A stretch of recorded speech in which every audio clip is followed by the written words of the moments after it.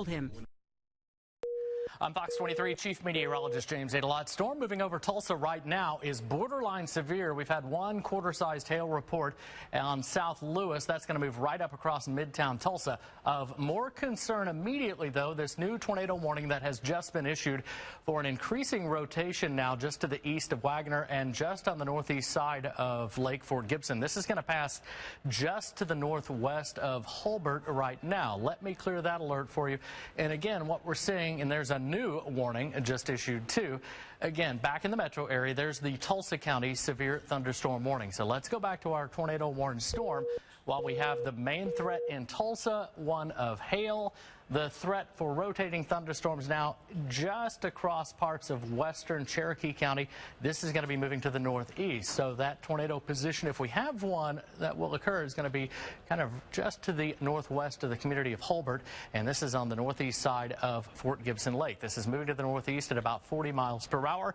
Updated track is going to take it very close to the community of Peggs, right up through Eli at 1140, Peggs 1152. If it holds together, we're talking Locust Grove at high noon. Now, this is going to stay well to the west of Tahlequah. It's already past northeast of Wagner. We'll clear that out and we'll zoom in on this storm right where we're seeing that rotation, because we've watched this rotation on velocity get stronger and stronger over the last few minutes.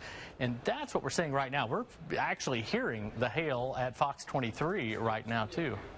Yeah, I don't know how big that hail is, if you guys can take a look. But there's our rotation. It's in western parts of Wagner County. Actually looks like two little areas of rotation. We'll do a check here as we look at correlation coefficient. Don't see anything that's super strong with it right now, but the rotation's certainly strong as it's going to pass just very close to Lost City, southeast of Yonkers. It looks like with this rotation now passing northeast of Taylor Ferry that we can give the danger area is north of State Highway 51. So Sequoia State Park, you're okay. Hulbert, you're okay. Tahlequah, you're okay. But you need to watch this one really closely in Lost City and in the community of Peggs, too.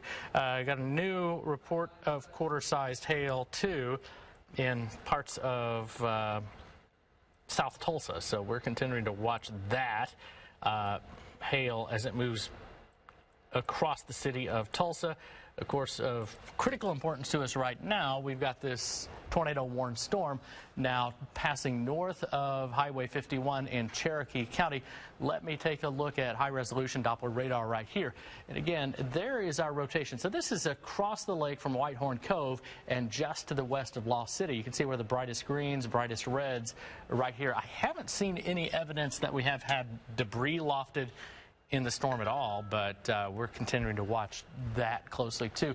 Again, we'll check back in with correlation coefficient. Don't see anything that looks really like we've got debris lofted up into the radar beam right now, but that's some pretty tight rotation. Again, just east of Whitehorn Cove, you're likely seeing the on screen right now, the EAS tornado warning. If we're on KRMG right now, I'm not sure if we are or not, but Storm Center coverage continues because these, at least Wagner County, one of our Storm Center counties, but the EAS tone's going off right now and interrupting our coverage of the storm on TV. But still no sign that we have any debris being lofted up in the radar signal from this storm right now.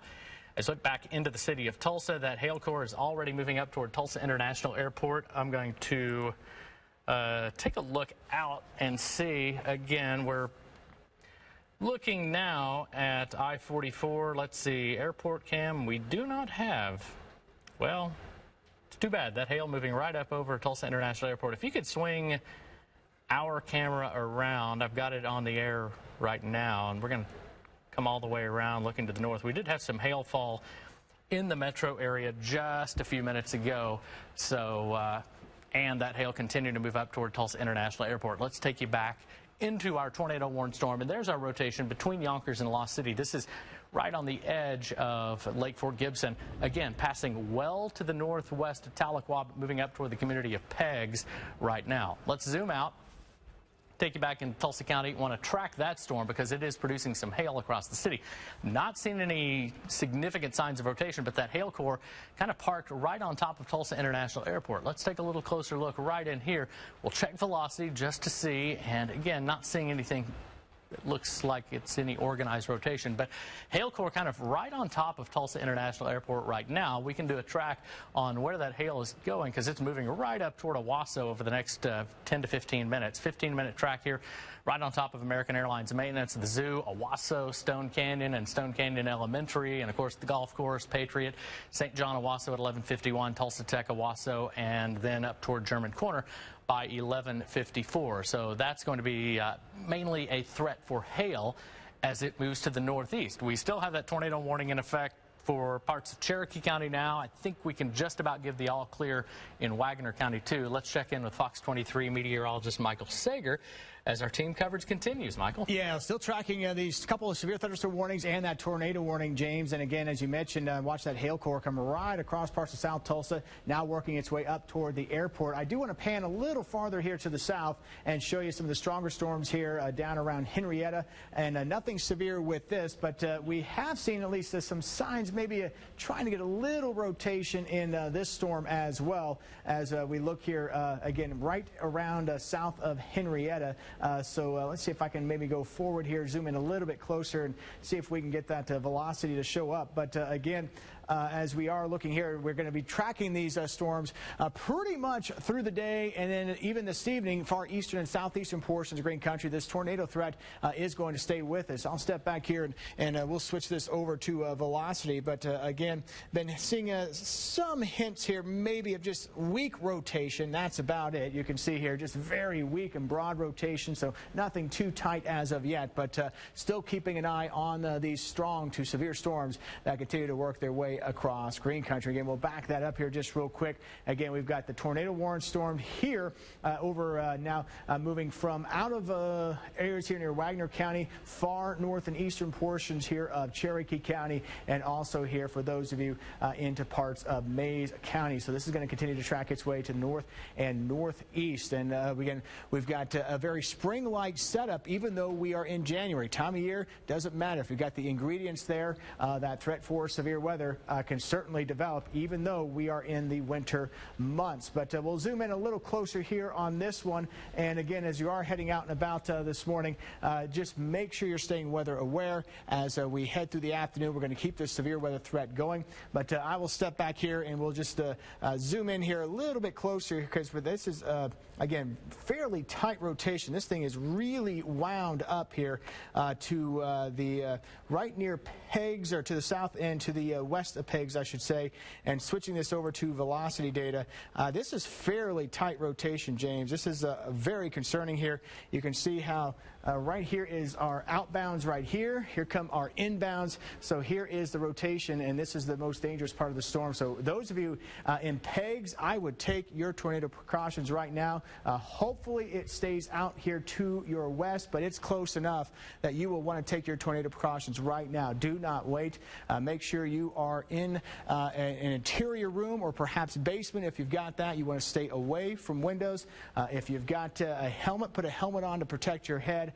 Again, make sure you're taking your tornado precautions here. Hopefully it will stay out here to your west and miss you to the west, but that is, again, decent rotation here right now, basically to the just here to the south and to the east of Yonkers, and to the north and to the west here of Eli. And again, that's just tracking right here to the north and to the east, and maybe a little less here, but it's still wound up pretty good, James, as we're watching these storms. And unfortunately, probably not going to be the last one of the day. No, not at all, as we continue to see an atmosphere that's very supportive of these quick spin-up tornadoes, and that's what we've been talking about as the main severe weather threat. We're watching our severe storm moving up from Tulsa International Airport into Owasso right now. Our team coverage continues on KRMG and Fox 23. Storm Center activated for this severe thunderstorm warning. Now, as far as the threat of hail goes in Tulsa, as we zero in on this storm moving up toward Owasso, it looks like maybe that hail core has come down just a little bit, but still capable of producing hail as it moves up across Owasso over the next 2 to 5 minutes. It's going to generate some hail. So the danger area now for hail from this particular storm is now north of 56th Street North, and that is racing to the north into Owasso and toward German Corner and toward the Collinsville area eventually. As we zoom in, here's St. John Owasso on 169. Heaviest part of this hail core located on 169 now between 76th Street North down to 66th Street North, racing to the northeast. This is going to be moving up over German Corner and Limestone and maybe just to the west of Keatonville. Probably more of an issue for German Corner, the west side from Keatonville Hill all the way toward 169. We also have other strong storms. We're not out of the woods yet in Tulsa either. As we continue to take a little wider look right now, still looks like a little less organized thunderstorms just about to move back into the city. But a tornado warning update for Cherokee County. It looked like that main rotation continues to sit just on the Cherokee County side of the county line from Wagner County. I think we can give the all clear for Wagner County right now. This is going to stay to the southeast of Choteau and move right across the extreme southeastern part of Mays County, right where Highway 82 between about Locust Grove and Peggs comes in. And again, we'll zoom right in here because if we're seeing that rotation, it's going to be in this area of northwestern Cherokee County. This is going to be very close to Peggs, crossing Highway 82 up toward Locust Grove right now. Let me recenter that just a little bit for you. Again, because that main rotation continues to still stay just a little on the broadside. We'll take a look at velocity right here, and that's what we're looking at. It's certainly not as strong as what it was before, and as this continues to move to the northeast, it looks like it's going to be a little closer to Peggs than Locust Grove. So right across Highway 82, danger area though still does clip that southeastern corner of Mays County to the east of Highway 69 and south of 412. So that's going to be the danger zone in Mays County. In Cherokee County, we're still looking north of Highway 51 and well to the northwest now of Tahlequah. So essentially north of Hulbert and Lost City, Peggs in that extreme northwestern corner of Cherokee County. And as this continues to move to the northeast, so if to show you this a little bit more clearly, our center of rotation kind of located right in here. So we're seeing this essentially right in this part of extreme northwestern Cherokee County. This is about 4 miles to the southwest of the community of Peggs right now and moving to the northeast. So this is going to move off of Cherokee County into Mays County, likely back into extreme northwestern parts of Cherokee County, again staying just to the south of Locust Grove and definitely to the southeast of Choteau right now too. Latest severe thunderstorm warnings. We'll just reset this whole view and you can see right now we've got in this area just to the southwest of Peggs. This is where we're seeing at least some of that rotation take place. So we'll continue to watch this very closely as it moves to the northeast. Now, the severe thunderstorm warning for Tulsa, you can see that has been trimmed back now. Again, we were stressing the danger area had lifted to the north a little bit, and indeed it has. Looks like that main hail core now has moved north of 76th Street North, moving up toward German Corner and eventually Collinsville and Oologah, kind of moving up Highway 169. Hail is the primary threat from this storm as it moves to the northeast. Bigger severe thunderstorm warning east of Tulsa, and that's where we're continuing to see that tornado warned storm 2 with that circulation right on the Mays and Cherokee County line and continuing to move to the northeast. It does not look as strong as it did just a few minutes ago. Let me zero in on that one more time with high resolution Doppler radars. We look close to Peggs right here. And again, we still have that rotation present. It's not as tight, nor is it as strong as what we saw just a little bit earlier. As we look at dual pole Doppler radar, I don't see any evidence that we have a tornado down lifting debris right now either, but it's still a dangerous circulation as it moves to the northeast at about 30 miles per hour. Michael, you're watching these storms too. Yeah, still keeping an eye on the 2 severe thunderstorm warnings that we have and that tornado warning, and we're also monitoring storms to the south. So yeah, we're certainly tracking these dangerous storms here here that we have to the north, but still monitoring other storms that are in the area that may go severe here over the next half hour or so. We've got some stronger storms here as you go south of Tulsa here, tracking the parts of Okmulgee County, and as you go south of there. And again, we'll head here, right here, southern portions of Okmulgee County. Pretty strong storms here right around Henrietta. These also moving off to the north and to the east. Kind of looking a little more disorganized. You can see how blotchy it's looking. We're not getting, again, some of the those perfect curved straight shapes that you can sometimes get with a supercell. But again, the environment is still very favorable. We got a highly sheared environment across eastern Oklahoma. So that is why we've got the concern that any storms that develop could rotate and at least possibly produce tornadoes. Back up here to that tornado warning that we have here, far northeastern Cherokee County, far northwestern Cherokee County, far southeastern portions here of Mays County. That is still moving off to the north, but as James was pointing out, thankfully, it has shown some signs here that it is continuing to weaken as it does move off to the north and northeast. But we'll zoom in a little bit closer here on this one. And again, we'll go a little bit closer and take a look at what we've got here right over that area of rotation, which is getting very close here to pegs. And that's what we were getting very concerned with right around pegs. But right now, so far, it is just now to the west and southwest of pegs. We'll switch it over here to velocity. And again, here is a look at that rotation. Again, not nearly as tight of rotation as what we had earlier, but you can see here is the inbound coming in here. And again, that is, here's pegs here, here's Highway 82. Locust Grove would be up here. So those in Locust Grove, you're not out of the woods with this. It's now to your south. So you still need to be taking your tornado precautions here. Pegs up to around Locust Grove, even though it is showing signs of weakening, doesn't mean it can't try to ramp back up here as we go over the next few moments. So I'd still continue with your tornado precautions here.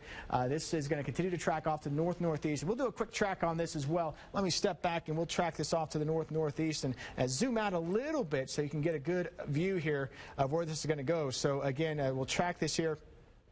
The circulation right there will go north, northeast. We'll take this all the way up over Highway 412. So right now, those of you in Snake Creek also need to take your tornado precautions. The circulation could be here about the next 15 minutes or so as it continues to move off to the north-northeast. And also that will eventually come across here, Highway 412. So again, we've got, again, those of you here around Locust Grove here and Maisie Landing, and then also here right over the turnpike here and Highway 412. Again, that will continue to track off to the north and northeast. Been moving about 40 and some storms even up to about 50 miles per hour. So again, these are going to be fast movers. So you need to go ahead and if you are under a tornado warning, take those tornado precautions immediately. Again, interior room away from any windows and the lowest room of your home. If you've got a basement, that's even better yet.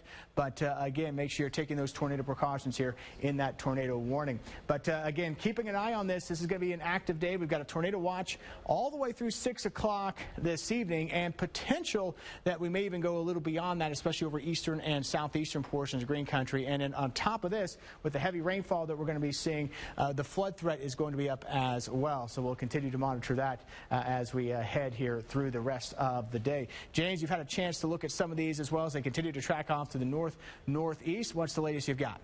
Yeah, we're continuing to watch in the metro area some of these heavier downpours now with the next wave coming in. That's going to be clipping southern and eastern parts of Broken Arrow right now. Not severe, but if the current trends and the trends that we have seen over the last hour continue to hold true, hail will be the primary threat out of this one.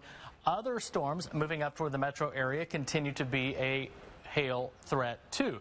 Now, what we're watching, the way the wind structure in the atmosphere is not only at the ground but all the way up, are thunderstorms that have a segment that leans back kind of northwest to southeast, like what we saw develop just to the northeast of OK, which eventually spun up to the point where a tornado warning was issued in Cherokee County. So far, we're not seeing too many of those points start moving our way. Now, in northern Tulsa County, our storm that raced across the city at about 40 miles per hour produced some 1-inch hail, about quarter size, down close to ORU and 61st and Lewis as well. That looks like it's starting to lose a little structure as it races northeast. Likely, though, still has some hail in it.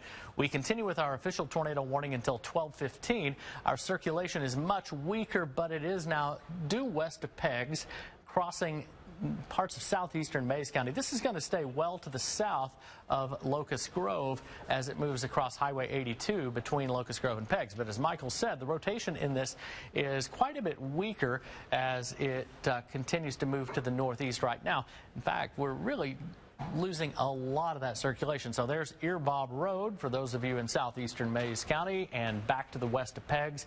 That circulation is here. Locust Grove is up here. You just saw that new severe thunderstorm warning. I can show you what that looks like here, and that's the new severe thunderstorm warning. Again, tornado could redevelop with this storm, but now the primary focus with this one for now will be hail. We will continue to watch any of those leading edge rotations really closely. Again, they're not big blockbuster Oklahoma supercell tornadoes, but they certainly can do damage, and they certainly do spin up quickly too. So that's why we are on top of things very closely with radar.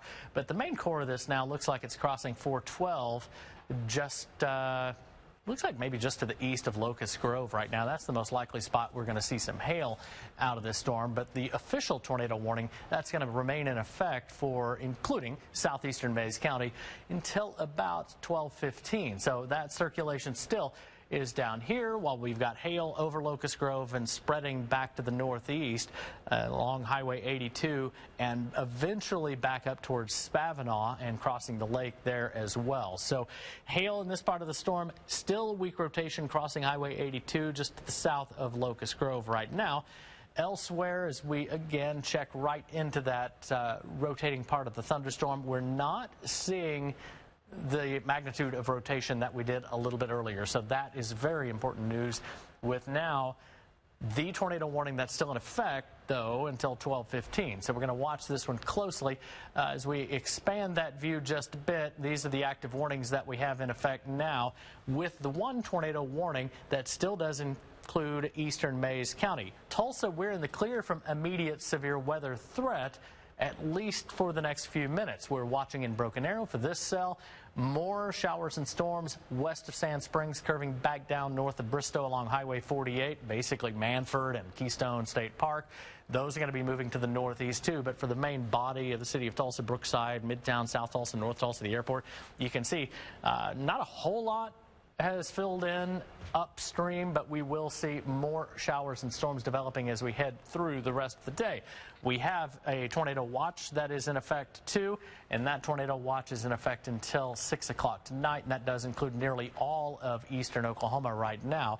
And in fact, you can see there's the tornado watch. Nearly everybody from the Oklahoma-Kansas state line south in this tornado watch until 6. Chautauqua, Montgomery County in Kansas under a severe thunderstorm watch as well. So that's severe thunderstorm watch in effect until 2 o'clock. So every county in the Fox 23 viewing area is in a watch of some kind, and a few are in warnings. Now, we come up to the current picture. That Tulsa County warning, at least northern Tulsa and western Rogers County and extreme southeastern Washington County, that warning actually set to expire at noon. So as we get a little closer to noon, I'm going to bring up the current picture, and these are the three warnings. But the threat for immediate severe weather is over in Tulsa. Still seeing some strong thunderstorms around, while the main severe weather threat from rotation in these thunderstorms and the tornado potential continues to sit with this little cluster of storms in eastern Mays County. Eventually that will move up into parts of Delaware County too, as this continues to move toward the northeast, but it certainly has lost quite a bit of organization with that storm as far as the rotation goes. Now, it's still certainly capable of producing large hail. As we come right back down into it, let me take a look at velocity right now. And again, really hard to see if there's any rotation at all. It's looks like about 4 miles to the south-southeast of Locust Grove, and that rotation much, much weaker right now than it certainly was a little earlier. But crossing Highway 82, kind of getting lost in the grungy part of the storm right now too. So we come up toward reflectivity.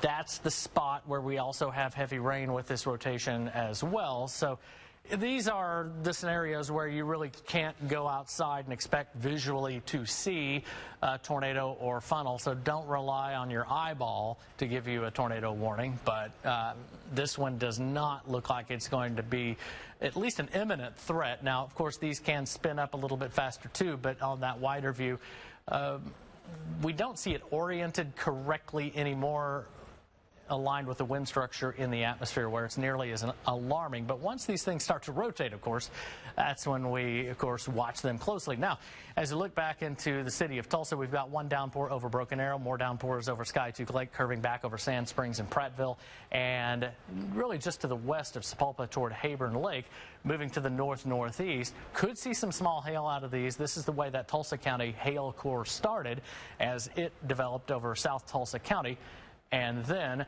moved back toward the northeast. So we'll continue to watch these storms in the metro area too, as our old severe thunderstorm warning that affected parts of Tulsa has expired. Fox 23 News at noon starts now, and the news is, of course, severe weather. Tornado watch in effect for all of us. Severe thunderstorm watch in effect in Kansas and Montgomery and Chautauqua County, and we still have one active tornado warning. That's in parts of northwestern Cherokee and southeastern Mayes County now. It looks like the circulation is passing between Peggs and Locust Grove. So that's right along that Mayes County line with Locust Grove and Cherokee County. The circulation is going to pass to the southeast of Locust Grove, and there's not much left here of the circulation. Let's take another look at velocity, and just not really organized at all. So while the tornado warning officially remains in effect until 12:15, we will continue to watch that circulation, or what's left of it, moving up to the northeast. This tornado warning may actually drop a little bit early if it continues on its current course. So National Weather Service said they're going to continue the tornado warning just for an abundance of caution, with that circulation passing between Peggs and Locust Grove right now. So moving to the north, they're saying north, probably north-northeast, generally in the direction of Snake Creek. But, Michael, we continue to watch this closely, but the rotation in this one is much, much weaker than it was a little earlier. Yeah, it certainly is. It has weakened quite a bit, which is a good thing to see. But, again, as we go through the rest of the day now into the afternoon, we're going to have to watch any storm that develops today very closely, because we've got a highly sheared environment. We've got winds that change direction with height and get stronger with height, and combine that with the limited instability we have, but enough. That is why we're getting these severe storms and the potential that some of these storms could rotate. But we'll take a little tour here. I do want to show you some other areas that are seeing thunderstorms. I know some of you are hearing a lot of thunder and maybe seeing some lightning, concerned about what's happening around where you live. Those of you here watching around Sedan, we do have a strong thunderstorm here in northern portions of Chautauqua County in Kansas. That is not warned, but you might be getting some small hail out of that. As we pan a little bit farther here to the south, James was pointing out these storms here to the north and west of Tulsa. Thankfully, the severe thunderstorm warning that we did have for Tulsa County, as we had some quarter-sized hail come right across the city of Tulsa, that now has been allowed to expire. We'll go farther here to the south. We've been watching this storm. At times, we're showing some very broad rotation here south of Henrietta, but having a hard time getting organized, but still a fairly strong thunderstorm here. If you're out and about here from Okmulgee down to Henrietta, certainly hearing the rain coming down, maybe some small hail out of this as well, but not quite to severe levels. But again, with the environment that we've got right now across Green Country, we're going to have to watch any thunderstorm very, very closely for the potential that it could rotate. But again, here we are. There is that tornado warning. We'll zoom in a little closer here for those of you right here just south of Locust Grove here, right along Highway 82. That has been really the big concern. But as James was pointing out, boy, really over the last 10 minutes or so, this area of circulation has certainly weakened considerably. Let's go ahead and switch it over to velocity so we can get another look at this here. And again, with velocity, what we're doing here is we're actually looking at the direction that the wind is going to or away from the radar. So here's our greens here. This is going to the radar site, and then we've got our sometimes red, but we're not even getting red to show up here because the rotation is fairly weak.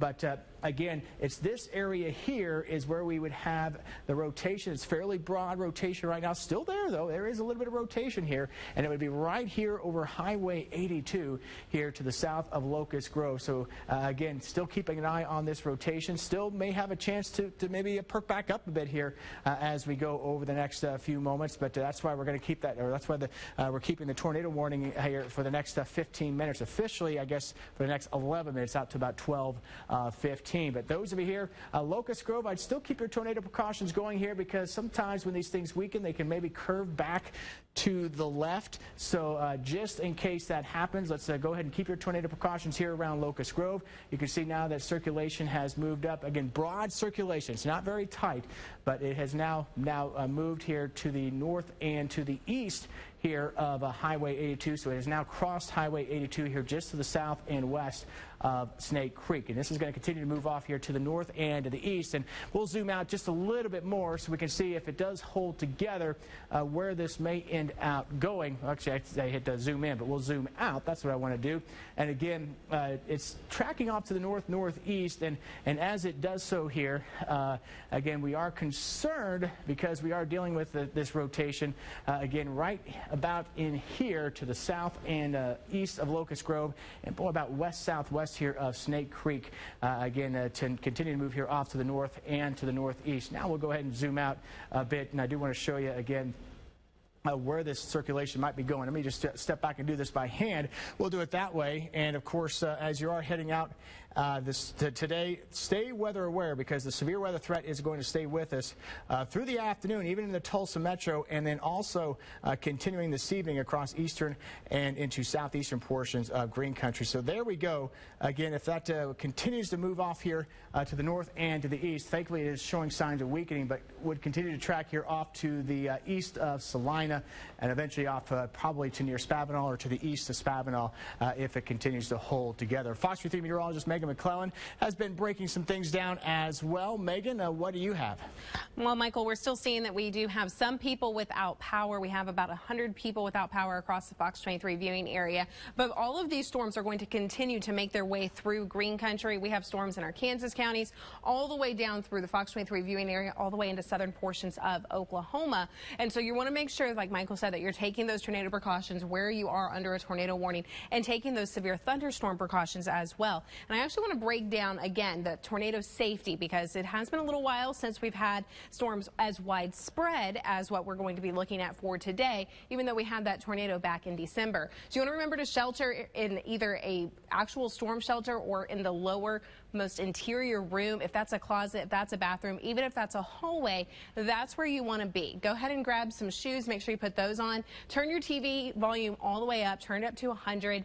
If you have the Fox 23 weather app or the news app, go ahead and load up those as well. If you don't, download them, and that way you can watch what we're tracking as it's going through while you're in your shelter. And of course, stay in the shelter until you are clear. James and Michael, the whole entire Fox 23 severe weather team, is really good about giving you those all clears once that threat has passed. Now, we've been talking about we have this threat really as we go through the afternoon, even into the evening. So we do have that tornado watch until 6 o'clock this evening for really all of the Fox 23 viewing area. The only places that aren't under that right now are Kansas counties, but we're still under a severe thunderstorm watch there as well, and that goes through at least the first part of the afternoon.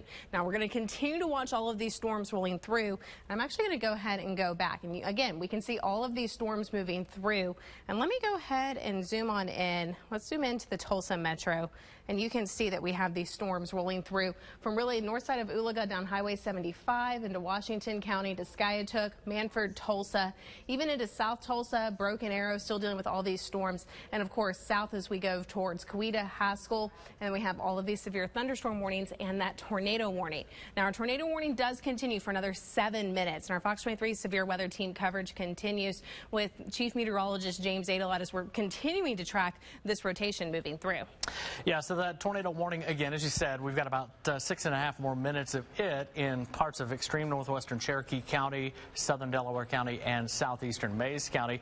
We're watching the next round of showers and storms approaching Tulsa. These are not severe west of Sand Springs, Prattville, and Sepulpa right now, but any part of that line where we can get it laid out kind of northwest to southeast, we'll be watching for intensification. If we can get a strong updraft in that part of the storm, that could be one of those spots that we watch for rotation to develop. So far, we've just seen a little very weak, not much more than that typical Oklahoma thunderstorm wind current start up in a couple of these, but so far things have been quiet. Now, in Broken Arrow right now, we've got some heavy downpours lifting up from Bixby and southeast Tulsa right across the city of Broken Arrow. Now, again, these are not severe. We may see a little bit of small hail in those as they continue to move toward the east. Now, as we take a look on the wider view, our warnings now are all east of Tulsa. We still have 2 severe thunderstorm warnings. This first severe thunderstorm warning will drop off the southward one here for Pryor, Wagner, Muskogee. In fact, the all clear for it is basically anywhere south of Highway 51.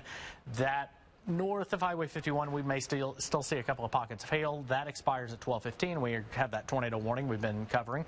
That's going to expire at 12:15. And the newest severe thunderstorm warning is this northern polygon here, this northern big yellow shape. That, again, is a main threat for hail moving up over the Will Rogers Turnpike, close to Big Cabin, the Highway 69 exit, the toll plaza, and the McDonald's there on the Turnpike. And that's going to be racing up north into Ottawa County, too. That severe thunderstorm warning is going to go until 12:45. But no severe thunderstorm warnings in the Tulsa metro right now, nor are there any tornado warnings, but we do still have a tornado watch that is in effect for nearly all of eastern Oklahoma. In fact, we'll just say every county east of I-35 except Kay and Noble County in this tornado watch until 6 o'clock.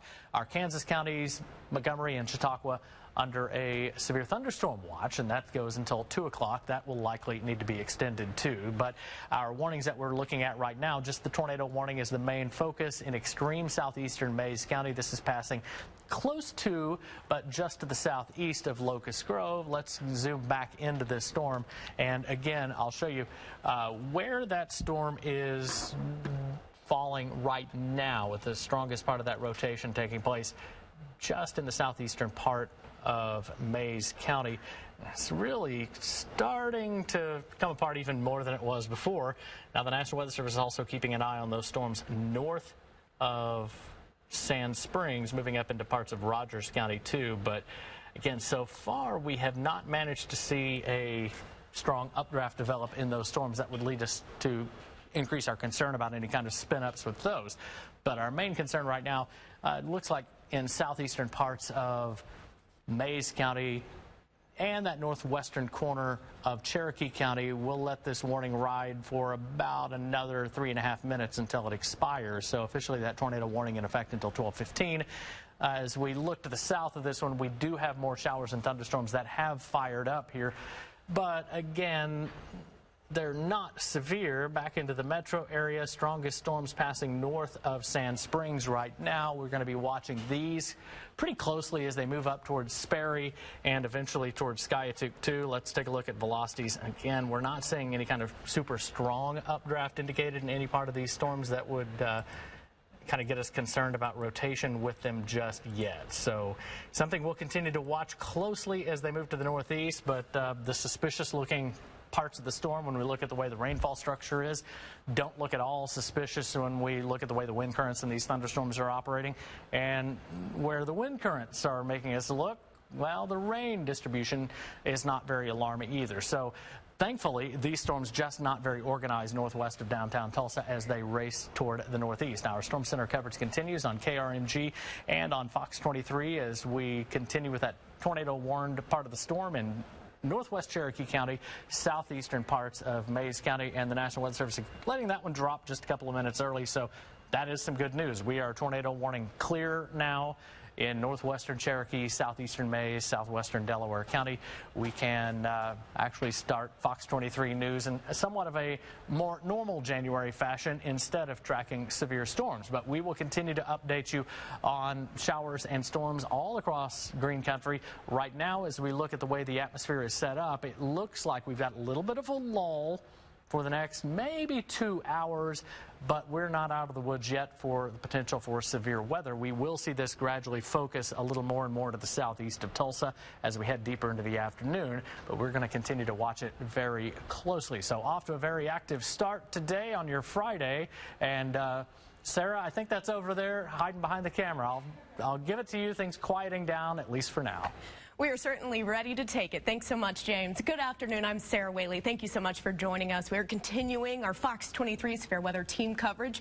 Over the next 24 hours, it's going to be busy. We're going to be watching road conditions. We're going from thunderstorms to possible snow. Fox 23's Amanda Harry is live on 71st Street in South Tulsa right now. Amanda, you've been driving so far. It's wet out there, but not a lot of problems you're seeing.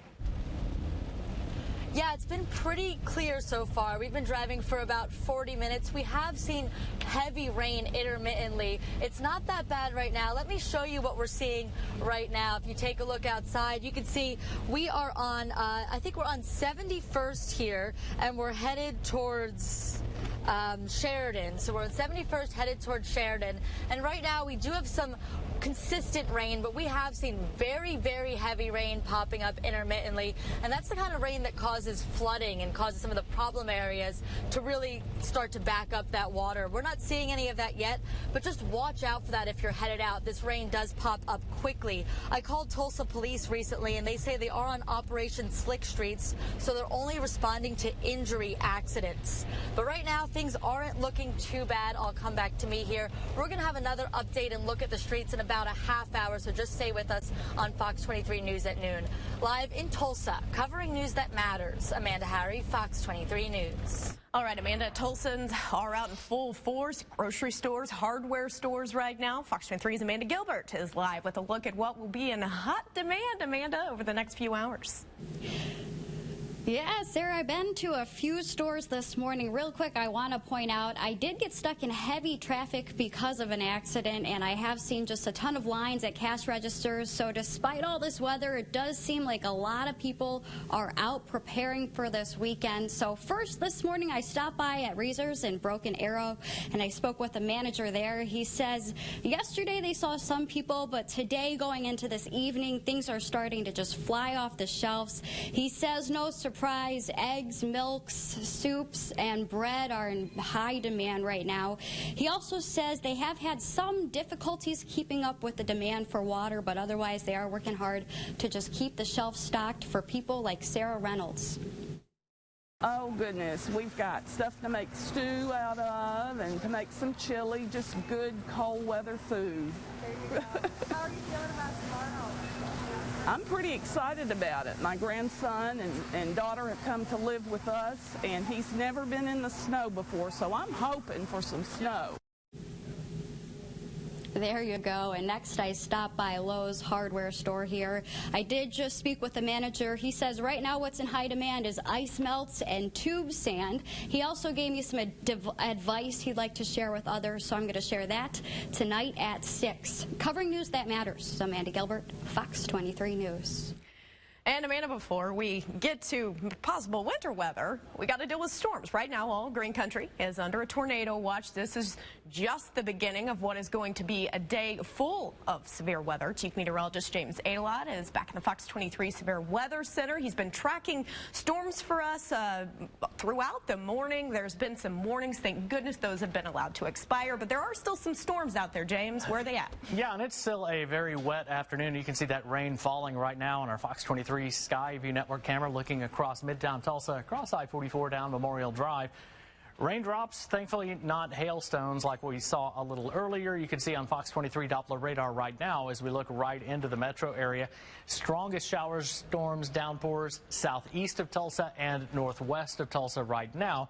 We'll take a little closer look at the storms northwest of Tulsa. These may have some small hail. We're watching closely for any signs of intensification or any wind currents that might make me think that there is imminent rotation developing, but so far that has not occurred. Let's go further to the southeast now as we look southeast of Tulsa at some more downpours. These are moving up toward Coweta right now, and these are going to end up causing some pretty significant street flooding in spots. We've already had one downpour move over the Muskogee Turnpike from the McDonald's all the way up to Highway 51 and the Coweta exit. And you can see more of this heavy rain backed up into parts of Okmulgee County will move over nearly the same spots. As we look further to the northeast, this is our one remaining warning. Now, it's a big warning. It's a severe thunderstorm warning. Hail is the main threat here, and it was for this core that doesn't look quite so bad south of Spavinaw. As we look further to the north, we likely are seeing a little bit of small hail out of the storm in Ottawa and Craig County. This has already passed through Veneta.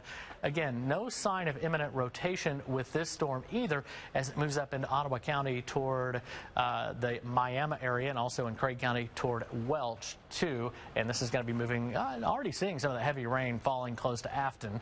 On the bigger, wider view, we still see signs that there's instability west of I-35 with some of these showers that have started to form out here. And on the long view, on the wide view, you can see from Highway 75 back toward Oklahoma City, there's not a whole lot showing up on radar right now. We're looking pretty closely at that, but so far it looks like we're in for a little bit of a lull. Now, the main upper support is still well to our west, so that's going to come through. I expect at least another round of thunderstorms to fire up while the main severe weather focus shifts a little bit further to the southeast, especially in the southeastern corner of Oklahoma. And we've got a tornado watch that will stay in effect all afternoon long, including Tulsa and the metro area until 6 o'clock. So we'll continue to watch for further development taking place and those wind currents along the thunderstorms that we already have in place too. But so far, nothing looks too dangerous at the moment, but we'll be watching it closely, and we'll look ahead to a snow forecast and a big cool down. That's coming up in a few minutes. That first round of storms brought some heavy rain to the Tulsa area. Here's some video of it right now. It's near 11th and Yale in Midtown Tulsa. There is also hail reported in that area. And the severe weather threats have already caused travel headaches. Southwest Airlines has announced they are already canceling flights out of Tulsa into Dallas Love Field. American Airlines says it is also canceling flights from Tulsa into DFW. Busy day. Make sure you're prepared for the day with our free Fox 23 weather apps. You can track live radar and get any severe weather alerts sent straight to your phone 24/7. It's the big story today. Showers and storms across green country. Here's a live look at driving conditions there at a stoplight. We'll be showing you what the roads look like throughout the hour. And we're looking at rain, thunderstorms, severe weather threat, and then snow. And I'll sort it all out coming up. And new at noon, voters will soon head to the polls in Sapulpa. The facility upgrades they will decide on. Coming up in a live report. How much money did they pay you all together? $2,600. For all this work? Yeah. Outrageous. Tell me about it. Judge Judy, today at 4 on Fox 23. I need help in the kitchen. Meet Lou. It's like you guys are working against me tonight. Give me plates. Meet his wife. She's in tears. Meet his staff. How many have considered quitting? Oh, and Lou, meet Gordon. I'm here to turn this place around, with or without him. Disgusting. All new 24 hours, Tuesday on Fox. At U.S. Cellular, we know you work hard, so we work hard to give you the best deals. Like a free smartphone when you switch, plus unlimited data for $30 per month. So you can keep streaming, keep posting, keep hustling, and keep more of what you've earned. Switch to U.S. Cellular and get a free smartphone, plus unlimited data for $30 per month. Now that's fair. U.S. Cellular. Choose fair. With new Casey's Rewards, you can turn pizza into school donations. Download the Casey's app and earn points you can turn into donations to the schools you care about most. Or turn points into Casey's Cash or fuel discounts. Sign up for Casey's Rewards and start earning more ways to give and get a little more good. Casey's Rewards. Points for school, points for you, points for fuel, points for good. Short on time? Shop online at JimNortonToyota.com. Just click the Express Store banner to instantly shop Jim Norton Toyota's best offer on over 500 new Toyotas. Plus, with Priority Express, you can finalize your entire purchase online from the comfort of your home. And Jim Norton will even deliver the vehicle straight to your doorstep. Priority Express. It's car buying made quick, simple, and transparent. So log on at JimNortonToyota.com today. You know, when you hire a law firm, you want someone that's going to fight for you. And that's what we do at Richardson Boudreaux. We made a decision a long time ago that we wanted to fight for the rights of others, regardless of the cost ourselves, and we wanted to get them what they deserve. There are no small cases. Every person deserves to be represented. Richardson and Boudreaux. Connect with us online, then give us a call, or stop by our office and speak directly with an attorney. The things you value are the things we'll fight for. New at noon, the city of Sapulpa is working to upgrade several of their park facilities to give local kids new places to play both indoors and outdoors. It's all part of a $40 million Go Bond package people will vote on Tuesday. Fox 3's Naomi Kidd is live at the Booker T. Washington Rec Center with why Naomi city leaders say this work is needed. Sarah, I got a chance to talk to the supervisor here who tells me they see kids all of the time coming to the rec center. They'll come to this room to work out, or they'll go to they'll go to the gym to play basketball. They still want to offer those services, but in a new building. You can see the rendering of what they hope it'll look like if voters say yes to Proposition 5 of the Go Bond. This part will cost around $8.5 million. Park Supervisor Rick Bruner tells me this building is nearly 100 years old, and it used to be a school. He says the facilities are pretty old, and they've decided the best course of action is to tear down this building and build a new one that will attract visitors from all over the area, especially for AAU basketball tournaments.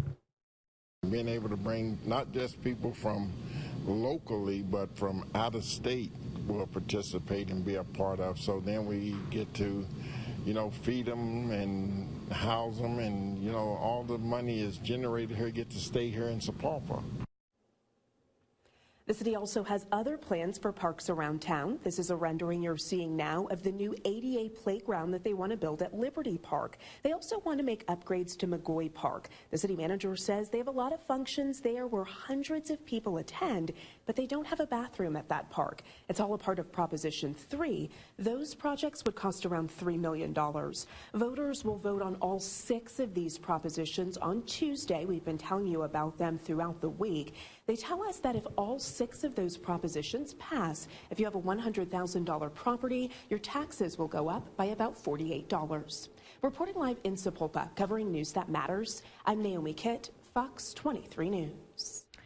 The Fox 23 severe weather team is tracking storms right now that could be turning into snow tomorrow morning. As a precaution, the county is closing the front road to Chandler Park. On Facebook, it says the road will close at 8 o'clock tonight and will not reopen until it's safe for traffic. And we are tracking rain in Broken Arrow this morning. This video was taken near 51st and Lynn Lane. If you look close there, you can see the rain ponding in the street. It's also ponding in the sidewalks there in Broken Arrow. Thank goodness they're getting a little break. Here's a look at rain in Owasso near 96th Street North in Garnett. You can see it's trying to clear out there in that video too, but they've just been getting soaked like a lot of us have this morning. Now let's look at a picture of hail. Now that one was posted on Twitter. Of course, all of this rain, that picture of hail, it was all part of that first storm system that went through Green Country just before noon. This specific picture was taken near Admiral and Yale. And we have more details for you as we transition to some winter weather later today and overnight. The last time Tulsa saw a snowfall of at least 1 inch was November 12th, 2018.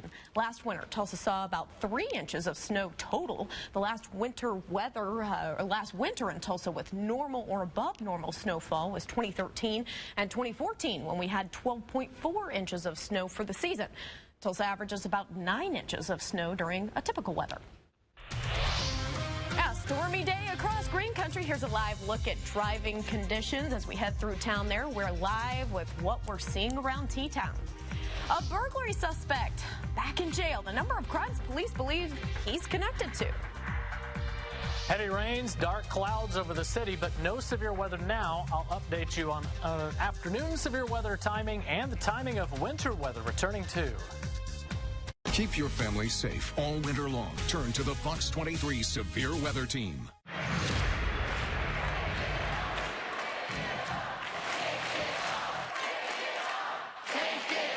Take it. Take it. Take it. Take it. What?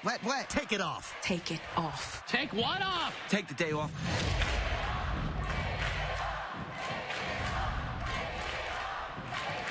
What do you do when you want pizza and cheese bread? You get slices and sticks at Little Caesars. Hot and ready every day between 4 and 8. You get 4 pepperoni pizza slices and 8 Italian cheese sticks plus crazy sauce. Only $6 at Little Caesars. Pizza, pizza. Yeah, I'm heading to that meeting right now. Oh no, I have a flat. What do I do?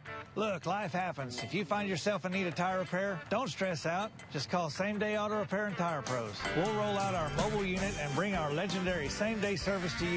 We can even bring you a whole new set of tires if you're too busy to bring your vehicle in. Call any of our 6 convenient locations to get our same-day, hassle-free guarantee wherever you are in the Tulsa area. Same-Day Auto Repair and Tire Pros. We can help you with that. Want to save money on buying your next appliance? J&J Appliances has reconditioned appliances starting at $149. J&J Appliances also sells new, open box, scratched and dented appliances. All appliances come with warranties. J&J Appliances has no credit check financing, and you can check out their huge selection online, and they even offer delivery. If you're looking to buy appliances or need in-home service, call J&J Appliances or visit them online at jnjappliances.com. Football fans, watch Seattle and Green Bay fight to move on in the NFC playoffs Sunday at 5:30 on Fox 23. This week's NFL broadcast on Fox 23 is brought to you locally by the Chickasaw Nation. Save up to 80% on all the top brands during Mattress Firm's year-end model closeout sale. Everything we don't know what to do with is on the floor in each location and priced so low. Twin mattresses starting at only $59. We got to make room for the new 2020 model. You can get a free box spring with Stearns & Foster purchases. Or if you're shopping for a Tempur-Pedic with Mattress Firm's 0% interest for 4 years, it's yours for $31 a month.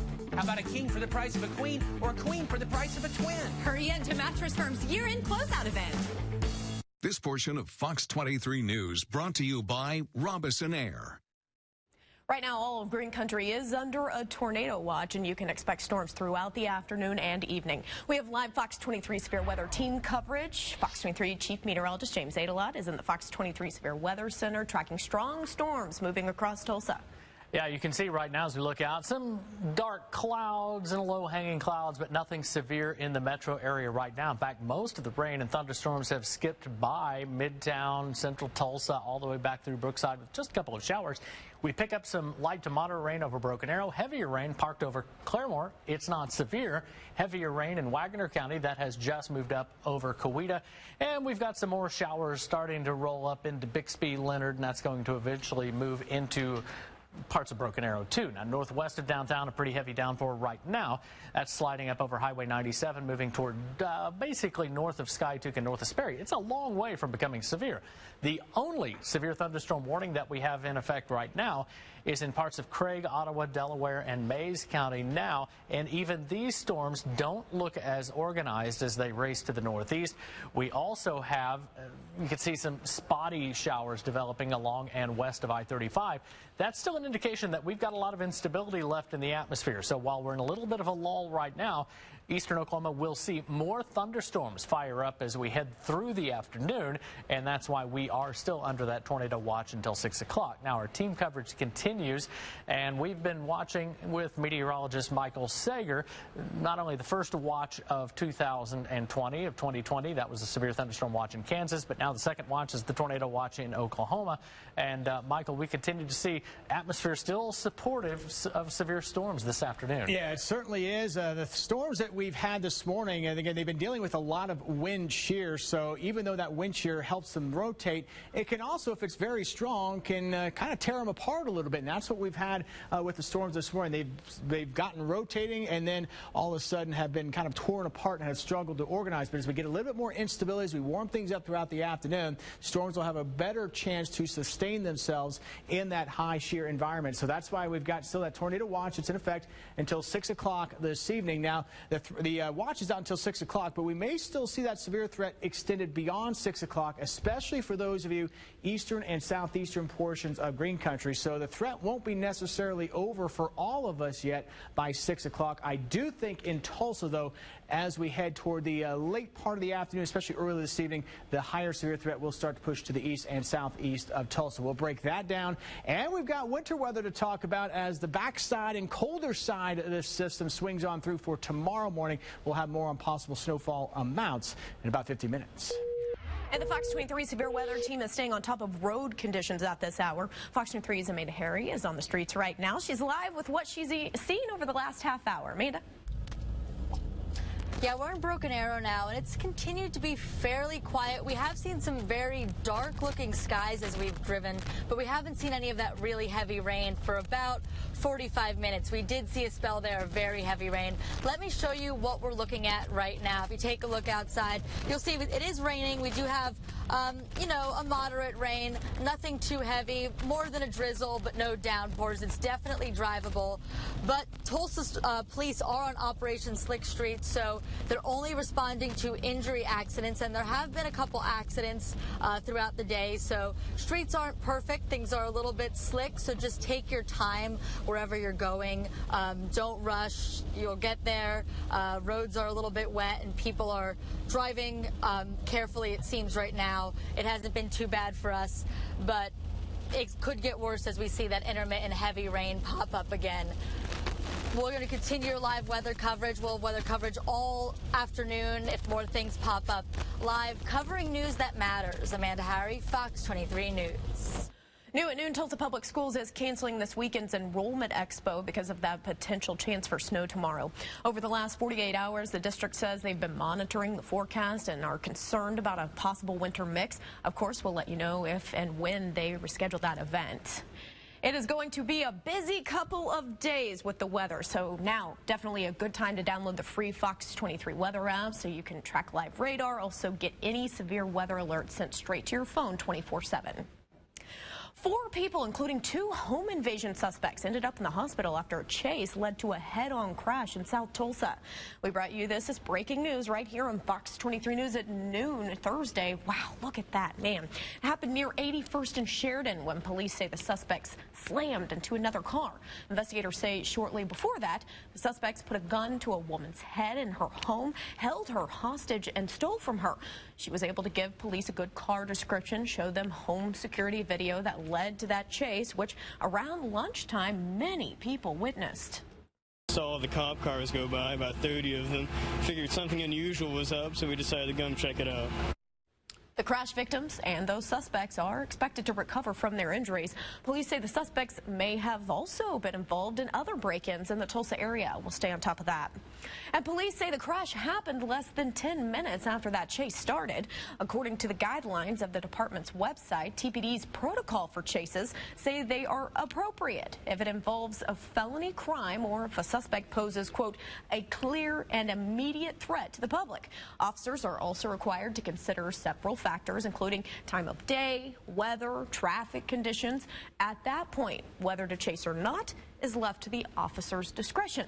We have the entire protocol easily available for you on the Fox 23 News app. All you need to do, tap on this story and open the link in the quick facts section. A special surprise for a local veteran, the big donation she was given and the restaurant behind it. A chase from Catoosa to Tulsa, the reason deputies say they stopped a driver. Plus, the new set of wheels for an Oklahoma veteran who says they're changing his life.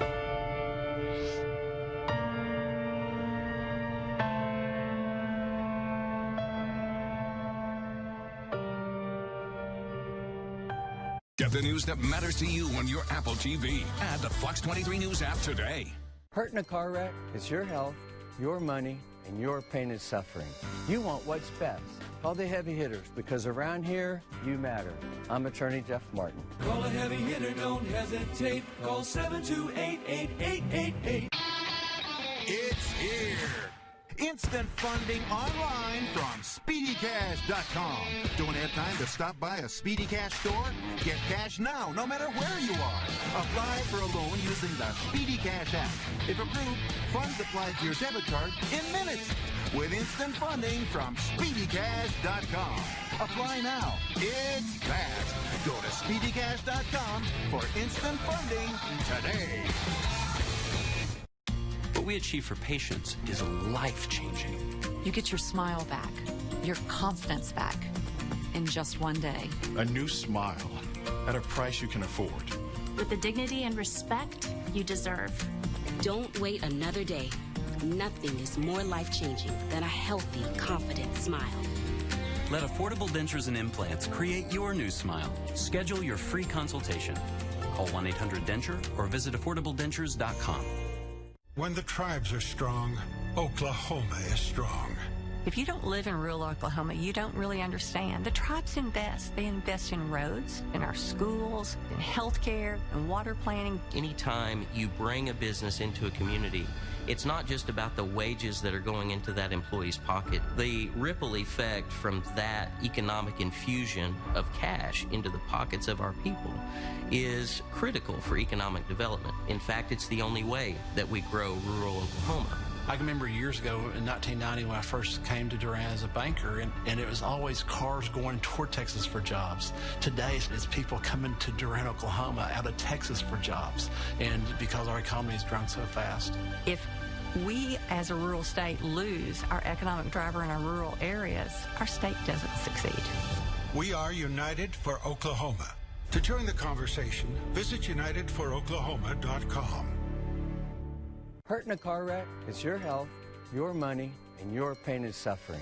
You want what's best. Call the heavy hitters, because around here, you matter.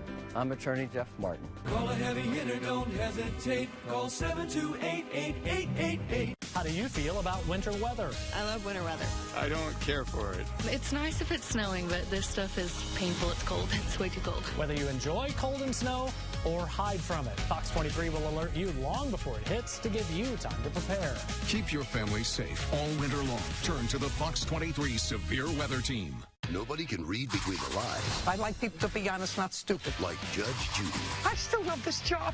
Weekdays at 4 and 4:30 on Fox 23. New details are now in about a pursuit from Catoosa to Tulsa Wednesday night. We first told you Thursday morning authorities arrested that man, Sammy Young, for taking them on a lengthy chase. Deputies said it started as a routine traffic stop in Rogers County. We now know, while searching Young's vehicle during that traffic stop, deputies say he hit the accelerator and sped off, hitting two of them with his door. He eventually crashed near 21st and 108th East Avenue, where he was arrested. A boneheaded decision like this is what gets good guys and bad guys hurt.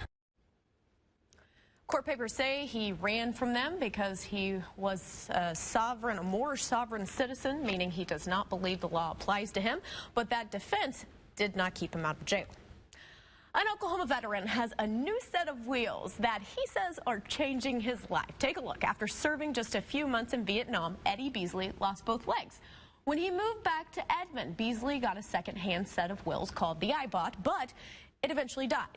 Now, 10 years later, they're back in production, and the Infinite Hero Foundation gave Eddie a new iBot. Look at that right there. That's really cool. He said it's given him a whole new level of freedom, even allowing him to dance with his sweetheart. Of course, being a USO hostess, that was kind of one of her things, was dancing. The foundation also provided Eddie with a brand new pickup, which can literally pick his chair up off the ground, giving him the freedom to go where he wants. Now we're checking in throughout the hour. A live look at road conditions in Green Country. Tulsa police are on Operation Slick Streets right now. Be sure to take it slow out there. We still have dark clouds and rain and thunderstorms, and we'll have our updated severe weather timeline and threat this afternoon, and when this all could change into a wintry mix and snow.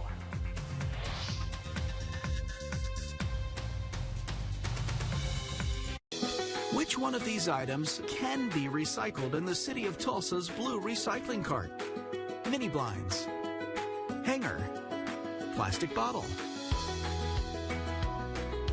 The correct answer is plastic bottle. Plastic bottles and jugs are great for the city of Tulsa's blue recycling cart. But mini blinds and hangers should be thrown away in the gray trash cart.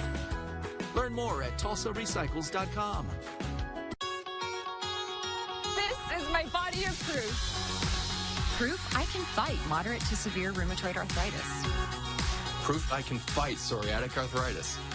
With Humira. Proof of less joint pain. And clearer skin in PSA. Humira targets and blocks the source of inflammation that contributes to joint pain and irreversible damage. Humira can lower your ability to fight infections. Serious and sometimes fatal infections, including tuberculosis and cancers, including lymphoma, have happened, as have blood, liver, and nervous system problems, serious allergic reactions, and new or worsening heart failure. Tell your doctor if you've been to areas where certain fungal infections are common, and if you've had TB, hepatitis B, are prone to infections, or have flu-like symptoms or sores. Don't start Humira if you have an infection. Humira is proven to help relieve pain, stop further joint damage, and clear skin in PSA. Want more proof? Ask your rheumatologist about Humira. Hey, this is Mike at Robinson Air. When you're looking for someone to replace your heating and air conditioning system, you need somebody you can trust. Somebody that's got quality products at a fair and reasonable price and will be there after the sale. And at Robinson Air, we've been doing that for 58 years. With ONG and PSO rebates and the Train Free Furnace promotion, now is a great time to replace that old rust bucket. So give us a call for your free estimate on Train High Efficiency Systems. That's Robinson Air, and remember, it's hard to stop a train. January 13th to the 18th, the River Spirit Expo Center in Tulsa. The 34th Lucas Oil Chili Bowl Nationals. Monday and Tuesday reserve seats are on sale now by calling 918-838-3777 or get yours at the event. Can't make it for the entire week? Get your general admission pit pass at the event and find seating along the back straightaway. The best drivers in an all-out mudslinging war for the Golden Driller. Get more information, prices, and directions now at chilibowl.com. Join the conversation about the news that matters to you, like Fox 23 News on Facebook. Still tracking showers and thunderstorms across green country. You can see a lot of rain here now, mostly pushing here to the east of Tulsa. Most of the rain along into the east here of Highway 75. Still have a severe thunderstorm warning here right around Grove and Grand Lake. Potential for some strong wind gusts, perhaps some hail up to about 1 inch in diameter. But the severe threat's not done, even though we're seeing a lot of this pushing off and to the east and a lot of these storms below severe levels at the moment. We still have that severe threat that's going to stay with us through the afternoon and even into the evening for some of us. And then we're going to track the threat for wintry weather tomorrow. So we'll break down the timing of the storms for today and how much snow we might see into tomorrow morning in about 5 minutes. A Broken Arrow family says they hope thieves who've broken into their home and stole something special from them will have a change of heart. We introduced you to Nate Phippen right there, his mother Angela as well, when we caught up with them at St. Jude Children's Research Hospital in Memphis last year. They're home now, and Angela says right before Christmas someone broke in and stole items, including a necklace commemorating Nate's cancer battle. Even though it may not have been a large monetary value, the things that they took, it matters and it does affect people. As she says, the thieves also took jewelry given to her by her grandmother and her mother, who have both passed away. A man arrested less than a week ago is back in jail. Officers arrested that man, Christopher Payne, Thursday. They say they've dealt with him in previous years for crimes like burglary, drugs, being in stolen cars. This time, officers say he disguised himself as a woman, look right there, to commit at least 4 burglaries across South Tulsa and North Tulsa. Officers say he would take whatever he could get his hands on. There's a random array of stuff that he's taken. He's taken tools, stuff that he can sell. We need to get people like this off the street because they're victimizing innocent people. Yeah, again, he was arrested yesterday, but last Friday, police say Payne was caught in a stolen car and arrested, then bonded out. They say he could be connected to several other crimes. The Fox 23 severe weather team is tracking showers and storms across green country. Right now, you're getting a live look on Highway 82 headed northbound. That's in Cherokee County. You can see the roads are wet, the windshield wipers going. So make sure, no matter where you are, we've all seen some storms move through this morning and afternoon. Make sure you take it slow when you're out there on the roads. Also, here's a look from storm tracker Greg McLaughlin. He's driving near Boynton. You can see some of the clouds right there. That's gloomy, some skies. Roads don't look as wet out there, but again, we know there's some water on the roadways, and just take it slow as you're out there driving around this afternoon. More storms are going to be coming in. We know the Fox 23 severe weather team is going to stay on top of that. And I say much different picture here. I mean, you can see that the clouds are trying to clear out there. That's from the Fox 23 Skyview network. We've seen some showers this morning in Tulsa. We have more on the way. We have live Fox 23 Severe Weather Team coverage. We begin with meteorologist Michael Sager in the Fox 23 Severe Weather Center, tracking where the worst of it's falling right now. Michael, it looks kind of like we're getting a break out there. Yeah, we are getting a little bit of a break. I'm actually going to send it over to Chief Meteorologist James Alop because he's at Fox 23 Doppler radar up, and he's going to track where some of these storms are across parts of Green Country. And again, that severe threat is going to continue with us into the afternoon.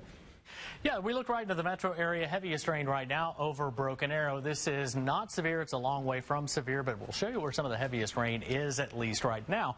Right along 169 from Memorial, curving back up all the way toward Woodland Hills Mall, 71st Union High School, also Broken Arrow High School, seeing some of that heavier rain now. Down the county road toward NSU, Broken Arrow, and across the Muskogee Turnpike. No severe thunderstorm or tornado warnings are in effect anywhere in eastern Oklahoma right now, but we still have some strong thunderstorms to follow. One moving toward Muskogee right now, not severe. Other strong thunderstorms in parts of Pittsburgh County, north and northwest of McAllister, moving up toward Crowder, Bug Tussle, Eufaula, Lake Eufaula. That's going to potentially generate some hail. Now, we've also seen some other showers and storms trying to develop across parts of central Oklahoma. We still have a lot of instability in the atmosphere. While we're in a lull right now, don't let your guard down. We've got more rain and thunderstorms that will develop, and we're all under a tornado watch until 6 o'clock, save Chautauqua and Montgomery County in southeast Kansas. But we're under a severe thunderstorm watch there until 2 o'clock. Now, our team coverage continues because this is just the start of this. Meteorologist Michael Sager talking flooding and when this whole system turns wintry. Yeah, we're on the warm side of the system right now. We've had southerly winds pulling up Gulf of Mexico moisture and warmth, and we've seen temperatures well into the 60s. Already seeing some numbers near 70 in parts of central Oklahoma where we're seeing a little bit more sunshine. As we go through the afternoon, we do expect thunderstorms to continue to go here through the afternoon and into the evening hours. But if you've got any plans this evening, the highest potential for storms, once we get past about 5 to 6 o'clock, will really set up here to the east or to the southeast of Tulsa. And I also want you to focus on the temperatures as well, because I don't want you to get caught off guard here with what's going to happen this evening. We're very mild to warm this afternoon. We'll get those temperatures pushing close to 70 in a few spots if you can get some clearing. By 9 to 10 o'clock tonight, we'll see temperatures dropping through the 40s and into the 30s, and some of us could have wind chills, even in the Tulsa metro, possibly below 30 degrees by 10 o'clock tonight. So it will be a shock to the system as this cold air begins to move in. And with all the heavy rain that we could see, some areas 2 to 4 inches, especially along and east of Highway 69, flooding is going to be a concern along with the severe weather potential. So if you are out and about, do not cross any flooded roadways. And if you live in a flooded area or a flood-prone area, make sure you are aware of the possible high water that may move in as the rain does move in. Now, tomorrow morning, look at this. We go wintry on the cold side of the system. A swath of some snow may track across Green Country through tomorrow morning. Right now, current thinking along and north of about I-44, 1 to 3 inches of snow. May get a few localized heavier amounts as you go far northwestern portions of Osage County and into southeastern portions of Kansas. So we'll continue to tweak this as well as we go throughout the day and as more data comes in. So a little bit of everything. We've got the severe weather threat for today. We've got the wintry weather threat for tomorrow morning. But once we get into tomorrow afternoon, we'll start to dry out a bit. And for more on a warm-up once we get past that, Fox 3 Chief Meteorologist James Alop breaking down that 10-day forecast. James? Yeah, take a look at the numbers because we've got temperatures that are going to be really cold on Saturday while that wintry weather and the snow is occurring with those northwest winds. Sunday morning, bitter cold down to 20 in the heart of Tulsa, but we could see temps in parts of Osage, Chautauqua, Pawnee County down closer to 10 where we see heavier snow. But with sunshine, 50 Sunday, Monday and Tuesday still really nice. That snow long gone by that point. Of course, we'll have another update on our ongoing severe weather threat coming up in just a few minutes. A new program aimed at giving struggling children a chance. How it connects law enforcement with schools. Don't want to wait weeks for your tax refund? Then you have a reason to go to Jackson Hewitt today. You can get up to $3,200 the day you file with an express no-fee refund advance loan. That's money fast, like today fast. Don't wait weeks. Go to Jackson Hewitt today. Needing a wheelchair-accessible van? Maybe you just need hand controls or a transfer seat. Mobility One Transportation in Tulsa has partnered with Vantage Mobility International and can assist you with getting a mobility vehicle. Mobility One specializes in finding out what works best for you. A day out, vacation, trip to the doctor, or even if your van is in the shop, Mobility One Transportation has the vehicle for you. Mobility One Transportation offers brand new and used vans, rentals, lifts, and more. Visit MobilityOneTransportation.com. Hello, Oklahoma. I'm Mark Allen, Buick GMC. What time is it, Craig? It's time for you to winterize your ride. Indeed. We'll check it out for you at no charge, and if you need it for $69.95, we'll take care of it. That includes 2 gallons of antifreeze, and if you need an oil change, we'll take care of your tire door. Oops. Tire rotation for free. You always got to be the funny man, Craig. I try. Mark Allen, Buick GMC. Let's do business. It all starts here, or here, even here, wherever you are, whoever you are. Physical activity is essential to a healthy life. So let's start moving, a little or a lot. Let's start pushing, twisting, climbing, and raising the roof. Let's start moving more every day for 30 minutes or 60. And if you feel like stopping, you can always start back up. Let's start moving today. Get tips at shapeyourfutureok.com. Don't want to wait weeks for your tax refund? Then you have a reason to go to Jackson Hewitt today. You can get up to $3,200 the day you file with an express no-fee refund advance loan. That's money fast, like today fast. Don't wait weeks. Go to Jackson Hewitt today. January has always meant the best flooring deals, but 2020 is extra special. It's Johnson Floor & Home's Sale of the Decade. Our first sale of the decade is incredible. Last year's best values, plus 25% off every carpet and floor, 25% off flooring installation, and take 2 years to pay, interest-free. Save on wood look luxury vinyl, ceramic tile, carpet, hardwood, and more. All the best brands, best colors, best styles. At Johnson Floor & Home, our 2020 sale may just be the best flooring sale of the decade. I like it. This portion of Fox 23 News brought to you by Tommy Nix Auto Group. Here's what we're working on for Fox 23 News at 5. We are out in local neighborhoods right now as that severe weather continues to move through green country. We'll have the latest on rain totals, what else is coming, and also when that rain may be turning to snow. Plus, getting ready for that snow, right? Yep, there's the bread. A look at some of the items beyond bread that will be a hot commodity for the next 24 hours. The Tulsa County Sheriff's Office is working to implement a new program to help students suffering from childhood trauma. Sheriff Vic Regalado says Oklahoma has one of the highest rates of childhood trauma, whether it's overcoming a car accident or witnessing violence at home. He says trauma impacts a child's behavior and ability to learn. Handle with Care works to build communication between schools and law enforcement so teachers are aware what a student is going through without getting into those private details. A Tulsa restaurant surprised a local veteran with nearly $1,000, all thanks to a special item on their menu. We told you in September when Howdy Burger opened at the Mother Road Market. On the menu is a donation creation burger. 25% of the proceeds go to a local charity. Howdy Burger selected Soldiers Wish Foundation for the month of December. They presented that check. They also got the veteran a laptop she needed for school. As you can see right here, I've got almost the entire Fox 23 Severe Weather team here with me. We have Laura over there in the Fox 23 Severe Weather Center. It's going to be a busy day. Yeah, you're outnumbered up here. I am. I've got the purple. Yeah, I missed the red. Exactly. We have one new severe thunderstorm warning east of Tulsa. This goes to 145 for that area. Mays, Muskogee, Wagner. This goes to 145. Hail and some gusty wind, the primary threat. Wide view. Tulsa in a bit of a lull right now. More storms developing south and southwest of Oklahoma City moving our way. Tornado watch remains in effect, and snow moves in late tonight and tomorrow. We know you guys will be here through all of it. Thank you so much. Thanks for joining us for Fox 23 News at noon. We'll see you back here at 5 or earlier if needed.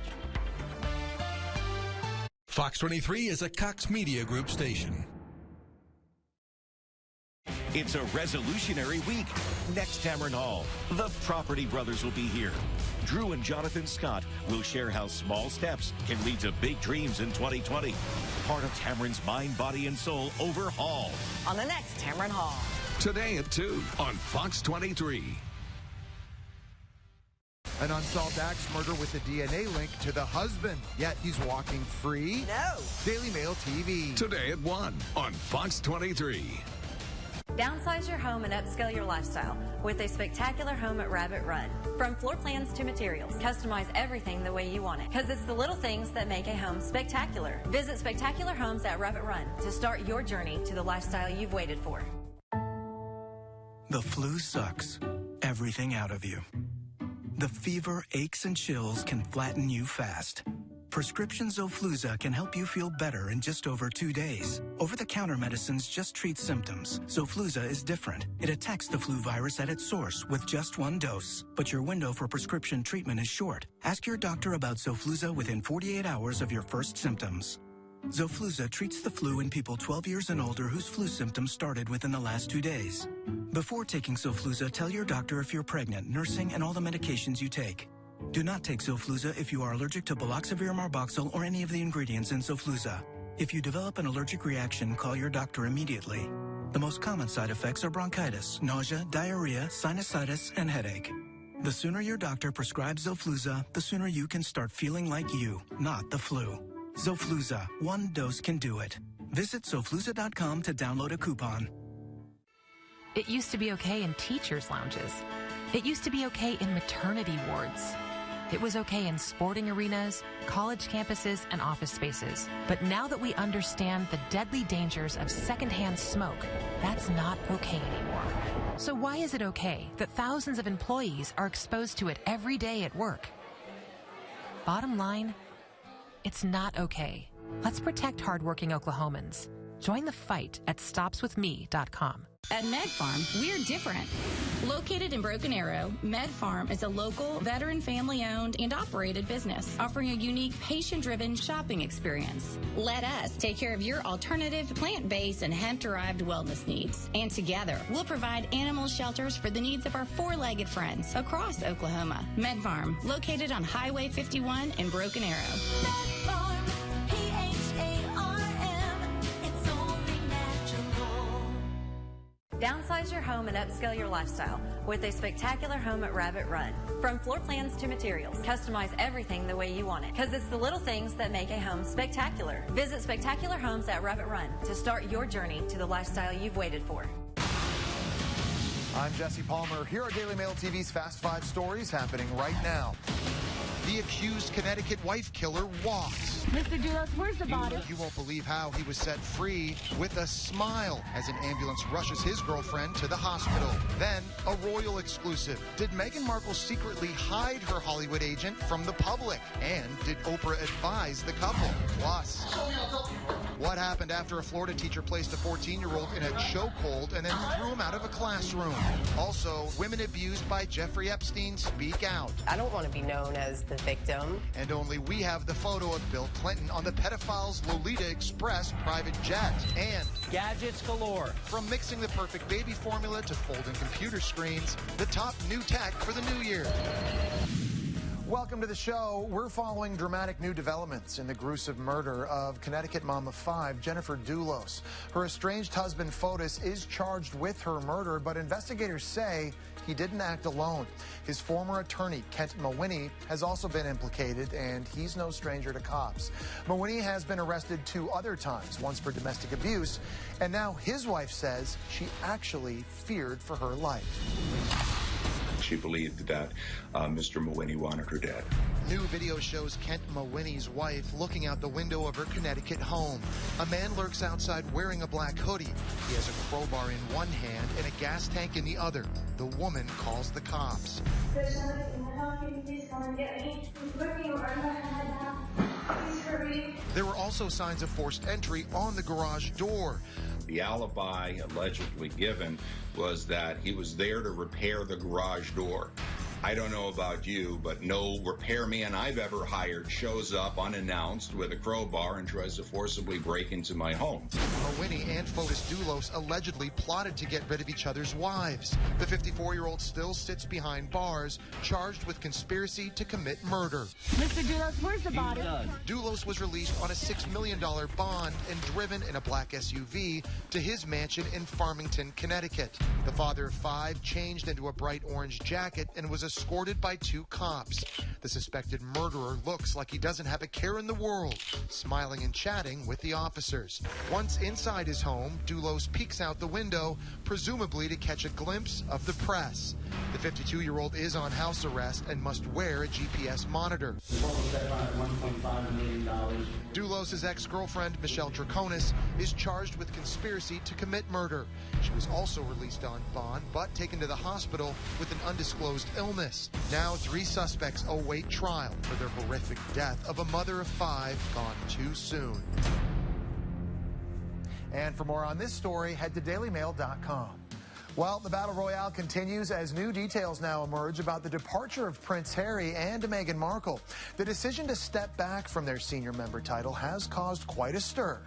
Daily Mail TV is also exclusively learning that Meghan Markle secretly kept her Hollywood agent, Nick Collins, throughout her time as a royal and could be ready to cash in on any big offers that come her way. A source told Daily Mail TV Meghan has maintained her Hollywood links. Her friend and agent Nick has been able to advise her on what opportunities there are from respected filmmakers, production companies, and investors. Charlie Langston joins us now from our New York newsroom. So, Charlie, what's the latest on the fallout of all this royal drama? Well, Jesse, besides keeping her agent around, we've also exclusively learned that despite being a member of the royal family, Meghan kept her own company called Frim Fram in California. And on New Year's Eve, just days before she and Harry dropped their bombshell, she quietly moved it to Delaware, which is known for its discretion. Oprah Winfrey also got dragged into this saga when reports claim that she supported the couple with making their decision to break from the royal family. Oprah, however, very much wants to be excluded from this narrative and released a statement to People magazine saying, "Meghan and Harry do not need my help figuring out what's best for them. I care about them both and support whatever decisions they make for their family." Meanwhile, her best friend Gayle King stayed quiet about the Oprah rumors on CBS this morning when she was reporting on the Harry and Meghan story, but that could have something to do with the rumors that she is set to land the first interview with the couple. For now, Meghan has left Harry to deal with the fallout in the UK while she returned back to Canada, where they left Archie with their friend Jessica Mulroney. In fact, Daily Mail TV believes that the couple is thinking about making Canada their permanent home and basing themselves in Montreal. We understand they've already begun looking at homes, including an almost $20 million island that was once owned by Celine Dion. All right, Charlie, look, love him or hate him, I know that we have definitely not heard the last of Meghan and Harry's royal departure. I know you're going to keep us posted, Charlie. Thank you. Turning now to a shocking story, and it's all caught on tape. A Florida teacher has been arrested after video emerged of him placing a student in a chokehold and throwing him out of class. Take a look. Jeffrey Pafumi of Buddy Taylor Middle School reportedly got into an argument after the 14-year-old student called him a cracker. The teacher then taunts the student by saying, "Show me how strong you are," as he hooks his arm around the student's neck and drags him out of the classroom. Pafumi has been charged with simple battery, and he has been placed on leave while the incident is investigated. Turning now to Epstein survivors speaking out. A new ABC News special and 8-part podcast showcases the stories of women who were abused by pedophile Jeffrey Epstein and how they are reclaiming their lives. Saying that, hey, I'm a victim of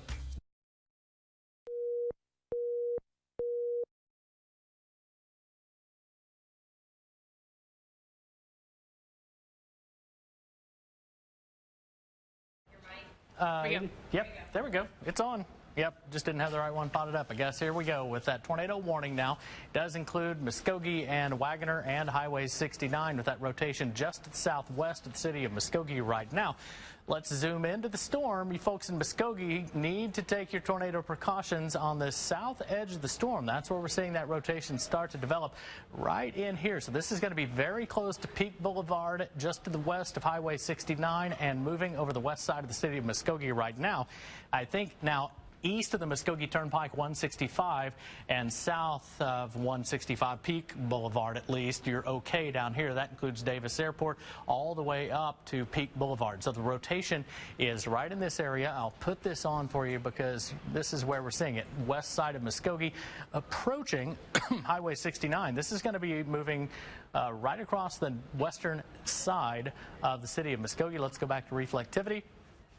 And again, as we zoom into the storm, give you a better idea where this is. Here is 62 Honor Heights Park in the VA. This 62 going out west past the school and making that little bit of a jog toward the south, but the rotation in this part of western Muskogee right now. Let me zoom out just a bit. We'll do a track on this storm. This tornado warning is in effect until 1:45 as this storm continues to move to the northeast. Let's give you an updated track here right across Muskogee, and as it continues moving to the northeast, we'll keep it at about 30 to 35 miles per hour in West Muskogee and the city of Muskogee right now, up toward Bacone, crossing 62, Shawnee Bypass 115, Wybark, that's about where Highway 16 goes under the Muskogee Turnpike, the community of OK at 125, Mallard Bay and Sequoia State Park on Lake Fort Gibson coming up closer to 130. So that is the rotation of this storm. We're going to take a look at high-resolution Doppler radar right now. Understand the tornado sirens have been activated in the city of Muskogee as well. And this is going to be just on the southwest side, or the west side of the city of Muskogee. Let's go over to high-resolution Doppler radar right here. And again, as we've zoomed in, it looks like our main area of rotation coming right up into western parts of Muskogee right now. Actually just a little bit stronger, close to Eagle Crest Golf Course, moving now across Highway 69 and moving up toward the center part of Muskogee. So tornado sirens, tornado warning, outdoor warning sirens have sounded in Muskogee right now. That is the rotation moving up toward downtown Muskogee. Here is Bacone College, of course the Batfish out here on the Arkansas River as well. That is continuing to move toward the northeast. Let's take a look at correlation coefficient right now. It's certainly noisy looking. Don't see any sure sign that we've got a tornado down lofting debris, but we certainly have that strong rotation right now in western parts of the city of Muskogee. So sirens have sounded in Muskogee right now. Tornado warning remains in effect. This goes all the way up and officially does include Wagner, but it looks like that track may take it just to the southeast of Wagner unless we get a little bit more of a turn. Our radio partners on KRMG joining us right now. KRMG Storm Center coverage activated. Muskogee in our Storm Center coverage area on KRMG, and that is the tornado warned storm. Now, none of this affecting Tulsa or Broken Arrow or the city of Tulsa right now.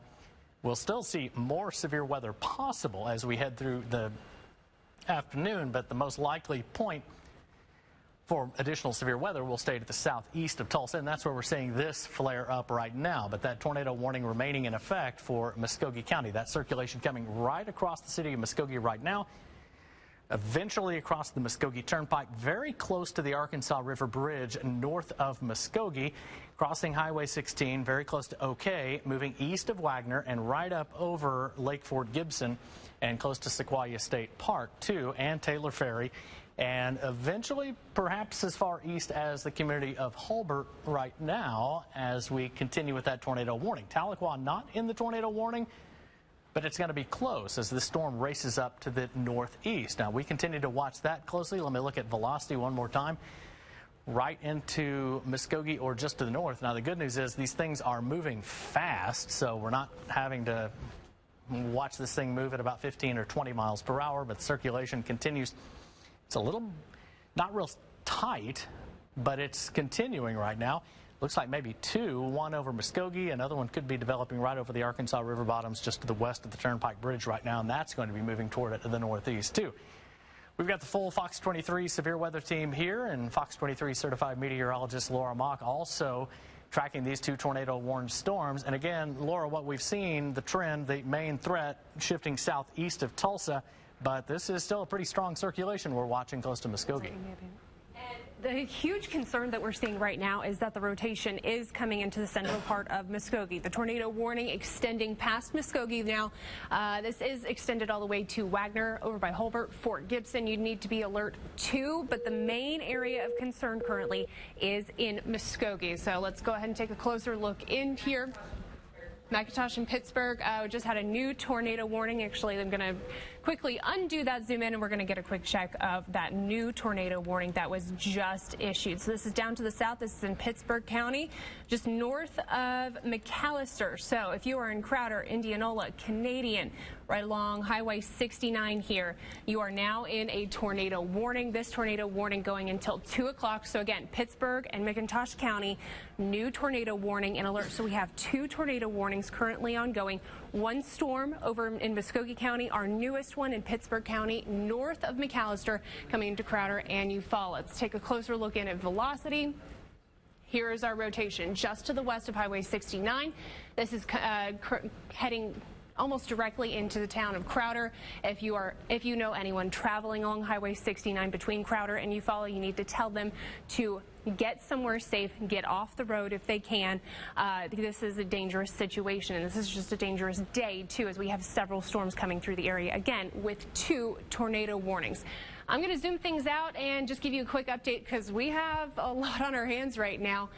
2 tornado warnings currently in effect. Again, there's this one here in Pittsburg County and another one to our north. That's going to be in Muskogee County going up into Wagner County, Cherokee County too. So 2 storms currently ongoing. It looks like our strongest rotation is with the McAllister storm, at least at this point. We do still have some rotation with the storm in Muskogee, but again, really taking a quick look at it, the rotation on that seems to be fairly broad. So I'm going to put a lot of focus on the storm in Pittsburg County, north of McAllister, just to the west of Crowder, and it's really not far at all. In fact, as we take a look at, we're looking at maybe 1 to 2 miles west of Highway 69. So here's our rotation where we have that bright red and the bright green right next to each other. This is just southeast of Indianola, headed to the northeast, heading toward the town of Canadian. So right along Highway 69, this is going to be approaching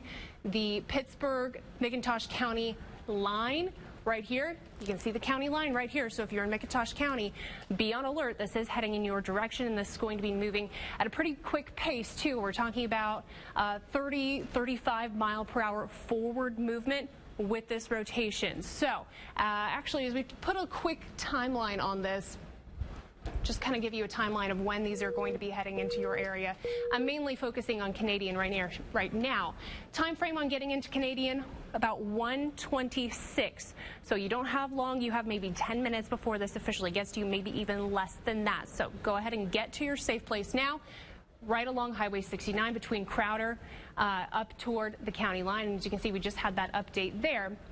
Still continuing to see the rotation just west of Crowder. This is dangerously close to Crowder. So if you're in Crowder too, you need to be taking this seriously. You need to be in your safe place as well.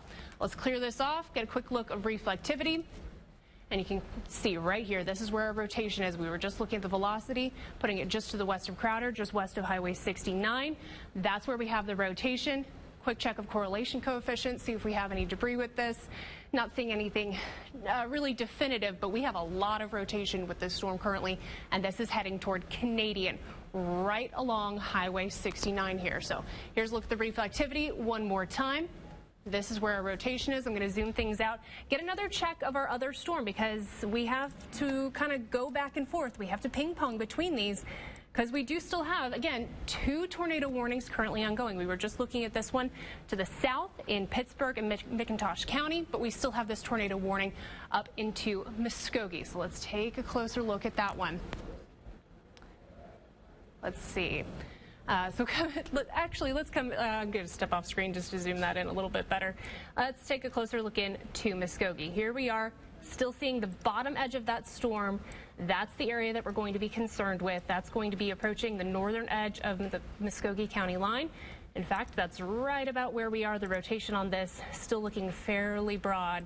But we just have to keep a very close eye on it, because mainly in the southeast portion of the area, southeast Oklahoma, that's where we have more favorable conditions for any of these storms to start spinning, and it can happen fast. And those spin-ups may not last long, but it's still something we have to go back and forth with. So again, 2 tornado warnings currently in effect. This one, Muskogee County coming into Wagner County, Cherokee County, that's in effect until 1:45. The tornado warning to the south in McIntosh and Pittsburgh County, that's in effect until 2 o'clock. rotation on this one still not looking as organized, but again, we have another storm just to the south. Chief Meteorologist James Adelot, you're kind of keeping an eye on things too behind the scenes. What are you seeing now?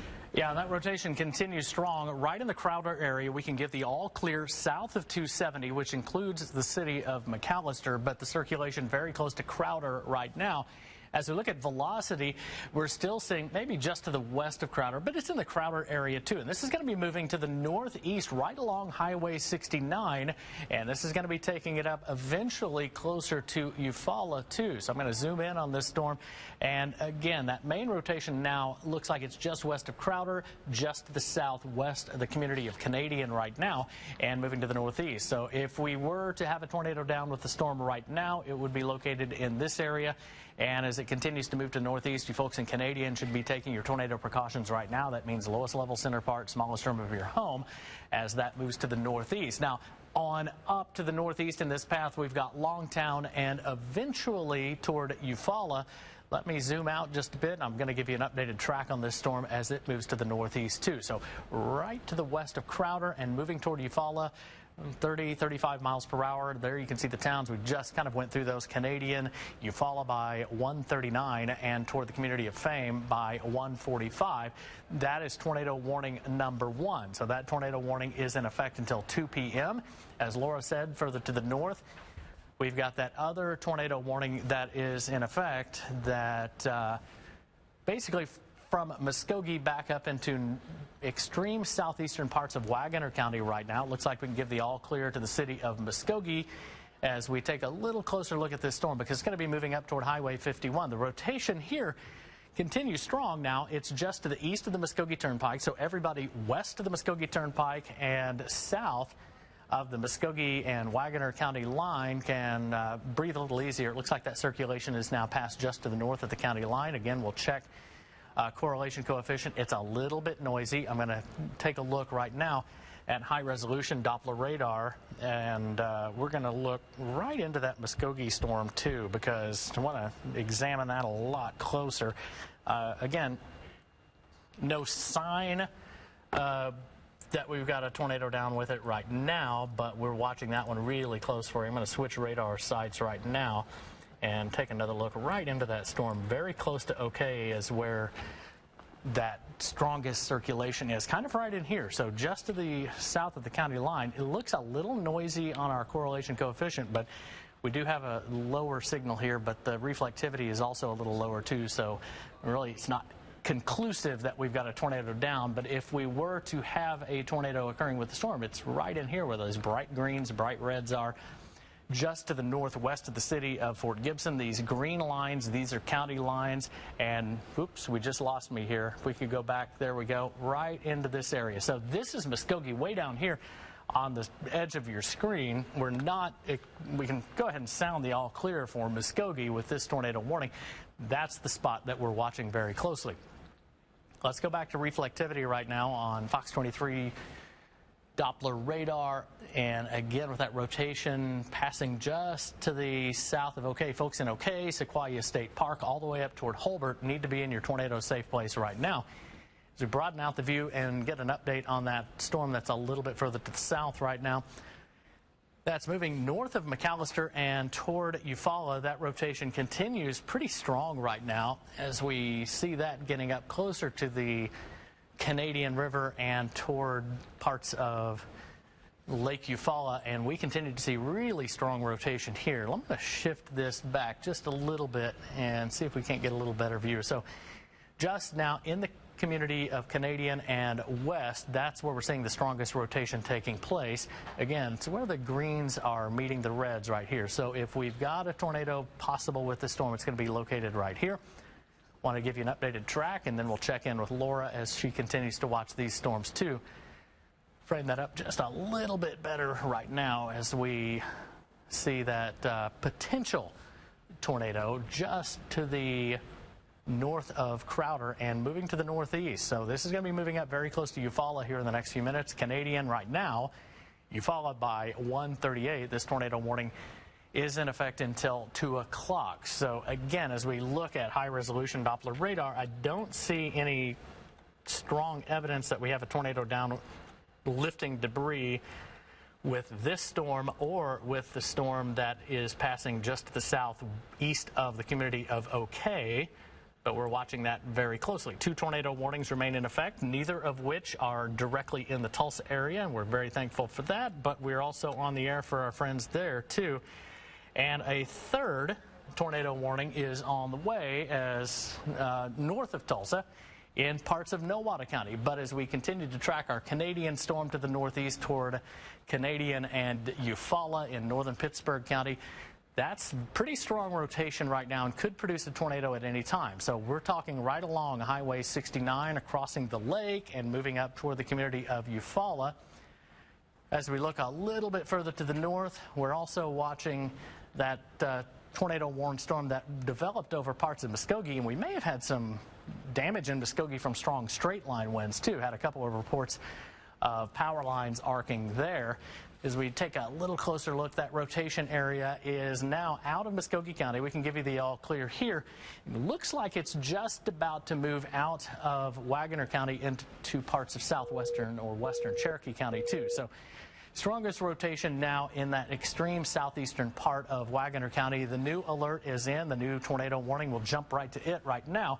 And this is going to affect the city of Nowata. So we've got a new tornado warning, a potential tornado just to the southwest of Nowata. And as this moves to the northeast at 30 to 35 miles per hour, moving right up toward Delaware and Lenapaw by 1:45. So now 3 active tornado warnings across Green Country. Cherokee, Wagner County, that's the cell just to the southeast of OK.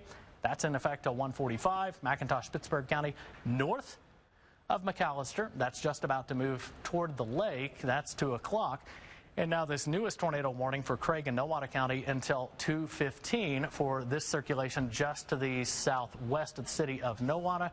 I'm going to zoom into this storm too. We've got the track on here. I'll drop the track just for clarity's sake briefly, and we'll look at velocity because there is the increasing rotation. This is Highway 60.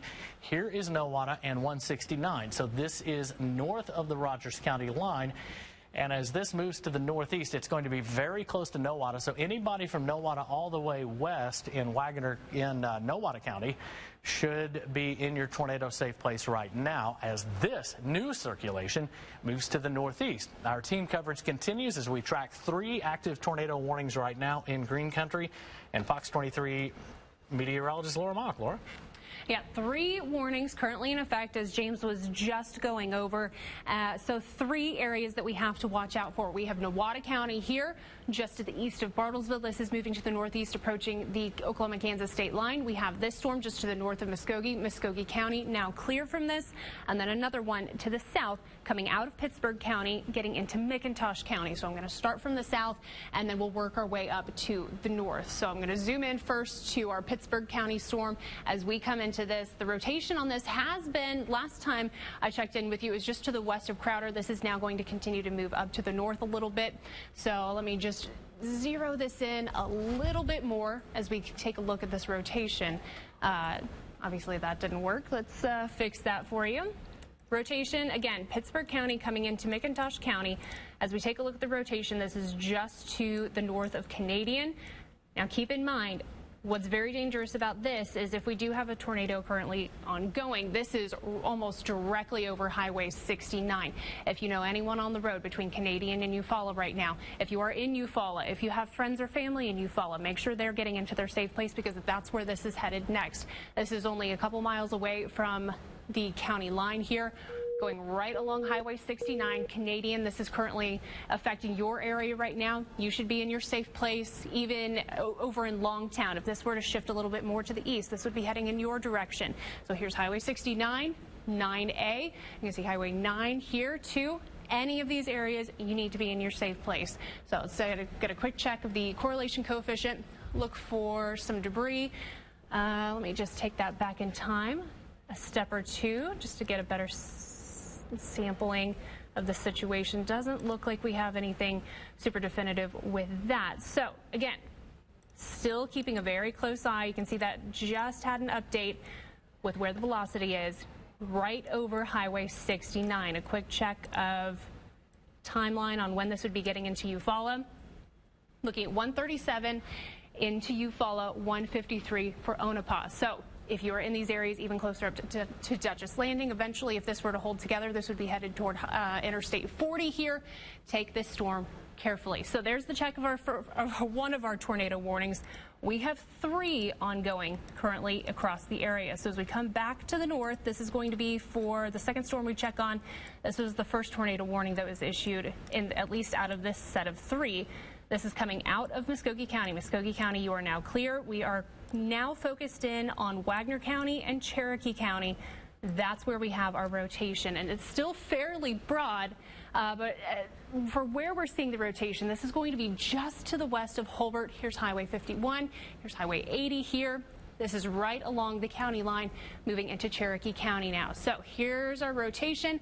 Not a lot in the way, but we have a lot of small communities mixed in here. If you're near Holbert, you need to be in your safe place. This is going to be tracking to the east of Wagner. So Wagner, you are not included in this tornado warning. This storm moving to the northeast at about 30-35 miles per hour. I'll zoom this out one more time, put a quick track on this, even zoom it out a little bit more, see if we can pick up on a couple more towns. I'm going to bring this all the way forward a little bit more than what is included in the tornado warning. So we're looking at Ely at 140, Lost City at 143. This tornado warning officially in effect until 145. So we still have about 15 minutes to go for this tornado warning, but the rotation not looking as defined with that storm. So that's at least good news, but we still have to keep a close eye on it. Now, our most recent tornado warning, this is going to be in Nowata County. There's also a severe thunderstorm warning included in this too.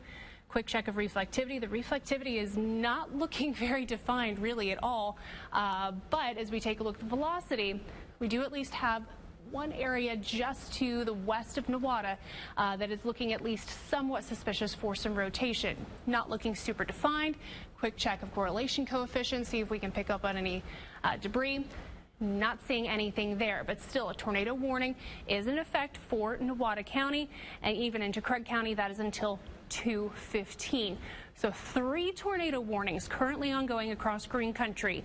If you know anyone in these areas, maybe you are included in one of these tornado warnings, take it seriously today. I know it's January, but Mother Nature does not care what the calendar says. The ingredients are in place for us to have these types of situations. We already have several severe thunderstorms ongoing across the area, and pretty much any storm that comes through today will have the potential for those quick spin-up tornadoes, as we have already seen, as we have 3 currently in place across the area. Now, James, you're keeping a close eye on things too. Let's continue our severe weather team coverage. Yeah, those 3 tornado warnings I want to reset for folks in Tulsa and the metro area. No imminent threat in Tulsa. In fact, skies have cleared from time to time. We've seen a little bit of sunshine, but no severe weather threat for Tulsa, Broken Arrow, Sand Springs, Owasso, at least for now. We're still in that tornado watch, but as we look further to the east, that's where we are seeing the 3 tornado warnings. The northern storm looks to be the weakest right now as far as rotation and intensity goes. We'll take you one by one through these storms, though, because they are definitely strong and warrant the warning. Now, just to the west of Nowata, we've seen that rotation. It's not quite as strong, but I want to give you an updated track on that storm, too. Just to the west of Nowata and moving to the northeast, about 30 to 35 miles per hour right now. It's going to be at least the rotation that, again, is just a little bit weaker, Delaware and toward Lenapaw. As we look further south along this cluster of thunderstorms right now, was the original rotation that moved over Muskogee, and along with that, we had some damaging wind in parts of Muskogee, too, with some folks seeing some arcing power lines. But that's the tornado warned storm. It's now looks like it's getting up close to Holbert, too, maybe just to the southwest of Holbert, and that is going to be moving to the northeast. Here's the updated track on it. If we were going to locate that tornado, it would be kind of right in here, just to the west of Holbert, getting ready to cross over Highway 51. This one, too, moving up in the general direction of Lost City and Peg. So we had one tornado warning a little earlier, right before noon. That one passed just a little west of this track. So things slowly progressing just a little bit further to the east, but there's the track on this storm just about to run out of this tornado warning, but a new tornado warning will likely be issued just because that rotation is still pretty strong. Okay, so yeah, understand the National Weather Service is going to reissue, or at least issue a larger tornado warning that'll get a little further up into that storm. There it is. You can see that red up here, and we'll just click on that and I'll show you so we break down where that is. So that circulation located very close to Hulbert. This is going to be moving up toward Peggs. Again, like the last one, this is still staying well to the northwest of Tahlequah and southeast of Choteau, Pryor, and even Locust Grove again. So Locust Grove kind of threaded the needle between two of these rotating thunderstorms. We don't have any conclusive evidence that we've got a tornado down with it, but it certainly is a strong rotation that has moved up out now of Wagner County. So we can clear Wagner and Muskogee County too. But Hulbert, you're still in the danger area from this storm. Quick check of correlation coefficient. It's still just a little on the noisy side. I'm going to take a look at high resolution Doppler radar right now. I'm going to drop you back to one panel here, and as we zoom right into the community of Hulbert, and again, we'll check velocity here. There is rotation. It's not the strongest rotation. In fact, it looks more impressive on reflectivity. You kind of have that hook shape to it, but the rotation isn't super strong, and certainly no evidence that we've got a tornado down with it. Understand the town of Hulbert from Cherokee County Emergency Manager is sounding the tornado sirens there. So again, as we put this into motion, there are just kind of noisy looking as we look at dual pole radar. That happens from time to time, but we don't have conclusive evidence with that dual pole radar that we have a tornado down with that storm either. So Hulbert, Lost City, Peggs, north of Tahlequah is the danger area in Cherokee County, including the communities of Moody and Liberty and Gideon, all the way up toward Peggs right now too. Let's jump back into reflectivity on Fox 23 Doppler radar. I'm going to zoom back out and we'll show you those 3 tornado warnings that are ongoing right now. We can give the all clear in Wagner County too from this tornado warning, but we've got 3 active tornado warnings, none in Tulsa. But we're not out of the woods yet. We still have the tornado watch in effect until 6 o'clock, and look further west. A new severe thunderstorm has developed near El Reno. We got a lot of lift in the atmosphere still west of Tulsa. That lift is what helps punch these thunderstorms up and generate these severe thunderstorms that produce the tornado warnings. But our active tornado warnings continue to sit to the east of Tulsa. We'll take these again one by one, as you see video on the left side of your screen in Cherokee County from one of our storm trackers. We'll go right into Nowata County, and thankfully this storm's a lot less organized than it was right when the warning was issued. We had a circulation pass just to the west of Nowata. It never got super strong. It got strong enough to be a big concern for us, but now that looks like it's really started to come apart here in Nowata County, and the circulation, thankfully, much, much weaker than what we saw before. But officially, that tornado warning is in effect until 2:15. That's going to be dropping off here pretty soon, I would imagine, at the rate that this thing continues to weaken. But we'll continue to watch this one closely. And this is close to the Oklahoma Union High School, not the big Union High School in Tulsa, but Oklahoma Union in northern parts of Nowata County. In fact, as we look right into northern Nowata County, you can see from Highway 10 and 169, that's where Oklahoma Union High School is, north of Lenapaw. The rotation, what's left of it, passing close to Lenapaw right now, racing to the northeast. That's going to be moving out of Nowata County and on up across the state line into Labette County in Kansas, moving out of our coverage area soon as it moves over into the Joplin coverage area. Looking a little bit further to the southwest here, or southeast, I should say, again, all clear in Tulsa, at least for now. Active tornado warning continues in parts of Cherokee County and extreme southeastern Mayes County yet again. It sounds a little bit like a broken record. It's a very similar track to the one just before noon, just displaced a little bit further to the east. But as we take a look and zoom in and look at that rotation, it was very close to the community of Hulbert just a few minutes ago. We'll take a look at velocity right now. And again, it looks like it's not quite as sharp. There are some reds and greens in here, but they're not as set up to indicate circulation. They're more set up to indicate strong thunderstorm wind out of this right now. Not to say this could not spin up again. Let's look at... Okay, so the south storm that we'll get to here in just a second will likely be extended. The National Weather Service is letting us know that as we look right in here. So the rotation, if there is a center point to it, it's going to be between Hulbert and Lost City. This thing has moved just to the north west of Hulbert right now. Still no conclusive evidence that we've got a tornado down with it right now, and that's good news as we look at the correlation coefficient. Let's jump back to reflectivity and take a look at that southern storm too in parts of moving out of Pittsburgh into McIntosh County just a few minutes ago. This one was on top of Lake Eufaula and Highway 69. So there's our storm and that tornado warning that does include the community of Eufaula. As the rotation continues, let's take a look at velocity. And again, this is passing just southeast of Eufaula. Here's that new tornado warning polygon just appeared. Eufaula, this is going to be really close, but it looks like as we recenter this whole warning, I'm going to show you what this looks like on the wide view here. And that's the new tornado warning. It goes all the way up Highway 69. So Highway 69, kind of the western edge of the new tornado warning, and all the way east almost to Warner and Porham and almost into parts of Haskell County too, but it looks like that rotation is going to pass just barely to the southeast of Eufaula right now. I'm going to put another track on this storm because this is definitely the strongest rotation that we have right now. And as it moves to the northeast, 30 to 35 miles per hour, it's going to be moving almost directly over Dutch's Landing too as it moves toward the northeast. I'm going to take a look at high-resolution Doppler radar as we look right into that storm too, and we're zoomed all the way in on this storm. National Weather Service has canceled now the tornado warning in Nowata County and Craig County. That's good news, but look at that rotation right there just to the east of Eufaula.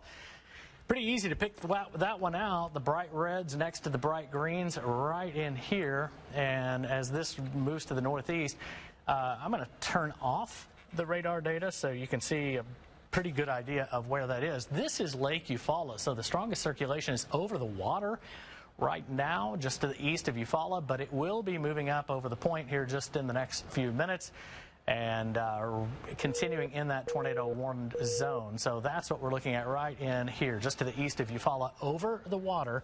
That is where the strongest circulation is right now. We'll put back on the data. And right in here, we'll check correlation coefficient. Again, I don't see any conclusive evidence that we've got tornado lofting debris. This new update is certainly very hook-shaped with the distribution of the precipitation. Again, we'll look at correlation coefficient. Don't see anything there that's conclusive. Velocity will update with a new set of data here in just a second to take this circulation a little bit closer to the point there to the east of Eufaula on the north side of the lake. So here's Texana, Porham Landing, Dutchess Landing. This continues to be strong circulation. There's the update here. It looks like we can give the all clear to the city of Eufaula right now. So if you're in shelter in your safe room, in your Frady hole in Eufaula, you're hunkered down, you can come out in Eufaula as this circulation has moved east of the city. It has certainly got that very much a hook shape going to it right now, and this is the strongest circulation I think that we've seen so far today. And in general, as we've talked about yesterday and the day before, the highest threat of severe weather would be southeast of Tulsa, and that's where the parameters that support severe weather are. There are more of them present, and they're of higher magnitude, so that's why we've been talking about that severe weather threat being strongest to the southeast of Tulsa, including Eufaula as well. And that's why that tornado warning remains in effect. One more track, and then we're going to send it over to Laura. But right over the lake here and moving to the northeast at about 35 miles per hour, and that's going to take us up very close to Dutchess Landing. So that tornado warning remains in effect. The new tornado warning until 2:15, and as we continue to see really no new update on the Muskogee County storm that developed over Muskogee County. It's long past Muskogee now, moved up to the north of Hulbert. We continue with a tornado warning there. But our team coverage continues. The Fox 23 certified meteorologist Laura Mock. Laura? Yeah, I wanted to give at least one more update to that storm that's currently over Cherokee County. This is near Hobart. We'll take a quick look at this, and then we'll get right back to that Eufaula storm, as that is where we have the strongest rotation. So still have this tornado warning extending north. This is going to be toward Peggs, eventually toward Scraper and Little Kansas here. This one in effect until 1:45. So actually, this one in effect until 2:15, excuse me. So our rotation still currently very close to Hobart as we take a closer look at the velocity here. If you've been watching with us and you were looking at that velocity, those reds and the greens that were closer to our Eufaula storm, this one, it's just not comparing it. It's not as strong with the rotation, but it's enough right here for us to be concerned. So as we take a closer look in, this is going to be just to the south of Peggs, northeast of Hobart. Here's where we are. So right about Lost City, that's where we have the rotation. And eventually this, pretty quickly, this is going to be approaching Highway 82 here. You can see Moody's just to the northeast. You should be on alert with this storm too. Tornado warning in effect anytime there's a tornado warning. Whether or not we say, oh, there's tight rotation, you need to be taking it seriously. You need to be heading to your safe place if you are in the warning. But currently, our main area of concern now just past Lost City, just to the northeast of Lost City. Here's West 640 Road, I believe. Yes, 660 Road, right about here. So this is going to be approaching Highway 82, closer to West 660 Road. Let's take a wider view out, just get an overall view of the situation. Several tornado warnings currently in effect. So here's our wide view. We have this line of thunderstorms pushing through with several tornado warnings currently ongoing. Our Nowata County warning no longer in effect. We have the Eufaula County tornado warning still in effect, but these storms are very volatile right now, especially in southeast Oklahoma. Tulsa County, Tulsa Metro, we don't have anything going on right now. The severe weather pushing off to the east, but there are a few more showers and storms starting to develop off to the west, and we'll be watching those approach the area too. That's along a very strong cold front.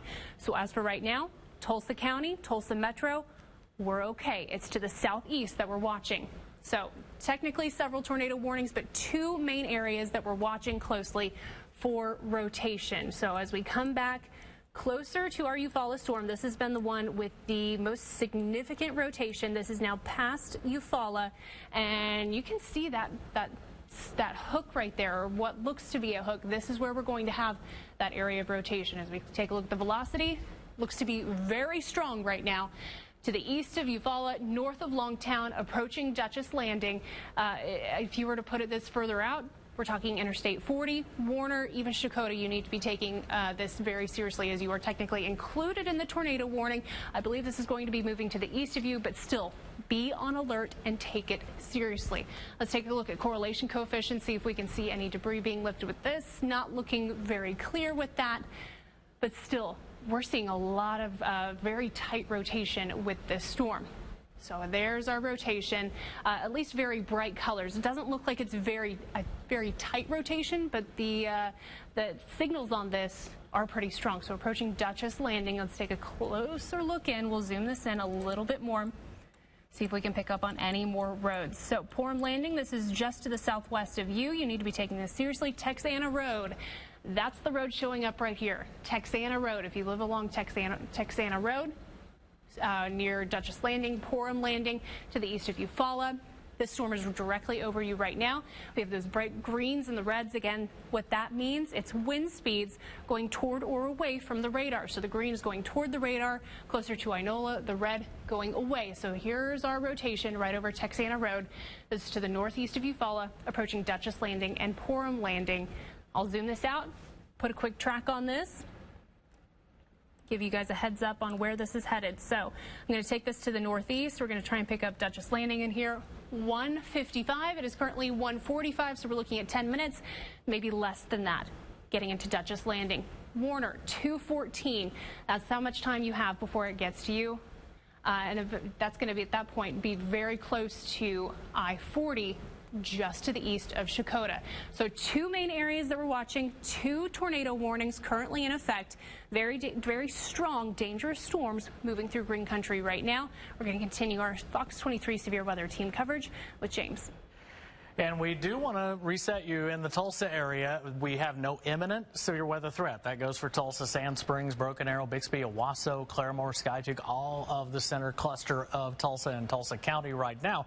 We shift into some heavy rain in western Wagoner County, but not severe. This is going to race up toward Inola, Tahlequah, crossing over Tahlequah Hill, moving up toward the airport between Claremore, Pryor, toward Votech there west of Pryor with some heavy downpours. As we look a little bit wider, here's the scenario. Our active tornado warnings continue to the east of Tulsa and right along and east of Highway 69, but to the west, we're already starting to see some unsettled weather develop across parts of central Oklahoma with a new severe thunderstorm warning here. We are not out of the woods just yet, but as we look a little closer into some of these storms, I want to give you an updated track.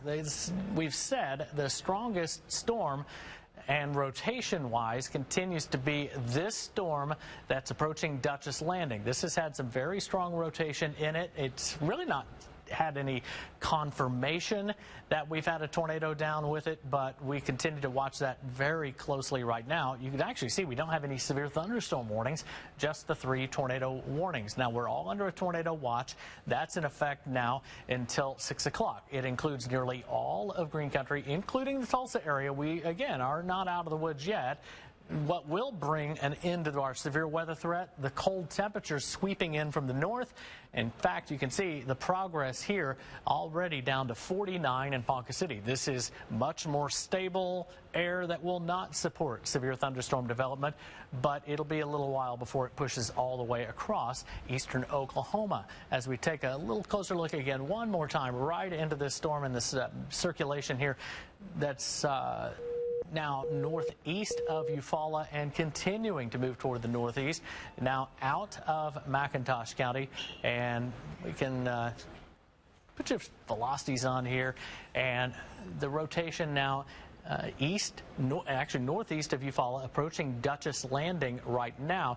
That appears to be about the strongest circulation that we have ongoing. As that moves to the northeast, it'll be moving up in the general direction of we'll say Warner and Interstate 40, so we're going to be watching that very closely. So the center of that circulation located actually moving very close to Dutchess Landing right now. Quick check of high resolution velocity. That's that rotation that we're seeing. We look again at correlation coefficient. I'm not seeing any conclusive signs that or any signs at all with this one that it's lofting debris right now. This circulation spent quite a while moving up across Lake Eufaula over open water, thankfully. So if it put down a tornado briefly, let's hope it was a water spout and didn't hit anything. But we're looking just to the southwest of Dutchess Landing as we continue to track that. Now, we're continuing now with that tornado warning from McIntosh into southern parts of Muskogee County right now, and that's in effect until 2:15. We also have that further north tornado warning too, and that's in effect for parts of Cherokee, Delaware, Mays County until 2:15. Circulation continues very close to Dutchess Landing right now. I'm going to recenter that. We'll give you an updated track on this storm as it moves to the northeast, about 30 to 35 miles per hour. Very close to Dutchess Landing now, and we'll take this on up toward the community of Warren, too, as it moves up toward the northeast. So that's going to be crossing I-40 between Shakota and Warner-Webbers Falls area, really, and crossing Highway 266 here, too. So right across extreme eastern sections of McIntosh County and moving towards southern Muskogee County. As we look a little bit further to the north, I'll expand that view all the way because just make it a little faster to get up to that next tornado warned storm. That's moving through western parts of Cherokee County. That rotation a little earlier did look weaker than it was as it developed kind of right on top of the city of Muskogee right after 1 o'clock. So here's the cluster of severe thunderstorms. We check velocity right now. There is weak rotation continuing east of Pegs right now. It certainly doesn't look as strong as what we were tracking earlier, but there is still that tornado warning in effect. We'll give you that tornado warn track on the storm as it moves to the northeast toward Leech, Oaks, and Twin Oaks. It looks like this thing has passed just now to the east of the community of Pegs. So let me double check that real quick.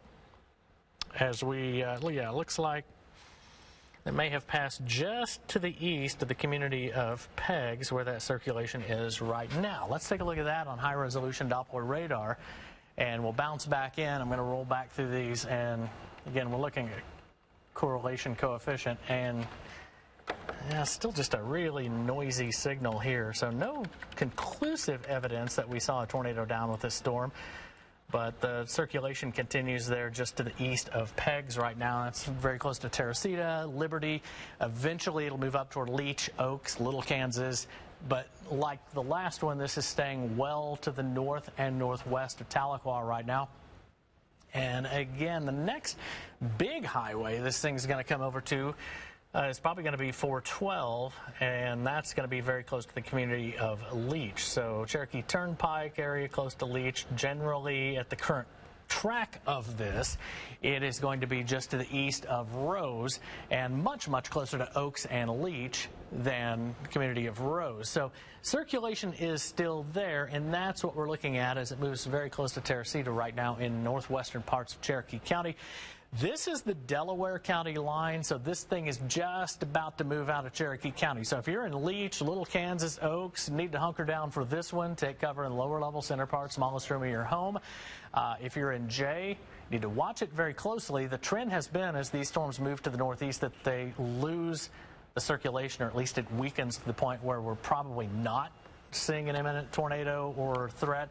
But again, as we look at correlation coefficients, it's really noisy right in here where we would see the potential for rotation or a tornado. So it's just not conclusive that we're lofting any debris up in the radar signal, and that's really a good sign as we watch these storms pass to the east of Tulsa.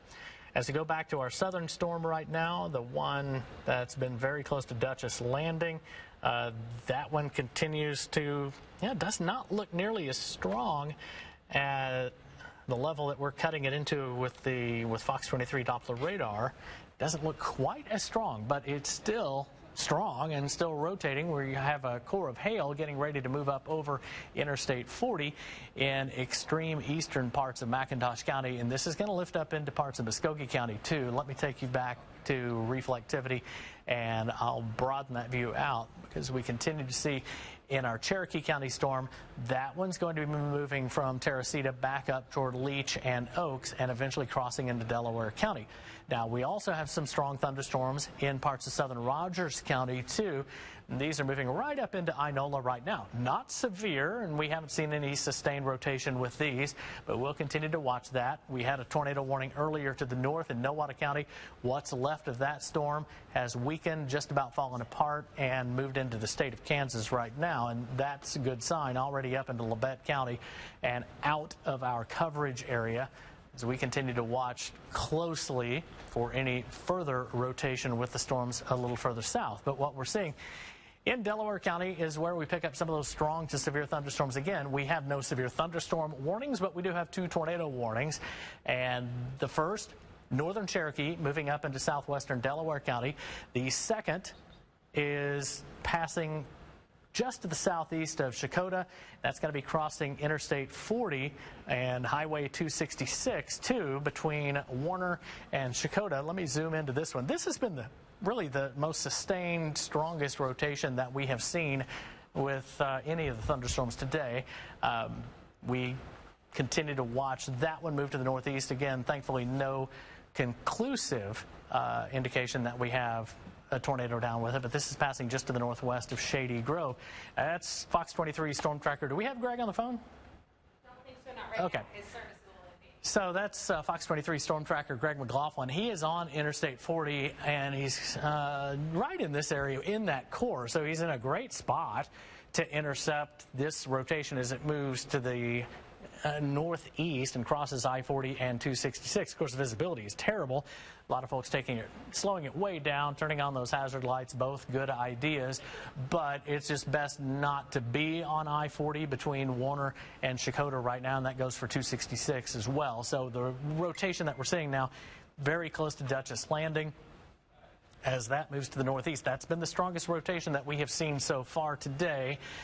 And again, we continue to watch that move to the northeast. Now, what we will see still is that threat for severe weather and, of course, additional tornado warnings continuing. And I think the threat will gradually shift to the east and to the southeast as we head through the late afternoon and into the evening. It'll take a while to clear Oklahoma, but I think as far as Tulsa and the Tulsa metro area go, our threat is much lower for tornado activity developing in our area than it is further to the southeast, especially in southeast Oklahoma. But we've got a big mess of rain and thunderstorms in this area too. And not a whole lot of severe stuff, but you can see back down even into south central Oklahoma, a new severe thunderstorm warning has popped up. So we've got some very vigorous, strong, severe thunderstorms that'll be moving up into very unstable air, and that's going to trigger more severe weather threat.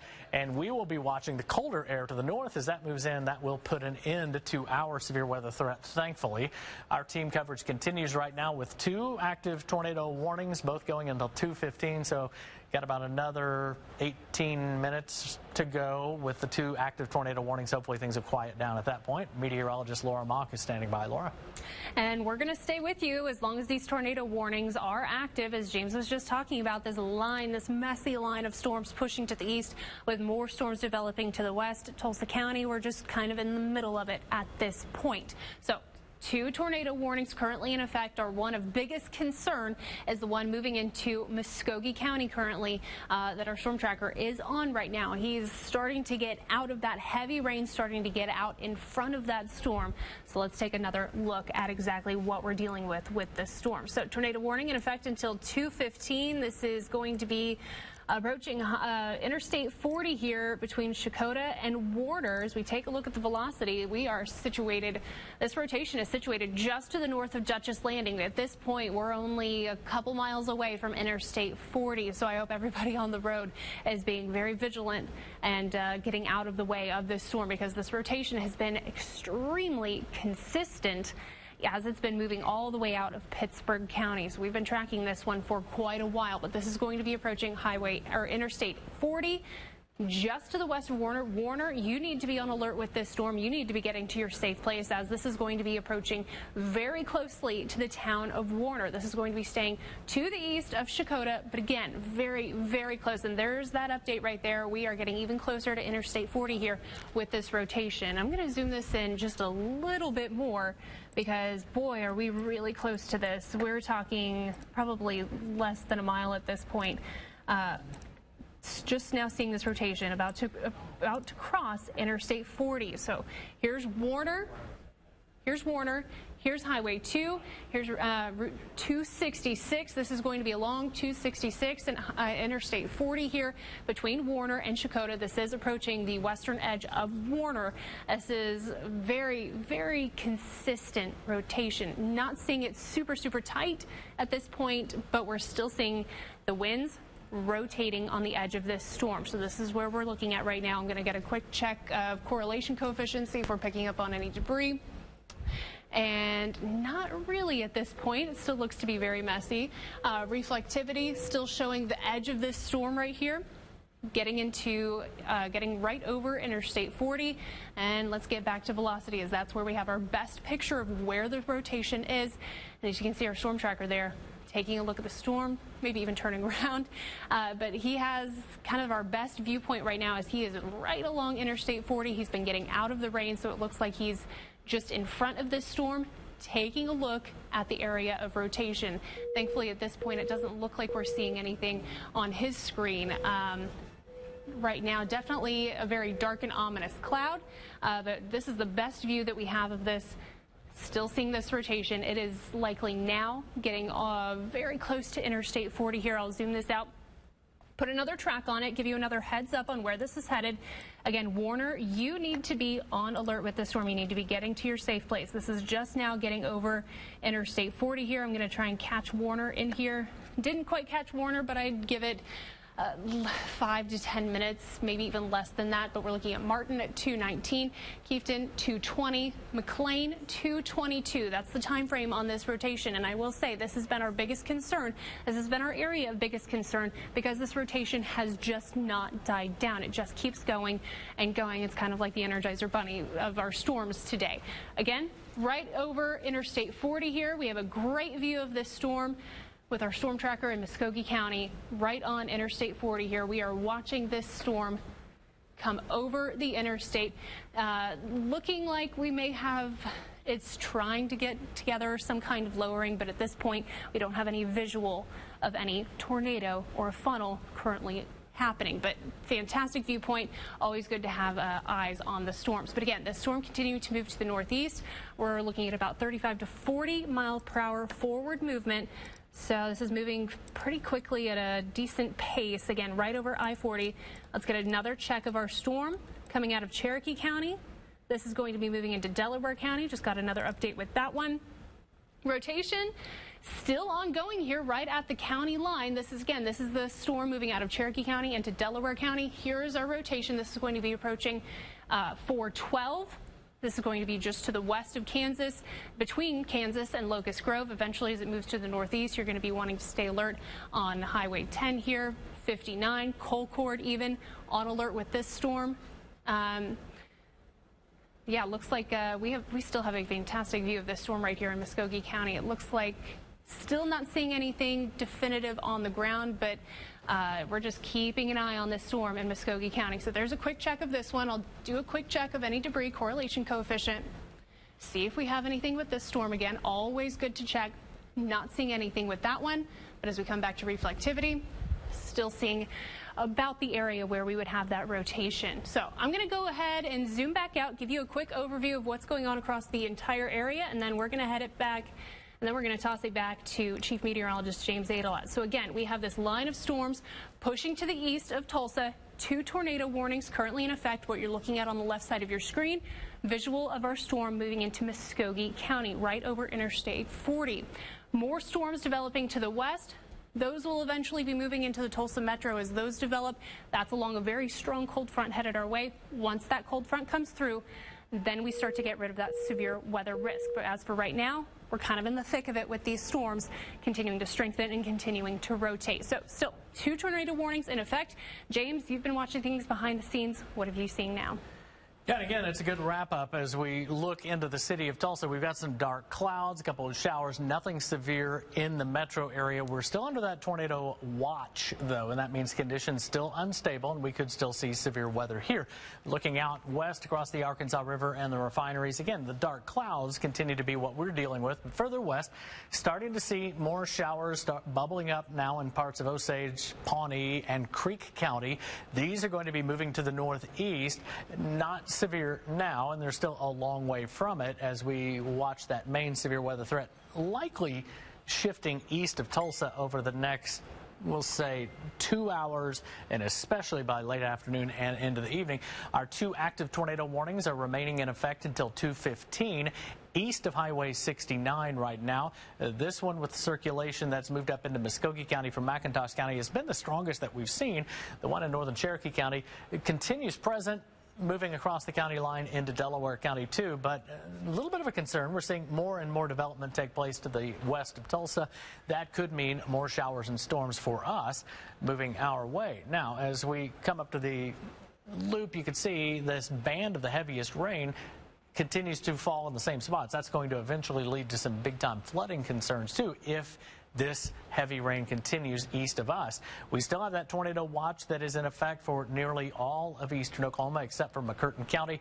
The end to this severe weather threat will come when this cold air over Kansas and north central Oklahoma that continues to spill our way makes it all the way across our area. You can see the temp difference, 68 Pawnee, but only 46 in Ponca City. Let's jump back to Fox 23 Doppler radar right now, and we'll zero in on these 2 active tornado warnings. We'll start with the northern storm moving into southern Delaware County. This one is a little weaker than it was before, in fact, considerably weaker. I want to stress also that what we'll see with these, as far as expecting a visual confirmation of a funnel or tornado, it's going to be really tough. A lot of these circulations embedded within some heavy rain. That circulation is due south of Leech right now and continuing to move toward the northeast into Delaware County as it just now looks like it is moving out of Cherokee County. So Leech all the way over toward Twin Oaks, Little Kansas, and toward the Oaks community on 33C. You need to be hunkered down until this thing passes. It's not moving slowly. It won't take long to make it all the way through and be all finished. But that tornado warning is in effect until 2:15 as we continue with that one. Let's go further to the south. I'm going to kick back over to reflectivity as we continue with the strongest circulation that we have seen so far today, and that's the tornado warned storm that passed just to the east of Eufaula. That continues to have some strong rotation in it, now passing over Interstate 40. Our storm trackers were in position on this storm and did not see, thankfully, any kind of rotation with it. But as we frame that up just a little bit better, this is east of Chakotah right now, and that's going to prompt, as we go back to velocity, not some pretty strong outbounds here next to the inbound. There's the new updated tornado warning that is just posted. This circulation is going to pass just to the west of the community of Warner. We're talking about that now. I'll clear that alert. The circulation is located right here. So this now has crossed Interstate 40 and continues to move to the northeast. Here's what I was talking about. Notice that circulation would be about right here, embedded in heavy rain. You're not going to get a visual confirmation of this if it decides to produce a tornado. So what we are still seeing is that strong rotation taking place now just to the west of the community of Warner. This is going to race to the northeast. Let me give you an updated track because this is still a strong circulation in this storm north now of Interstate 40. So south of I-40, we can give you the all clear. Unfortunately, it looks like this one, as has been the case with these storms, continues to roll right up over the same path, but just shifted a little further east, which means this one's going to be close to Muskogee or maybe just to the southeast of Muskogee as it moves to the northeast. But it's going to be close to Braggs and toward Camp Gruber in the next 30 minutes. Warner, Martin, McLean, Braggs is going to cross the Muskogee Turnpike very close to Spaniard Creek and south of Muskogee and the toll plaza there on the Muskogee Turnpike and north of Interstate 40 right along the turnpike here. It's going to be crossing Highway 64 here pretty soon too as it moves to the northeast. Let me take another look again. The view outside in Tulsa, pretty quiet. Definitely looks stormy, but it's not all that stormy, at least in the city of Tulsa. It looks bad. We're still under a tornado watch. We're not out of the woods yet for severe weather, but that is the circulation just to the west-northwest of Warner right now. We'll check correlation coefficient. Certainly don't see anything conclusive here, but the circulation at least is embedded in rain right now, which means visually this one's going to be really hard to see. Again, rotation now to the northeast of Shady Grove, northwest of Warner. This is Highway 64 coming up from Warner and Interstate 40. So Martin, McLean, here's Kiefton. You folks in Kiefton need to take your tornado precautions too. Go back to 1970 for a bad tornado hit in Kiefton in Muskogee County. And this one is not all that different a path as it'll move out of McIntosh County here in the next few minutes. Again, don't see anything conclusive on correlation coefficient, but that new tornado warned extension will be in effect now until 2:45, and we've also extended that tornado warning to the north too in parts of Delaware County. There is that new tornado warning again. Little Kansas, Concord. This one's going to slip just to the south of Jay, the way the polygon is drawn right now. As we come up to that picture, we're going to zoom in. I'm going to look at velocity. That'll help us pick out where that main rotation is. It's not strong, but it is there. Approaching Twin Oaks. Looks like it'll pass just to the north of Oaks. If I had to paint on where the most likely spot for seeing a tornado would be, it would be just to the northwest of the community of Oaks. So that's going to be moving up to the northeast. Not sure why that's going red on me right there, but again, moving to the northeast. Is that my computer? Yep, it is. Tell you what, I will stop that briefly, and we're going to restart. Interesting. Little technical problem with the computer. Software upgrades are always fun to do. We'll start back in Tulsa, and again, we've got heavier downpours starting to form up west of town. Let's get back to our tornado warned storm now that we've restarted things. And again, right into Delaware County, that rotation is going to be just to the west of Little Kansas and moving to the northeast. Maybe a little bit more of a northeastern motion here with that right turn. Still a little bit of a threat for us. Cloud Creek, Colcord, and toward Tawnese. Eventually, it'll cross the state line, moving up into Benton County in Arkansas. Our strongest circulation continues, though, further to the south across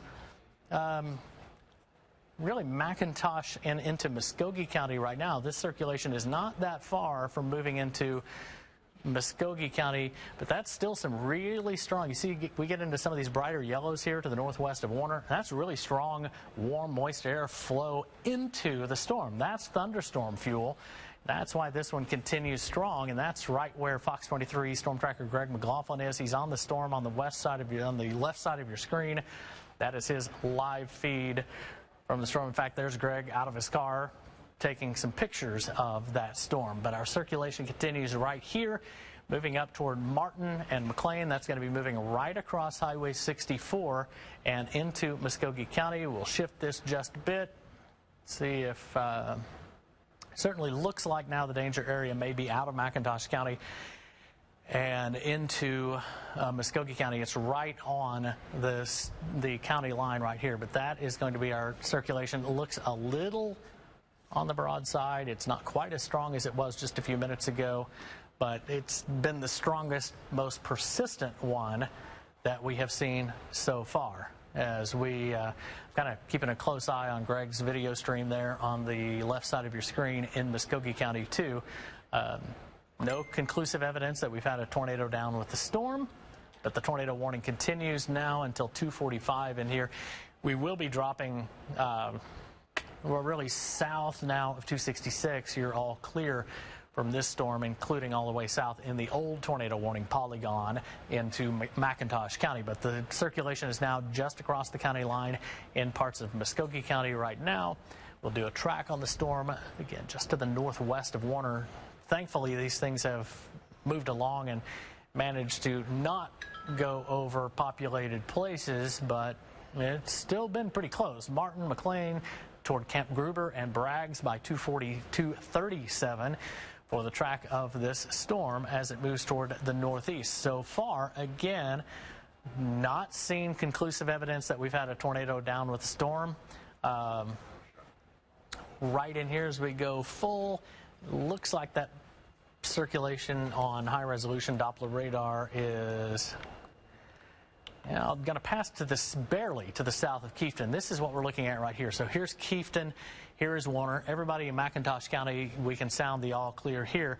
Now notice if our circulation is here, it's going to stay to the southeast of Muskogee, moving up toward Braggs, crossing the Arkansas River bottoms. This is very close to Spaniard Creek, where that crosses the Muskogee Turnpike right here, very close to the community of Martin. But that is our circulation right there. Again, we look at dual pole radar correlation coefficient. I don't see any conclusive evidence that we've had a tornado down with the storm, but you can't ignore that very strong circulation, and that circulation embedded in rain according to radar. Now here's Hilldale High School and Summit.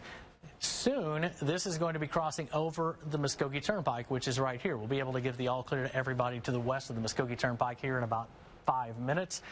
Right now, anybody in McIntosh County, we can give the all clear to right into the community of Martin and McLean. That's the strongest part of the storm. Now, if it continues moving to the northeast, there's going to be a problem for Camp Gruber and for Braggs, maybe Greenleaf State Park, as it slides to the north, as we continue to watch this very closely. Quick check of velocity again. Very strong velocity moving right into the community of Martin, just to the southeast of Kiefton. And this is Highway 64 that you're seeing right here. We'll get over toward the Muskogee Turnpike, and as it crosses over the Muskogee Turnpike here, eventually we'll be able to give that all clear. It'll be a little while before it makes it all the way over to the Muskogee Turnpike. Just another few minutes or so as we continue to watch that rotation. That's been the strongest one that we have seen so far. As we go a little further to the north, I want to give our friends an update in parts of Delaware County too, because we continue to see this tornado warned storm. Again, a quick check of velocity. We still have some rotation taking place just to the northwest of Little Kansas. That'll be crossing Highway 59. Very close to between Concord and Sycamore. If you're in Concord and Sycamore, you should hunker down until this storm passes. It'll be moving over the state line into Benton County in Arkansas soon. Again, we check correlation coefficient. I don't see any evidence at all that we've had debris lofted with it either. So we continue to watch those two storms. Now, let me bounce back out, and I'm going to give you the reflectivity picture again of the storm moving up across parts of southeastern Muskogee County right now. One more track on this storm because this has been the strongest one we have seen so far. And as it moves to the northeast toward McLean, toward Beggs, or I should say Braggs, not Beggs in Okmulgee County. You're clear in Okmulgee County, that 240. So Braggs, Camp Gruber area 2, as that moves across southern Muskogee County, again staying just to the south of Muskogee, staying south of Hilldale and south of Davis Field. That is good news. Metro area, our lull from the rain and thunderstorms just about over. We've got more rain, but not severe. Moving up into the city. Know a lot of schools on this Friday getting ready to release kids. And right now, the good news is no imminent severe weather in the metro area, but it will be a wet pickup line. A lot of kids will be racing out to mom's car or the bus. The live view on the left side of your screen is in Muskogee, again on the north side of that threat area, but you can also see the traffic signals flashing red from what could have been earlier electrical disruptions from storms that moved through, prompting tornado warnings, and that storm started pretty much over Muskogee. As we expand the view, we've got more showers and storms, Yale, Cushing, all the way back into parts of Payne County and northern Lincoln County. Those are downpours, but they are not severe. As they move to the northeast, they're going to bring some downpours, but thankfully nothing too strong into the metro area. And we also are under that tornado watch that's in effect until 6 o'clock for nearly all of Green Country right now, including Tulsa and the metro area. The severe thunderstorm watch for Kansas, Kay, Noble County, that one has expired. The race is on to get these colder temps in. You can see Ponca City down to 45. That's cold, stable air. We'll cut off our severe weather threat, but it will continue to get colder, and that means our severe spring-like weather transitions into winter-like weather as we go late tonight and into the day tomorrow, too. Now, our team coverage continues with Fox 23 meteorologist Laura Mock also tracking these storms across eastern Oklahoma, but no imminent severe weather threat in the metro area right now. But we continue to track those two tornado-warned storms east of Tulsa. Laura? That's right. Still 2 tornado warnings currently in effect. We have one in Delaware County that is in effect until 3 o'clock, and then one in Muskogee County. Now, that is going to be in effect until 2:45. Looks like they may have just dropped that Delaware County storm. All right, so no tornado warning now in Delaware County. Now we only have one tornado warning currently in effect, and that is going to be in Muskogee County. We're, of course, keeping a very close eye on these rotating storms, but I also want to give a heads up. Pittsburgh County, you have a strong storm that's about to move in. Not seeing any definitive signs of rotation with that, but it is a severe storm just to the south of you. And actually, as we take a close... Oh, it is rotating. All right. Well, we're going to be watching very closely on that. That's Atoka County, Cole County, moving up into Pittsburgh County. So McAllister, areas around McAllister, you need to be on alert, as you may end up with a tornado warning here in, say, the next 15, 30 minutes, maybe 45 minutes. Just know that we're keeping a closer eye, even on those areas that aren't technically in our viewing area, because that's what's headed our way. So let's go ahead and take a closer look at our Muskogee County storm, our current only tornado warning in effect. This is right southeast of Muskogee. This is currently going over the Muskogee Turnpike now. This is going to be south of Davis Airport, currently approaching Braggs. As we take a look at the velocity of this, the great news with this, and I know typically with tornado warnings we don't have a lot of great news. The good news is this is starting to weaken a little bit in terms of the strength of its rotation. It still wants to rotate. It is still attempting to do that. We haven't seen any definitive signs of debris being lifted with this, but the rotation just not looking quite as tight as it was, not quite as strong, but we still have it still going. This is approaching Muskogee Turnpike now. This is northeast of Warner, southeast of Davis Airport. This is going to be approaching Braggs and Highway 10 here. This is our rotation, so very, very close to the turnpike. Let me just go ahead and outline again for you guys where I'm seeing this rotation. This is right about here. We're talking maybe a mile or two away from the turnpike in Muskogee County. Muskogee, you are not really in the direct line of this rotation of this tornadic storm, but it is in Muskogee County, and this is going to be just clipping to the east here, heading into Braggs. So if you are in Braggs, get to your safe place now. We have eyes on our storm tracker in Muskogee County, keeping a look at that. He is staying with this storm. This is still our only tornado warning in effect. So I'll go ahead and zoom this out again. We'll put another track on it, update you on the timeline of where this is going and how quickly it's getting there. So quick update, we're going to include Braggs on this, maybe even try and clip Fort Gibson. I believe it's going to be clipping just to the east of Fort Gibson, but it is going to be getting very close. So we're looking at McLean, 222, Braggs, 237, time currently 221. So for McLean, we're talking just seconds from you. Approaching Braggs, you still have about, I'd say, 10 to 15 minutes, but go ahead and get in your safe place, get your things together. Even closer to Fort Gibson, you need to be paying attention to this. You're not currently technically included in this tornado warning, but this is going to be tracking very close to you as it continues to the northeast. And I would expect this storm, at least this storm, to continue to try and hold itself together because it's been doing it for quite a while now. It's right on the edge of where we have all of that very unstable air, so it's fueling these storms, keeping it rotating. So Braggs, you need to be paying attention to this. You need to be in your safe place. If you are along Highway 10, anywhere around Braggs, even north of Braggs, you need to be in your safe place. If you're east of Fort Gibson, along Highway 62, between Fort Gibson and Tahlequah, you need to be paying attention to the storm. You need to be getting in your safe place because that is where this storm is headed. I'll go ahead and clear off that track for you. Zoom things out once again a little bit more, get a closer look at the reflectivity. And boy, there's a lot going on right now. Lots of busy storms currently ongoing. And actually, as we take a look to the south, there is a tornado warning currently going on in Cherokee County. This does not include Pittsburgh County, but the top half of this storm, the northern end of this storm, is going to be tracking into southern portions of Pittsburgh County. So no tornado warning currently for Pittsburgh County, but just know that we are keeping a very close eye on that. This is very close to the town of Atoka, moving to the northeast, and there's a possibility that this could clip the very southern portion of Pittsburgh County. So please just pay attention to that. We're going to be keeping a very close eye on it. But as for right now, in the Fox 23 viewing area, just one tornado warning in effect. I'll zoom this out, give you guys another reset of what is going on. We have one line of storms with tornado warnings currently moving through eastern Oklahoma. Again, one tornado warning in Muskogee County. The line steadily pushing to the east with the storms tracking to the northeast. And just to the west, Tulsa County, we're still mainly dry right now, but another round of showers and storms are about to move in. This is along a cold front that's going to be sweeping through, bringing in very cold air, but what it's going to do is it's going to wipe out that severe weather threat, but we're still just dealing with that severe weather threat right now. So two tornado warnings, one in the Fox 23 viewing area, the other just to the south of the Fox 23 viewing area, could possibly clip southern portions of Pittsburgh County.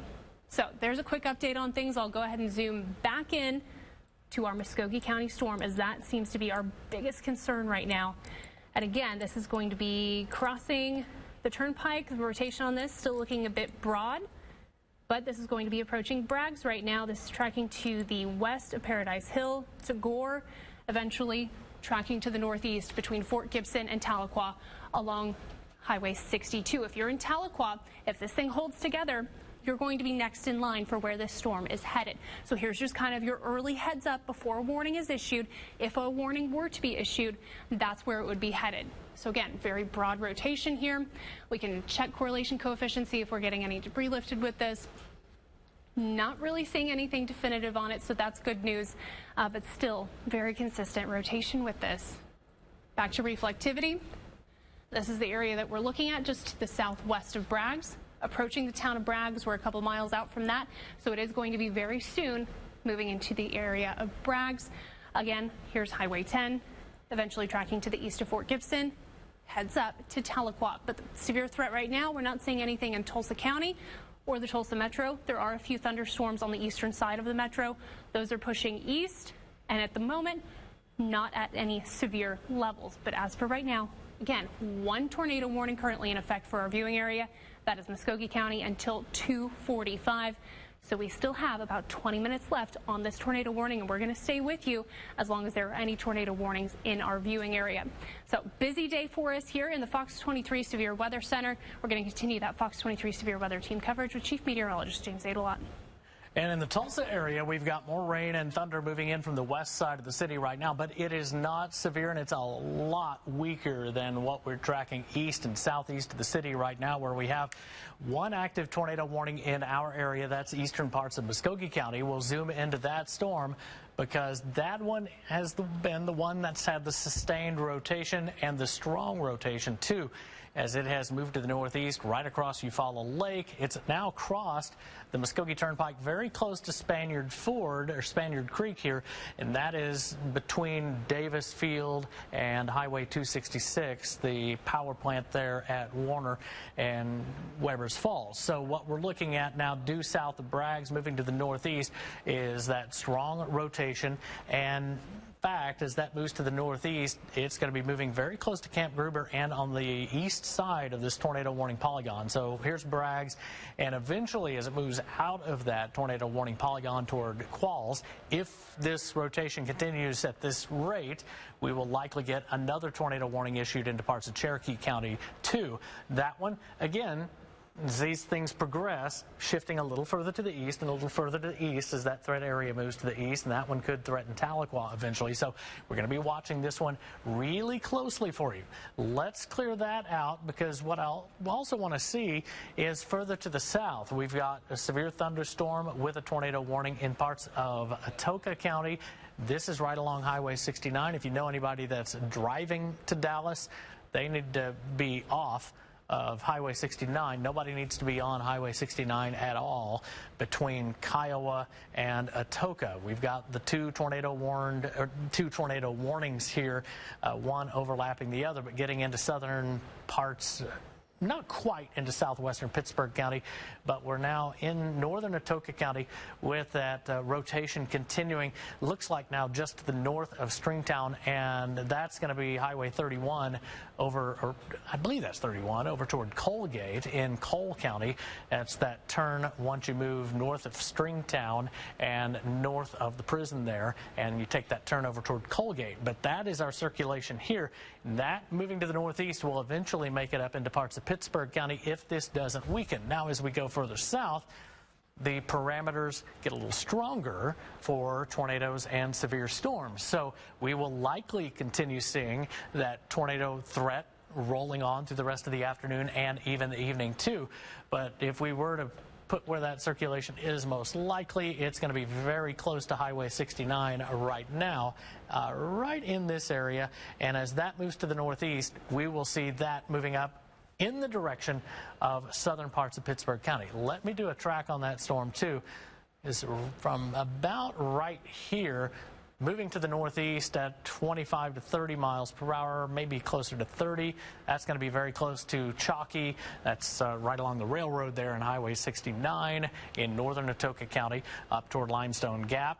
Then crossing over the county line toward Kiowa and toward the community of Pittsburgh by 256 as we continue to watch that move to the northeast. Again, no sign or confirmation that we've got a tornado down with it right now, but we still have a severe storm with rotation moving toward the northeast. New severe thunderstorm warning. You just saw the corner of that pop on. We'll recenter that for you.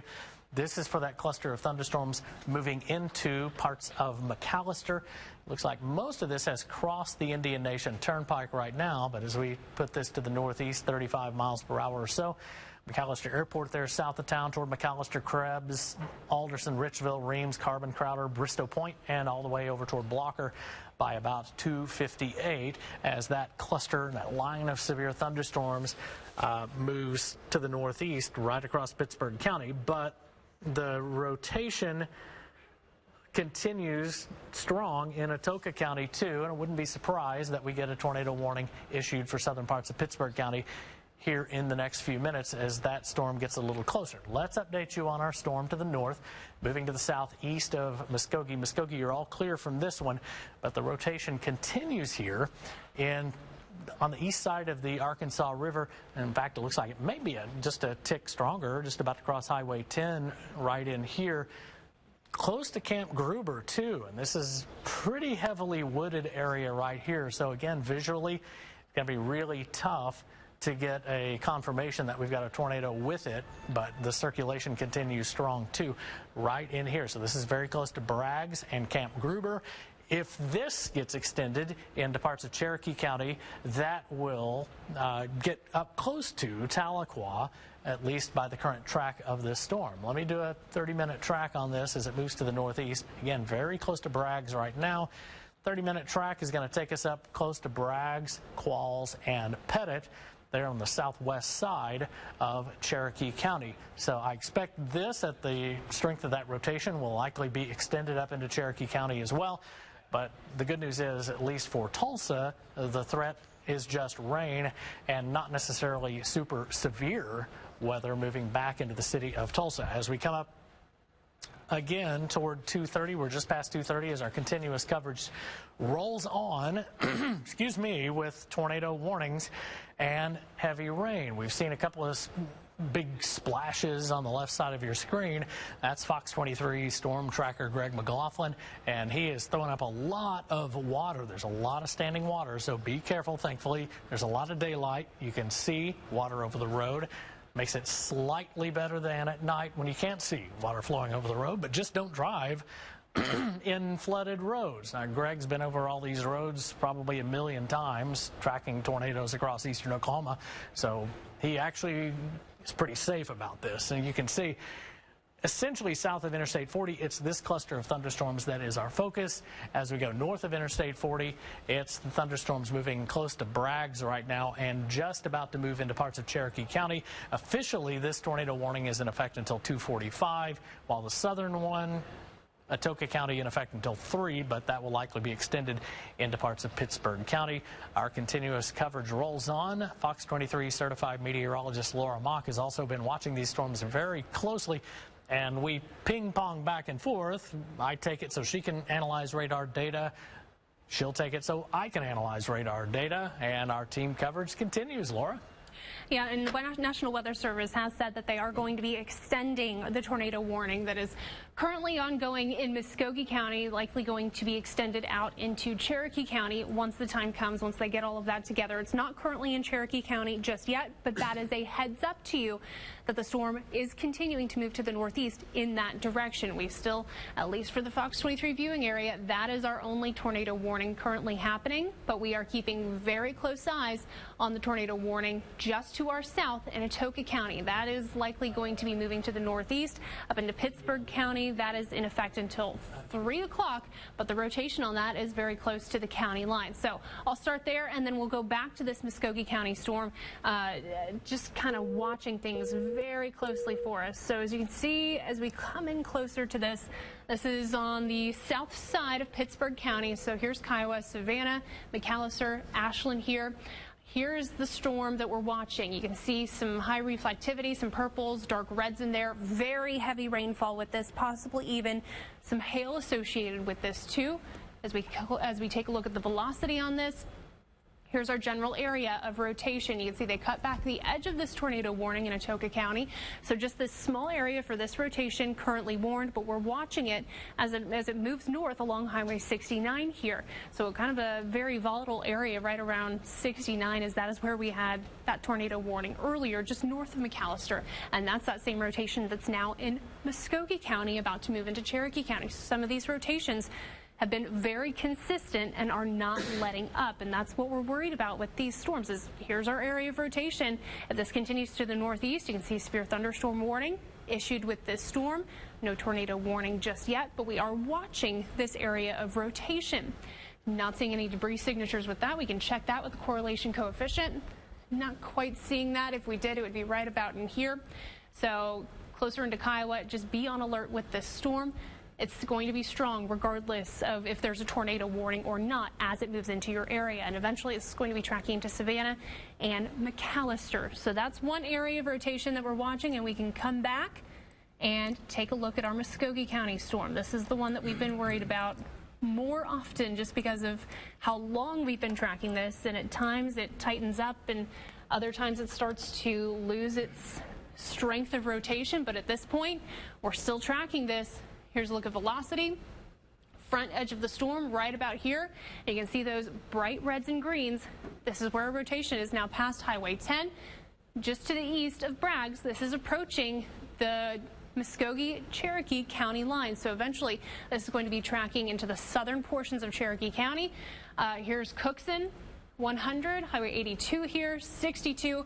This is going to be kind of tracking right in the middle of that south of Tahlequah. But again, Tahlequah, just kind of an early heads up that this is heading generally in your direction, likely going to be just to the south, but it's a good idea to stay alert with these situations. Still have this there's the tornado warning extended. So Tahlequah, you are now included in that tornado warning. We'll kind of get a better view of this.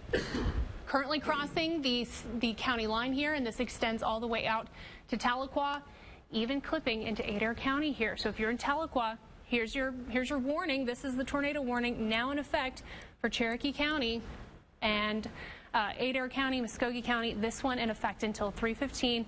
Time now is 2:36. So we still have a lot of time to go, and this rotation just will not let up. Take this storm seriously. Likely going to be tracking just to the north of Cookson. As we kind of center this back up, I'll put a track on this for you, give you an updated timeline of how quickly this storm is moving. We're going to bring this up to the northeast. We'll include Tahlequah on this. Pettit, 2:58, Keys, 3 o'clock, Park Hill, 3:07, Tahlequah, 3:12, Tailholt, 3:14, Briggs at 3:20, Eldon 3:23. So there's your timeline of where this rotation is and how quickly it's going to be getting into your neighborhood. Tahlequah, you need to be going ahead, getting your things together, getting your family, your kids, the pets together, getting them in their safe place. Go ahead and do that. You may be down there for a little bit as the storm isn't quite there yet, but always a good idea to be ahead of the storm and to just kind of have everything ready to go. We are still watching this storm, as you can see on the left side of your screen. Storm tracker Greg McLaughlin in Muskogee County having eyes on the storm. We haven't had any indication of this actually reaching the ground, there being any debris lifted with this, but this is just one of those situations that you have to be vigilant with these storms. So there's a quick look at the storm track as we take a closer look in. We'll take a look at this. Still seeing some very tight rotation with this right about the county line. As we take a look at the reflectivity, front edge of that storm just now getting into the county line, or just now getting into Cherokee County. This is the area of rotation that we're looking at. It's kind of elongated right now, so that's probably why we're not seeing any definitive debris being lifted. But this is our area of rotation to the east of Braggs, right along the county line, moving just to the northeast of Cookson, eventually approaching Highway 82. Here's Highway 62, heading in the general direction of Tahlequah. So Tahlequah, you need to be going ahead and taking your tornado precautions now. But just about ready to call the all clear for Muskogee County. We are close with this, not quite. We are right on the county line at this point.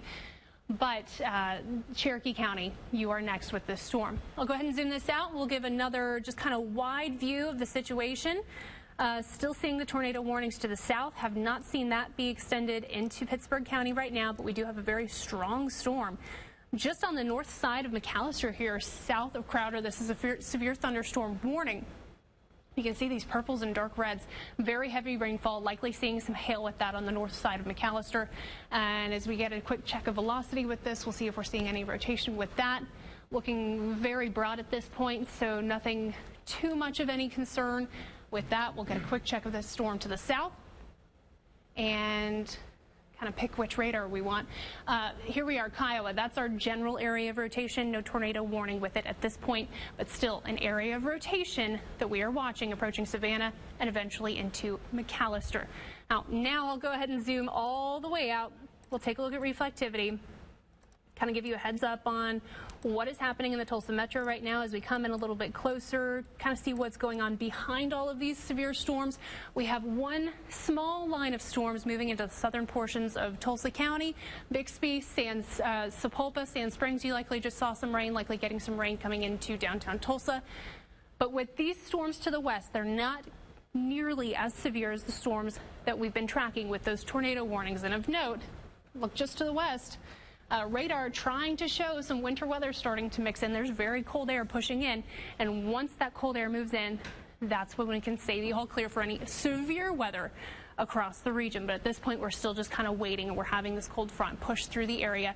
It's a very steady progression, and our biggest concern are these tornado warnings that we're watching. One moving into Cherokee County, the other area of rotation now getting into Pittsburgh County.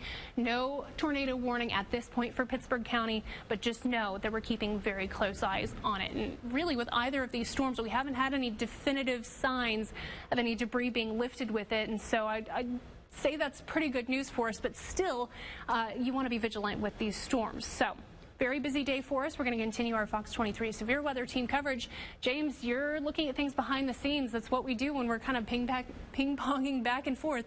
What are you seeing? Anything I've missed? Yeah, the good news is for Tulsa, the severe weather threat is shifting south and east. Now, it's not completely out of the question that we generate a severe thunderstorm warning in the city, but for now, things are a little quieter. We're watching closely. We're still under a tornado watch, and the threat is not zero. It's just higher southeast of us. You do have this line of showers and some thunderstorms from basically just west of downtown Tulsa toward Central High School, kind of curving back down toward Hayburn and just to the east of Bristow. This is going to be moving toward the east and moving toward the city. You can see it kind of building up, racing to the northeast, which is a sign that it's not really rooted down in that really super unstable surface air, but it is moving to the northeast, and if it continues developing and getting stronger, may bring some small hail to parts of Tulsa. And here's the rundown of when that's going to move across the city.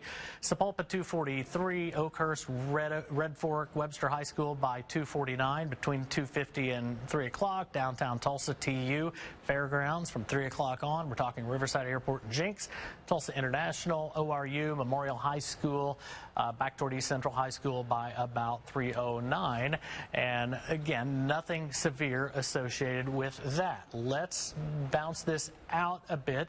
You can see more strong thunderstorms in Osage and Pawnee County. That's actually along the leading edge of the cold, stable air that is blasting in, already changing over to some wintry weather across parts of north central Oklahoma.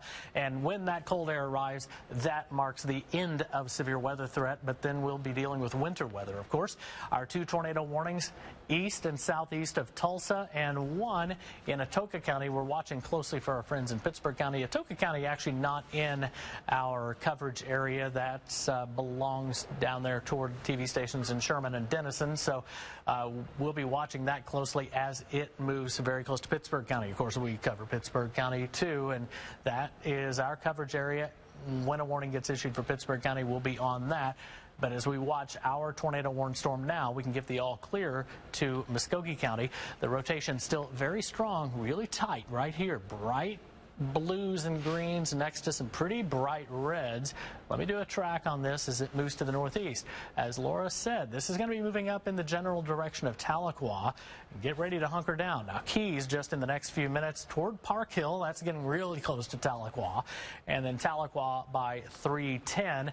First on the south side of town, of course, by the big Walmart there on the south side of Tahlequah, and then on into Tahlequah, and eventually a little bit further toward the east and southeast too, as we continue to track that rotation moving toward the northeast. So if we had a tornado down with the storm, it would be right here in extreme southern parts of Cherokee County between Cookson and Braggs. Now, this circulation as it moves to the northeast is going to stay just to the west of Lake Tenkiller. Remember back in November of 2018, we had the damaging storm go up the east side of Lake Tenkiller. This rotation is not as strong, but it's still a track that's not that dissimilar. It's just going to be on the west side of the lake and the northwest side of the lake too.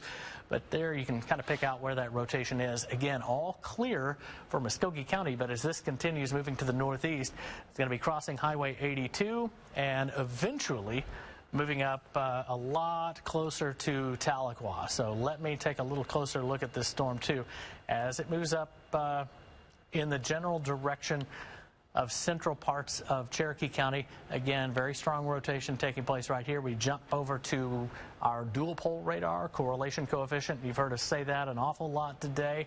That's how we can see if debris is being lofted by a tornado that's down doing damage, but we're not seeing any conclusive evidence of that, and that's certainly a good sign. It doesn't rule out a tornado, but it does rule out a significant or large tornado, and that is definitely good news. But circulation now looks like it's just to the west or northwest of the community of Qualls right now. This is in extreme southern parts of Cherokee County.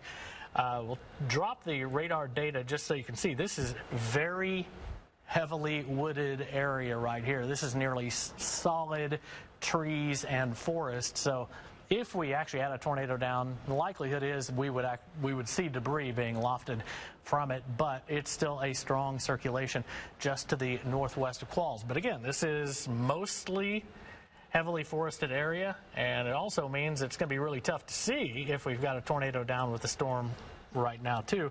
Again, quick check of that correlation coefficient that we're looking at, and we're not seeing any indication that we've got a tornado that's actually lofting debris. But this is a very strong circulation that we've got right now. This one means business. Keys, Zeb. There's a cluster of mobile home communities right here on Highway 62, south of Tahlequah, south of the big Walmart there, and on down into Keys. You all need to get out of the mobile homes, get to a substantial safe shelter right now as that circulation continues strong just to the northwest of Qualls right now. In fact, it may actually be spinning up by the outbound velocities are actually a little stronger right here too. So we may actually be seeing this thing try to produce a tornado in the next few minutes just to the northwest of the community of Qualls. Hunker down, Keys, Zeb. Let's go further to the north, Sequoia High School, Tahlequah, the community of Welling. You need to be ready. This thing looks like it may be tightening up just a little bit, and that, of course, is a bad sign to see this rotation strengthen. It was already very strong. It looks like this thing may be tightening up just a little bit just to the south of Qualls as we continue to watch that very closely. That's the spot that if we were going to have a tornado down, it's going to be right in here. We just got that live update. Let me zoom out and give you another track on this storm. If you're in Zeb, Sequoia High School, up to Tahlequah, you need to take your tornado precautions right now with the circulation continuing strong and maybe even getting a little stronger here in the last few minutes. Take this path to the northeast toward Keys, Park Hill, Tahlequah, and toward the community of Briggs by 3:15 as we look right in here. Now, one of our Fox 23 storm trackers is near Fort Gibson. He's coming in just to the west of where we're seeing this strong circulation take place. But this is probably the strongest circulation. It's even stronger than earlier when it was near Eufaula, but as this moves to the northeast, very close to Tahlequah in the next 15 to 20 minutes. So hunker down, take your tornado precautions in this area. I'm going to zoom into this storm again, too, and just give you some local landmarks, because as that rotation gets stronger and stronger, it's even more of a concern. All clear in Qualls. Here's Pettit, Keys, Park Hill, Woodall. Of course, we've got Sequoia High School up in this area, too, as that circulation continues to tighten up and get stronger and stronger.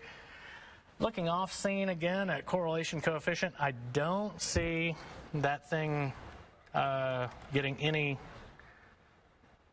not giving us any conclusive evidence that we've got a tornado down with it right now, but that circulation has gotten a lot stronger. I would not be surprised if this thing is trying to produce a tornado right now in southwestern parts of Cherokee County. Again, we're zoomed way in here. Tahlequah is right at the top of your screen, and the circulation and a potential tornado would be between Highway 62, south of Woodall, and also just to the southwest of the communities of Park Hill and Keys.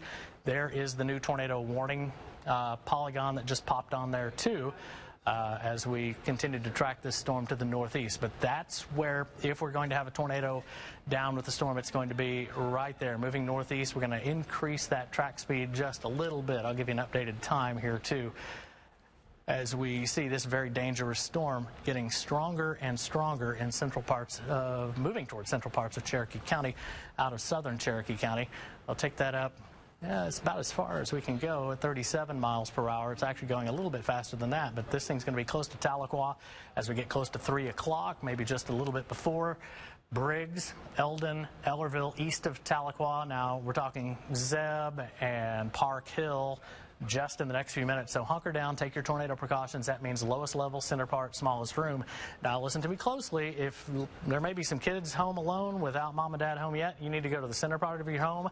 Get away from windows. If you are in Tahlequah or Park Hill or anywhere near the Sequoia High School area there too, as we continue to watch this move to the northeast. There are a lot of near Sequoia High School, toward Park Hill, and toward the south side of Tahlequah. There are a lot of mobile home communities in this area. You folks there, you need to abandon those, get into a safe place as soon as you can. This is a life-threatening emergency. That circulation right at the bottom of your screen getting stronger and stronger right now. This is what we did not want to see as we watch this move to the northeast. Again, thankfully, no sign on correlation coefficient that we've got a tornado down with it. But that circulation is incredibly strong right now and getting stronger. We officially have the tornado warning going until 3:15. Just do not like this trend at all. This thing is continuing to get stronger and stronger as it gets closer toward Keys and Highway 82. It's staying just to the south of Highway 62 right now. On its current path, this is going to pass just to the west or north of Keys, crossing Highway 82 between Park Hill and Sequoia High School, and likely looking at the southeast side of the city of Tahlequah. This looks like it may, if it doesn't deviate course, pass just to the southeast of the center part of Tahlequah. We'll get a velocity update here in just a bit as this continues to move to the northeast, and again moving at about 40 to 45 miles per hour. Yep, new tornado warning coming for Pittsburg County. I'll give you, outdoor warning sirens apparently are not working in Tahlequah. The latest velocity update shows this may be, okay, we've got a tornado down right now with it in southern Cherokee County, due south of Sequoia High School. This is going to be very close to Keys. Look at that dark blue right in here, and it's co-located with very strong velocity, very strong reflectivity. We've got a tornado down now in southern Cherokee County, moving up toward Park Hill. So this is now a life-threatening, serious emergency in Cherokee County. You folks need to take your tornado precautions. Hunker down right now. Park Hill, Horseshoe Bend, Keys, Welling, Tahlequah, and all the way up to Tahlequah. And again, I've mentioned a couple times that Super Walmart on the south side of town at the bypass there. From that point south, and essentially, we're talking Metairie and Sequoia High School as the western edge of that tornado warning threat area. Let me go back to reflectivity and give you an updated track on this storm. I'm going to pitch it over to Laura to talk about our McAllister storm here in just a bit, but here's the latest track on this storm. Again, need to take that. I'm going to move the frame down just a bit so I can get a more accurate speed going here on our storm moving up from Cherokee County. Again, we're looking right into parts of Tahlequah, moving to the northeast. Let me clear that alert so you can see the ETAs here. Park Hill, Tahlequah, close to 3 o'clock, Briggs, Eldon, and Ellerville. This is a very serious threat in central parts of Cherokee County. We've got a tornado down with it right now. Confirmed. That is still debris. We just got an update on correlation coefficient just to the northwest of Keys. That is debris being lofted up into the radar by a tornado that is occurring right now. This is going to cross Highway 82 just in the next few minutes and move up toward Park Hill, toward Horseshoe Bend, and toward Welling. We have a new tornado warning just posted for parts of Pittsburg County. That's going to run until 3:30. It also clips Haskell and parts of McIntosh County, too. And our team coverage continues with that tornado. And Fox 23 meteorologist Laura Mock. Yeah, we'll get a quick check of this tornado warning. This is on the northern half of Pittsburg County. So the McAllister not included in this. This is just past Crowder now, even though you're just on the backside of that tornado warning. This is going to be moving to the northeast, including McIntosh County, Muskogee County, Haskell County too. As we take a look at the velocity of this one is not as strong as the tornado warning currently ongoing in Cherokee County. Here is our rotation right here. So this is kind of that same area near Highway 69 here, approaching Eufaula. This is likely going to be going just to the east of Eufaula, approaching the county line here. As we zoom this in, we're going to take a closer look at where this rotation is, and then what we're going to do is we're going to look for that debris with this one. I don't think we're going to be seeing it, at least with this storm. Here's our rotation as we take a look at correlation coefficient. Looking pretty messy. Let me just get a timeline of it, go back in time a little bit, see if it's been staying pretty messy, and it has. So we're not seeing anything definitive with this storm, but still one to take seriously. Tornado warning currently in effect. Northern Pittsburgh County, we'll do a quick track on this. Very strong winds likely with this storm, even if there isn't a tornado currently happening. So we're looking at Longtown 307, Dutchess Landing 330, Porham by 338. So this tornado warning in effect until 3:30. We're about 5 minutes out from 3 o'clock at this point.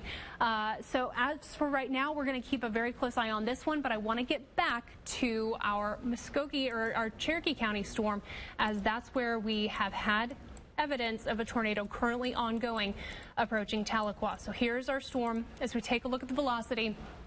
Here it is just on the south side of Tahlequah.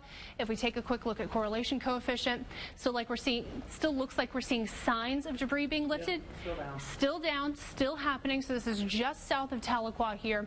Let me just go ahead and zoom in so we can get a better look at what roads we are very close to. So south side of Tahlequah, Cherokee County. Here we are. This is where we're at, just south of Park Hill, northern side of Keys, crossing Highway 82 here. This is south of Highway 62, so this is going to be just to the south of Tahlequah, moving to the northeast. This is approaching South Welling Road. This is going to be just to the north of 10 Killer. So still seeing signs that debris is being lifted with this. As we put a track on this one, I'll go ahead and bring this up to the north, pick up on a couple of towns. So Park Hill, we are looking at just minutes from getting into Park Hill, south side of Park Hill, right about. Sirens are sounding successfully. Sirens are now sounding in Tahlequah successfully. They were having a few issues earlier. They are now going off. And if you're in really south side of Tahlequah, you need to be in your safe place now. Don't wait, don't waste any time. Go ahead and get there. This is moving to the northeast. We're looking at Eldon, getting into that town at 3:15. Still seeing signs of debris being lifted with this south side of Tahlequah in Cherokee County. This tornado warning extending out into Adair County. This is in effect until 3 o'clock. After that, sorry. But still, very serious situation currently ongoing. Signs of debris being lifted just south of Park Hill here. We'll clear this off, get another look at velocity. And here's our rotation, just now past Highway 82, or right directly over Highway 82, south of Tahlequah. Looks like it's loosening up just a bit. It's not quite as tight, but if we're still seeing signs of debris being lifted, this could still be on the ground and could still be a very serious situation. Cherokee County, south of Tahlequah. If you're in Tahlequah, you're close enough for this to be one of those situations where you are in your safe place. If there are any kids right now, just got home from school, it's about 3 o'clock at this point. Go to center part of your home, put as many walls between you and the outside as possible and as low as possible. So if you have a 2-story home, you want to be on the 1st story. If you have a basement, that's an even better spot to be. So as low as possible and as inside as possible, that is your safe place on where you need to go. If you have a tornado safe place, if you have one of those in the garage, even better. Get there now. So south side of Tahlequah, things are really starting to loosen up. We'll take another look at the correlation coefficient. Not seeing, still seeing at least something right here near Park Hill, but it doesn't look to be quite as obvious as it was just a couple minutes ago, but we're still seeing something in the air with this that it's picking up. But the good thing is it looks like it's starting to loosen up, but you still want to be very careful with this. Still in effect until 3:15 with this tornado warning. And we also have another tornado warning just to the south, Haskell, McIntosh, Muskogee, Pittsburgh County until 3:30. Have not seen any signs with that one, at least recently, of any debris being lifted, but it's another one of those areas that you want to be taking carefully. Again, Tulsa County, we're okay right now. No severe weather currently ongoing. No severe warnings, no tornado warnings for the Tulsa Metro. It is mostly to the southeast that we're watching this very, very closely, as we have had several areas along this line that have been trying to rotate and trying to produce tornadoes. This is really our first sign of a tornado actually occurring. So very volatile situation across Green Country right now. We're going to continue our Fox 23 severe weather team coverage. James, you quickly went off screen, looked at things behind the scenes. What are you seeing now? Yeah, as we continue to track the severe weather, mainly east and south of Tulsa, but we've got thunderstorms and downpours moving into the city right now. These are not severe, but respect the lightning threat from these. We'll watch them closely. We're still on the warm and unstable side of this storm. Now, as we look to the east, we've got the 2 active tornado warnings, as Laura has updated you on. I want to take a look into Cherokee County because that's the one that has sent lofted debris up into the radar, and it will likely be now east of the highway now and east of Highway 62 as well. Let's take a little closer look. I'll show you exactly where that circulation is. So it's now east of Highway 82. It looks like a big solid mess of rain, and it is on the reflectivity, but we kick over to velocity where we've got the bright green next to this bright red. That's the spot where we would be seeing the tornado take place, just to the southeast of Park Hill. This has been very close to Park Hill. It looks like this will pass to the south of Tahlequah. Thankfully, as it moves over toward Welling Road, it'll be just to the northwest of Tailholt and just to the northwest of 10 Killer 2 as it moves up to the northeast. Let's take a look at high-resolution Doppler radar. And the best news of all, while we still have some evidence that we've had a little bit of debris still lofted in here, just a couple of minutes ago, we actually saw that thing, looks like it broadened just a bit. So what may have happened is the tornado actually weakened to the point where it kind of let the debris it was carrying up in the atmosphere go, just kind of a bloom there of debris. But we still have some debris being lofted up in the radar signal, and notice where it is. It is in the middle of the heavy rain. That's why we're not getting visual confirmation of this tornado. The velocity still indicates that we've got an issue, a tornado happening here, but we look again at correlation coefficient. It's not as solid or conclusive a debris signature as what we had just a few minutes ago, but it is still there.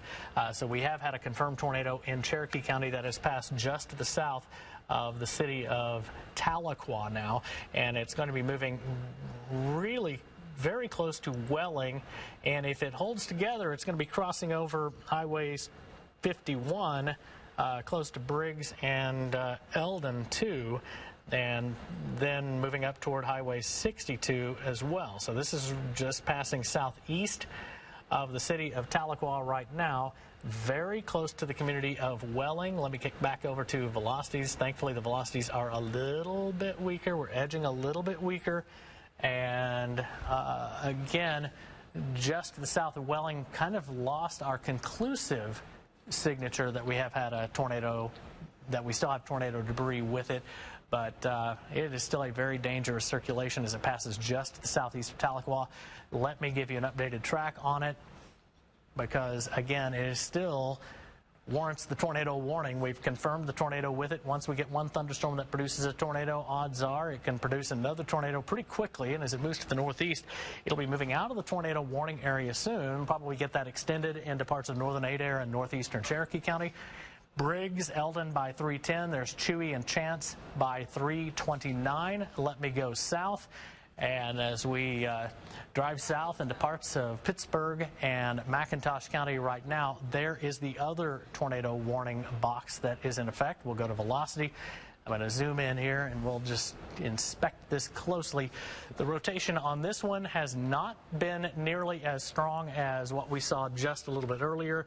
One of the other hazards of this will be hail. We just had golf ball sized hail reported in Tahlequah by emergency management. As I look at Fox 23 Doppler radar, the good news here is on the northern storm, I just don't see solid evidence that we've got a tornado debris being lofted with it anymore. So that's certainly some good news. As we look at velocities on the storm, they're not quite, it's certainly not as strong as what we saw earlier. Remember, the previous tornado warning close to Eufaula is the same storm that spawned that tornado in Cherokee County. So once one storm starts to rotate, get strong, odds are it can continue producing tornadoes even after the first weekends as they cycle through a strengthening and then a slow weakening phase. As we look at Fox 23 Doppler radar, though, we can give the all clear to everybody in this tornado warning to the west of Highway 69 as we watch that storm move to the northeast. Now, this is eventually going to move up toward Dutchess Landing and Porham, most likely staying to the northwest of Whitefield and Haskell County, and move up into Muskogee County again, too. As we broaden out the view, I want to show you back in the metro area that we've got more of this rain and some clusters of thunder moving in. But look further to the west, we're still getting more showers and thunderstorms trying to develop in central Oklahoma while we're watching a transition over into wintry weather as close to us as parts of north central Oklahoma, and that transition line will work its way to the southeast. Tornado watch still in effect for nearly everybody in eastern Oklahoma. Does include Tulsa until 6 o'clock, so we're not out of the woods yet, but look what's happening with our temperatures. Normally, a lot of people not a big fan of a big cold front blasting through like this, but this one is actually a good sign. This will put an end to our severe weather threat right now. And you can see Bartlesville down to 58 degrees, and that is a sign the cold air has made it to Bartlesville. Cold air Pawnee down to 49. Meanwhile, Tulsa at 64. As that front comes through, let me give you an updated ETA on when we may see that front come through, because good news is once that front arrives, that's going to put an end to any severe weather threat that we've got. Looking at Tulsa, we'll guesstimate probably 5 to 6 o'clock, maybe 4 to 6 o'clock on the northwest side of town. So that's when our severe weather threat will end. But this will thankfully put an end to the severe weather and tornado risk as the cold, stable air moves in. What it will not do, however, is put an end to the severe weather threat further to the southeast. Jumping back into radar right now, and there's the loop. And one of the other concerns we've got, and we've talked about, is the heavy rain continuing to fall, because you can see a lot of this thunderstorm activity continues over that same stripe. The newest severe thunderstorm warning now includes parts of Latimer and Haskell County, but kind of right up to that tornado warning in northwestern Haskell County, but further to the south and further to the southeast here. Newest tornado warnings, again, we're looking at 3:15 for parts of Cherokee County, and that tornado warning until 3:30 right in here. But wanted to do a track on these severe storms moving across parts of Latimer County. As they move to the northeast, we're looking at Drum, Torchilli, Bowers, Higgins by 3:16. There's Wilburton at 3:24.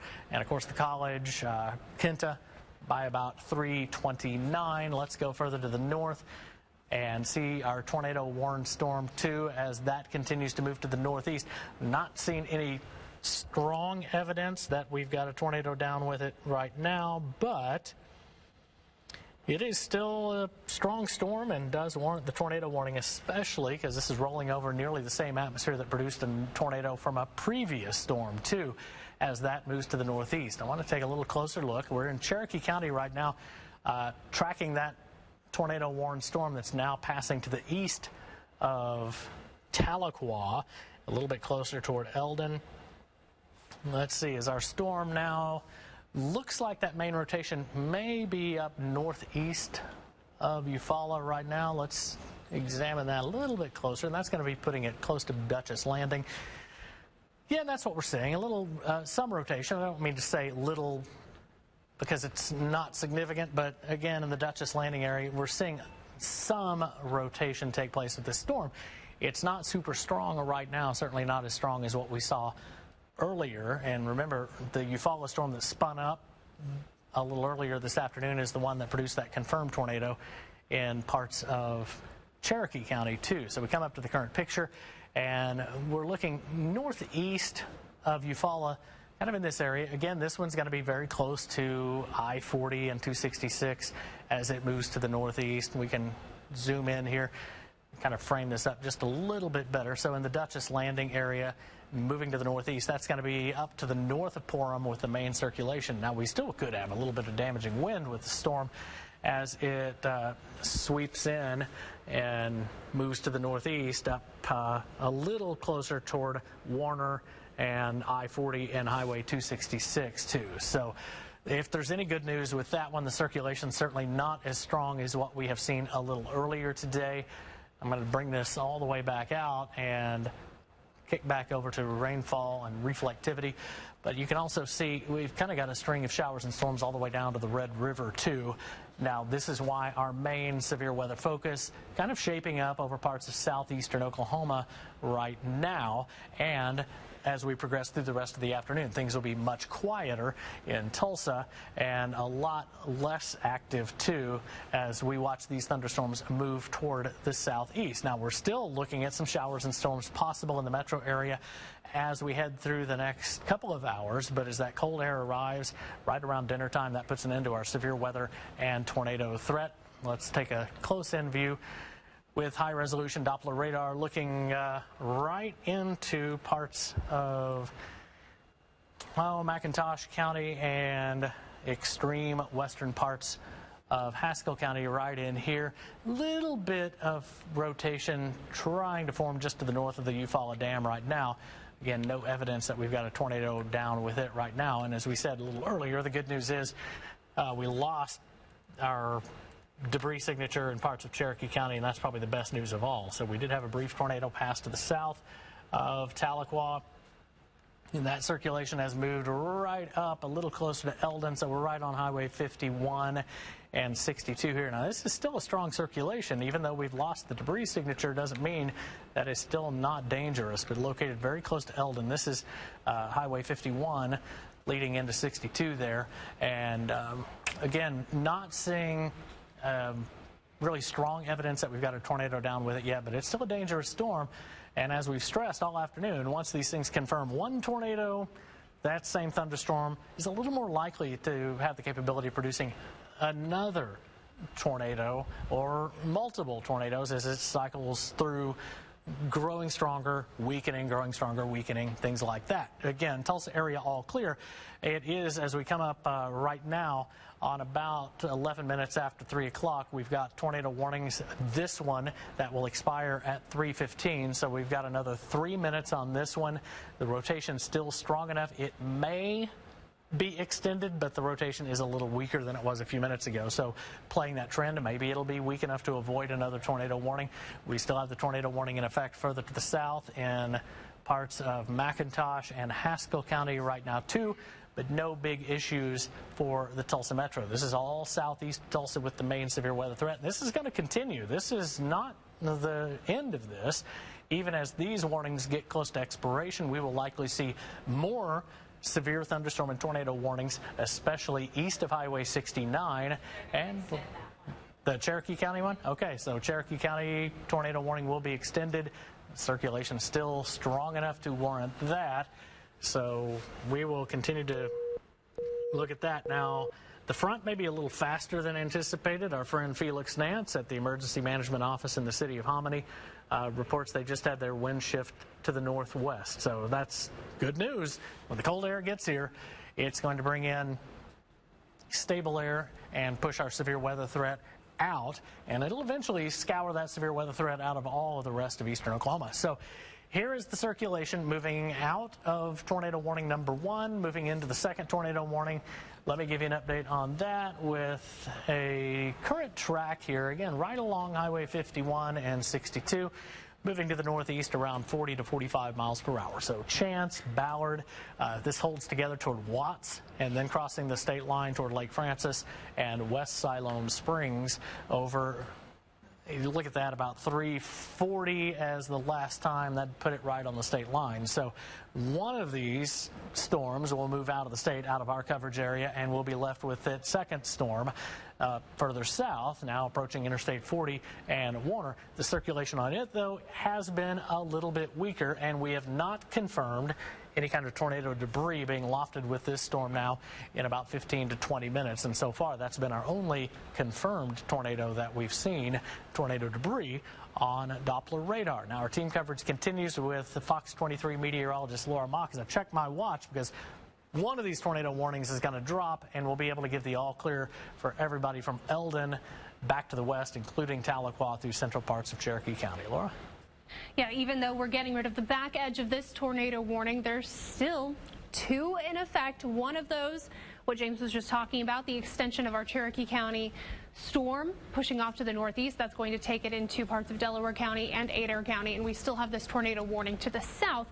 And that's the one that we're going to take a look at, just give you an update since I know it's been a little while since we've looked closer in to that one. And really the biggest thing that I'm noticing with that storm to the south is just the strong winds and just heavy rain that's going to be arriving as that moves into parts of Haskell and Latimer counties. So let's go ahead and take a closer look into this, and here we are. We're not seeing any huge signs of rotation along this line. I know it looks quite messy. It's not that straight line, but not seeing any huge areas of rotation with this. But our tornado warning here still in effect until 3:30. It is 3:15 now, so officially it still has about 15 minutes left. This is going off to the northeast, so just past Eufaula, getting Chakotah still included in this tornado warning, even going up towards Sims. But all along this line, this is going to be bringing in some very heavy rainfall. Visibility is going to drop as this comes through, and you're likely going to be seeing some very strong winds with this as well as it pushes through. So we'll get a quick check of velocity here. And while you may see a couple of areas where it looks like it may try to rotate, we're not seeing any big areas of concern with this. So I'm not going to say the all clear with this tornado warning. It's still in effect. We could still see some of that rotation try and tighten up at times, but more than anything, I'm more concerned about that really heavy rainfall, reduced visibility, and just more of a straight line wind gust expected with that line as it pushes in. So severe thunderstorm warning here. We have this tornado warning pushing off to the northeast, but at the moment, not seeing any big signs of rotation with this. So I'll go ahead and zoom it back out, and we'll take another look at that Cherokee County storm. The one that has been our biggest concern today, is that has been our only one so far that has been able to actually produce a tornado, as that was just south of Tahlequah as it did that. Rotation on this looking much broader at this time. Tornado warning still in effect, but at this point it is not a confirmed tornado anymore. Before we had signs of that debris being lofted as we were checking correlation coefficient. You hear us say that all the time. That's what we're doing. We're checking for debris being lofted up into the atmosphere, and the radar can detect that. At this time, really shouldn't be able to see anything like that. We can take a look at it, check to see if we have any debris. Not seeing anything at this moment. Everything looks very uniform. So at this time, I do not believe we have a tornado currently going on with the storm, but the tornado warning is still in effect until 4 o'clock. So still, pay attention to this storm. Typically in situations like this, if a storm has already produced a tornado before, it has a higher likelihood of doing it again as it continues to push through. So this is really the biggest area that we're going to be watching as we take a look at the velocity. You still have maybe an area here, southeast of Colcord, that may try and rotate, even just to the east of Scraper, maybe right in here where it may try and rotate. But if you've been with us and you've been watching, we're not seeing those really, really bright reds and greens at this time. That's good news for us, but we still have that potential for it to rotate. So tornado warning still in effect until 4 o'clock. That includes Adair, Cherokee, and Delaware County, and it also extends into Benton County, Arkansas. So if you know anyone over in Siloam Springs, go ahead and give them a heads up if they're not aware that they are in a tornado warning at the time, and the storm has the potential of producing a tornado. Back to reflectivity. Take a look at this. We're not seeing, as we typically look for, those hooks in the storms where you can try and pick out some of that rotation. We're not seeing any of that at the moment. So we do still have 2 tornado warnings in effect, but the good news is we're not seeing any really bad signs right now, but still something that we're going to have to pay very close attention to. I'm going to zoom this out a little bit more, take a look at things. I'm going to investigate this area maybe south of Tahlequah a little bit. It looks like we could have some strong winds with that velocity. Not showing anything really tight, maybe right in here where it may try and rotate, but at this point, not tornado warned. Biggest tornado warning to the northeast of Tahlequah. We're just kind of having to watch every little piece of these storms as they come through for the potential of that rotation, because as you can see, it happens very quickly. So I'll zoom this out. We'll get another look at, let's take a look at Tulsa County first, just to give you an update on what is going on there. Cold front currently pushing into the area of right on the leading edge of that cold front. There is another line of rain here, maybe even having some thunder and lightning with this too, but it's not nearly as strong as the storms that have been going on to the southeast. As that cold air rushes in, everything is going to start to calm down, and we're just getting close. We have a little small storm moving into the Tulsa metro right now. This likely going to be staying just to the north, may clip the northern portion of Tulsa County, but that cold front is on its way, and once it gets here, you're going to be noticing a huge change in temperatures. Those temperatures are going to be dropping very quickly from the 60s down into the 40s, and then very quickly down into the 30s. That's what's going to set us up for the winter weather potential tomorrow. So Fox 23 Doppler radar still showing very busy day ahead for us, or busy day currently ongoing. Some showers and storms just off to the west. As we take a look off to the southeast, still have this tornado warning just to the northeast of Eufaula, getting into Warner, approaching Interstate 40. And then tornado warning currently ongoing, coming out of Cherokee County into Adair and Delaware counties. Those still in effect across the region. So 2 tornado warnings still ongoing, even if you're not included in one of these tornado warnings. If you are even close to this line of storms, just go ahead, stay at home, stay inside, just kind of hunker down for a little bit. This will be moving through pretty quickly, and once it does, that's when things will start to get a little bit quieter. But even if you're not included in a tornado warning, you're going to be dealing with that very, very heavy rainfall and potentially straight line damaging winds. Those are still going to be concerns as we go through the rest of the afternoon, even into the evening hours until things clear out. One thing that we've been watching for, as we've kind of been getting ready for today, is southeast Oklahoma. We're still seeing a lot of warm, humid air in southeast Oklahoma. So as these storms move to the east and the wind directions setting up just right too, where we're still going to have that potential for severe weather as it continues to move through. So very severe situation currently ongoing, 2 tornado warnings, but at the time, not seeing any huge red flags with these, not seeing any huge signs that we're seeing any tornadoes currently ongoing. But still, if you're in one of these tornado warnings, make sure you're in your safe place. Now, Chief Meteorologist James Adelot, you've had a little bit of time to take a look at things behind the scenes. Looks like things are, I don't want to say completely quieting down, but maybe quieting down for at least a little bit. But we're still keeping a very close eye on these situations. Yeah, as these thunderstorms have gone, they roll through cycles. These have not stayed steady state. We've seen them increase, decrease, increase, decrease. Tulsa metro area, things are much quieter here. We do have some downpours moving into northern and western parts of the city, but no imminent severe weather threat here. We'll zero in on those severe storms here in just a bit. But here's a look through the metro area right now. Berry Hill, Oakhurst, across basically West 31st, West 21st Street, and the 23rd Street Bridge right up toward downtown. Some at least brief downpours, and then extending on up into parts of North Tulsa too. But these have not been severe moving into the metro area. So that's some fantastic news. Already starting to see some counties trimmed from the tornado watch to the west. Now, we do have colder air rushing in, and that's kicking up another round of storms. These are along the front that marks the leading edge of the stable air coming in. And you can see those storms coming in, but we've already had lots of reports in parts of Osage County now. We've got those winds coming in out of the northwest, and it's going to continue to blow these colder temperatures all the way into our area too.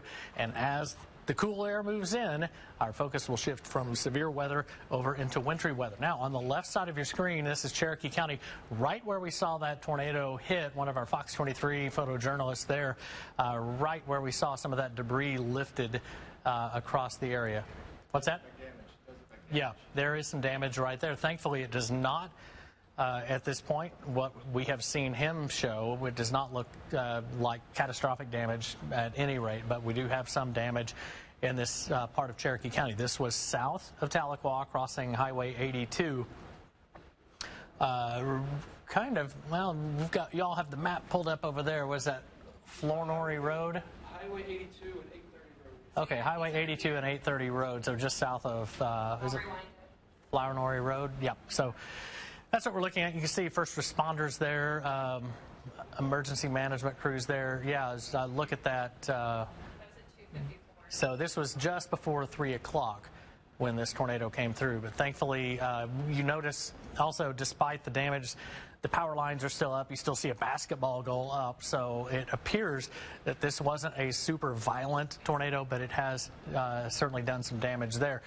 Again, shifting back to our area, we continue to watch this one more line of thunderstorms come in. We have a new severe thunderstorm warning that has been posted. This one catches nearly all of Haskell and Latimer County right now. It probably will replace this tornado warning that will expire coming up here in about 5 minutes. But again, as Laura said, we have to take caution. Any of the leading edge spots of this storm that can tilt over into a northwest to southeast orientation, it's those segments that we'll watch for the potential for tornadoes to spin up, even these small spin up tornadoes, as we can see on the left side of your screen. That's quite a bit of damage. Thankfully, what this looks like, though, is a mobile home that is still secure. It looks like it's still upright without major structural damage to the mobile home, but I do see some roof damage.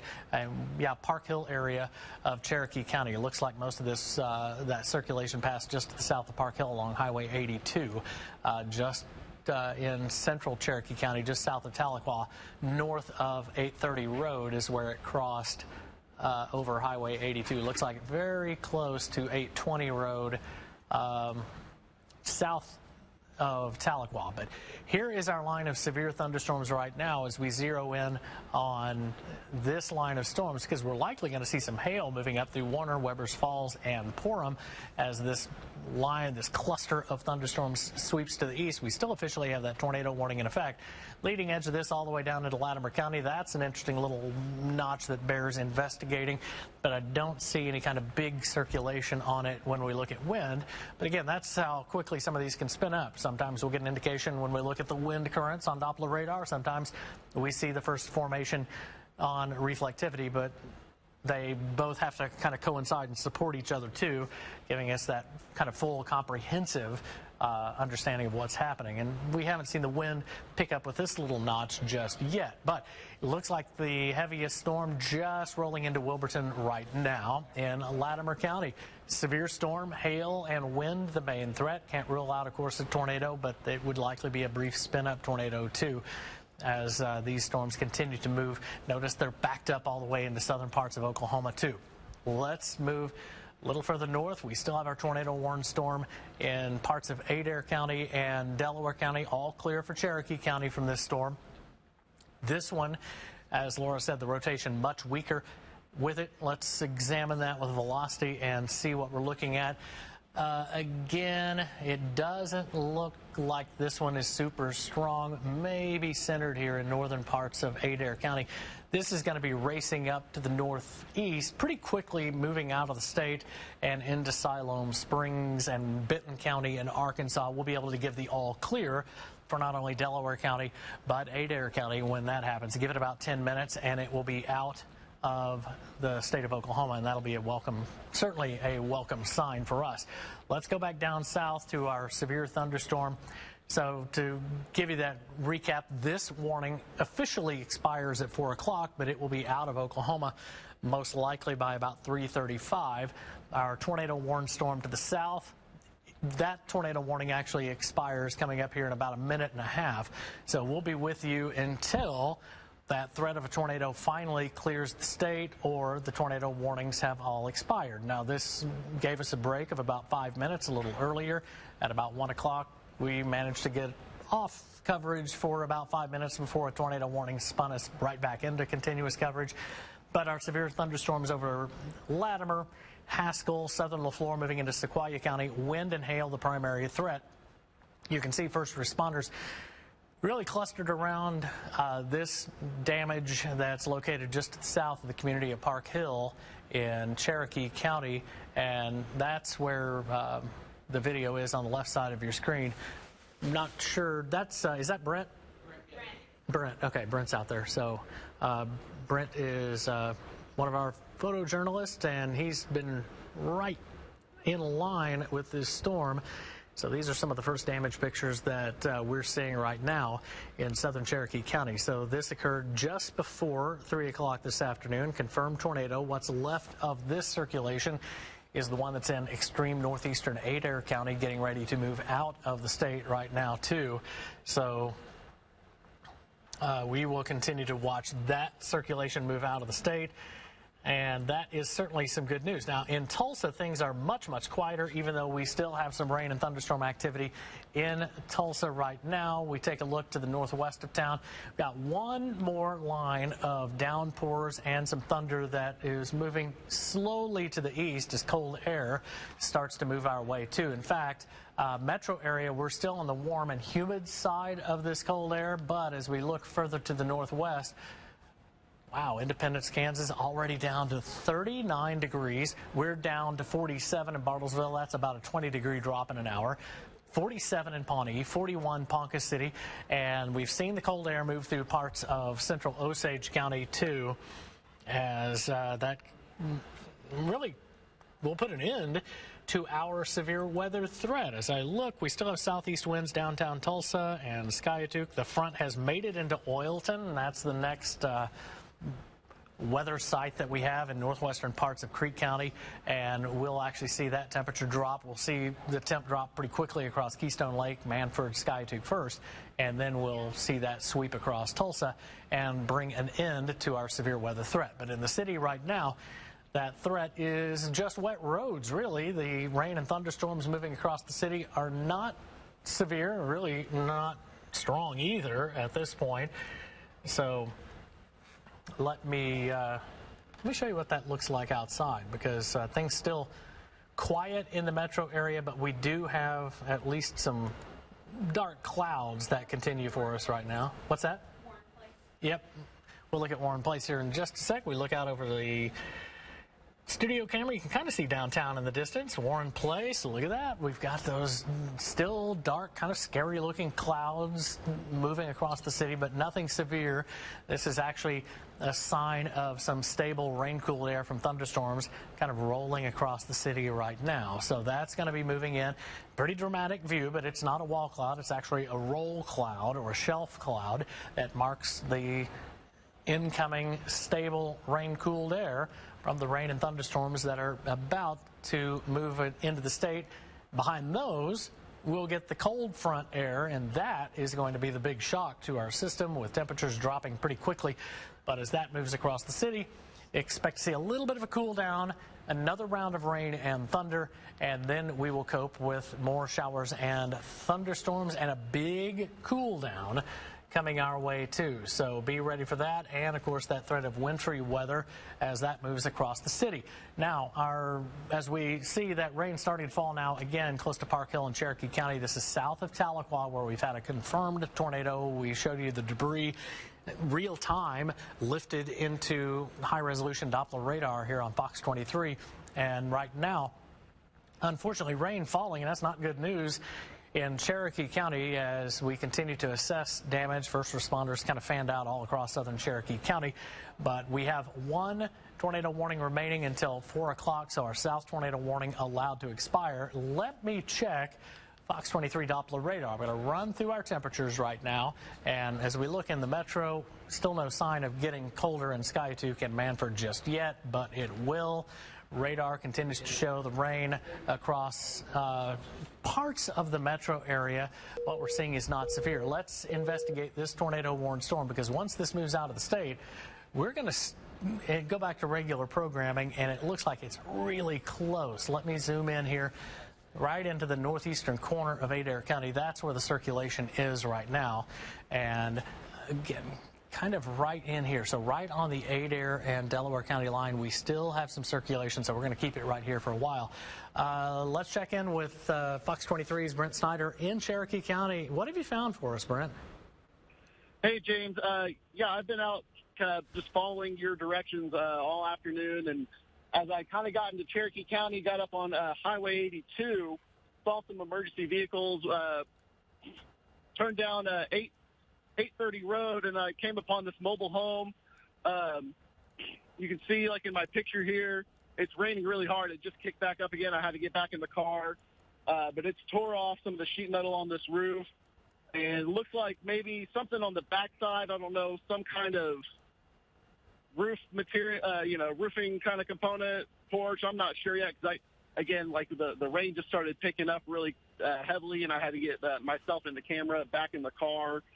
I've been out here for about 15 minutes. I've seen a couple people here taking pictures. I'm not sure if they're the homeowner or if they're just part of emergency management crews out here in Cherokee County.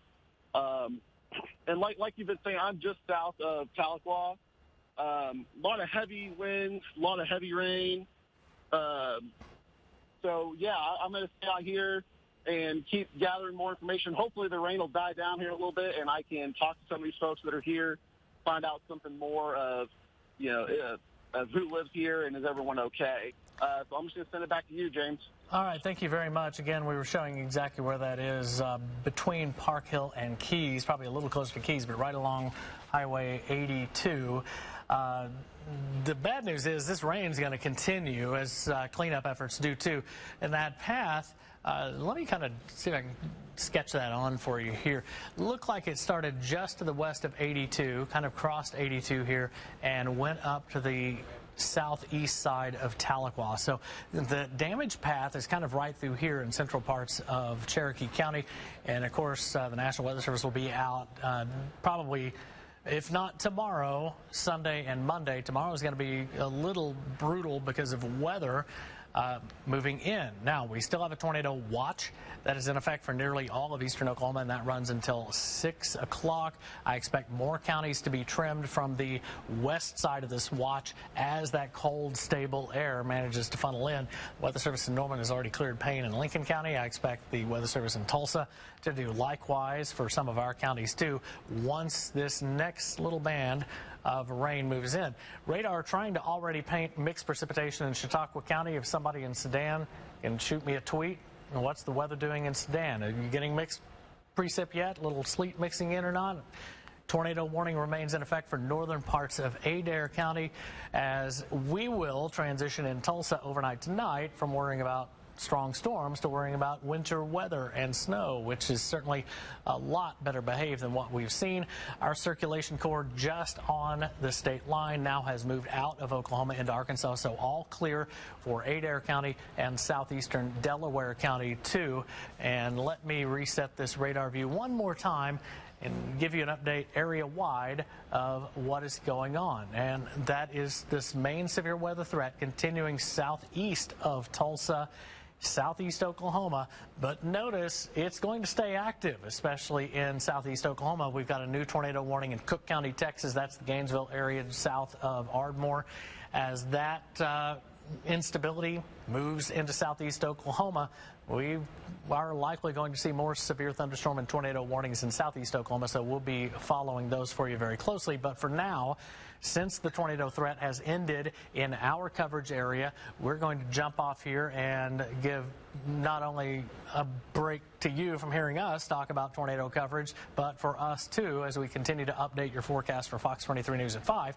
But we're not far away. If another tornado warning is issued, we'll be back on the air just as soon as we can. Probably about 5 to 10 seconds or so is all it takes for us to get back on the air. And of course, full comprehensive rundown on the damage in Cherokee County and the incoming wintry mix and snow on Fox 23 News at 5 o'clock. We'll see you then.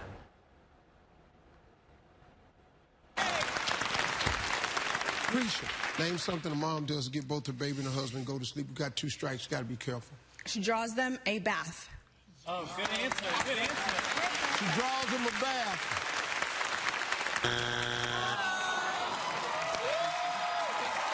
Name something a mom does to get both her baby and her husband go to sleep. Tell them a story. Tell them a story.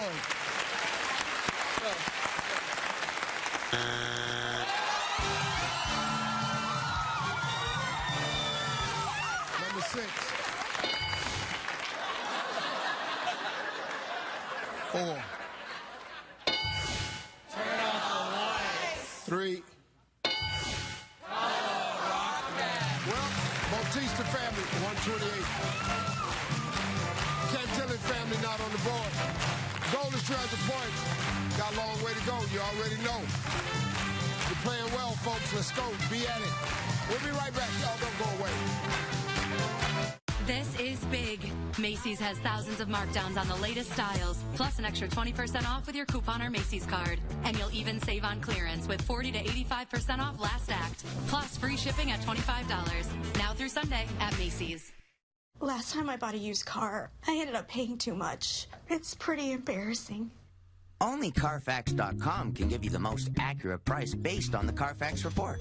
Stop the shame of overpaying and start your used car search today at Carfax.com. If you have moderate to severe plaque psoriasis, flakes can be a reminder of your struggles with the symptoms. That's why there's Illumia. With just 2 doses, a majority of people were clear or almost clear. Don't use if you're allergic to Illumia or any of its ingredients. Before starting treatment, your doctor should check for tuberculosis and infections. Illumia may increase your risk of infections and lower your ability to fight them. This could be your chance to leave your psoriasis symptoms behind. Ask your doctor for Illumia today for a clearer tomorrow. Save up to 80% on all the top brands during Mattress Firm's year-end model closeout sale. Everything we don't know what to do with is on the floor in each location and priced so low. Twin mattresses starting at only $59. We got to make room for the new 2020 model. You can get a free box spring with Stearns & Foster purchases. Or if you're shopping for a Tempur-Pedic with Mattress Firm's 0% interest for 4 years, it's yours for $31 a month. How about a king for the price of a queen or a queen for the price of a twin? Hurry in to Mattress Firm's year-end closeout event. Connect with everything you love online with Cox Internet.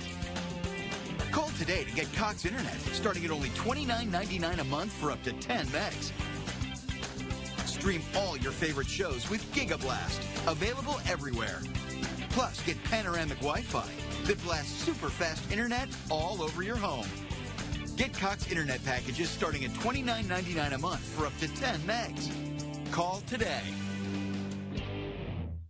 It may be cold outside, but the winnings are hot at Indigo Sky Casino. Over $900,000 in total cash prizes will go in January. Indigo Sky, the area's premier casino, is the place to be for hot cash payouts. Friday, 6 p.m. to 10 p.m. Play for your... I'm Fox 23 Chief Meteorologist James Adelot. As promised, back on when a new tornado warning was issued that threatened parts of Oklahoma.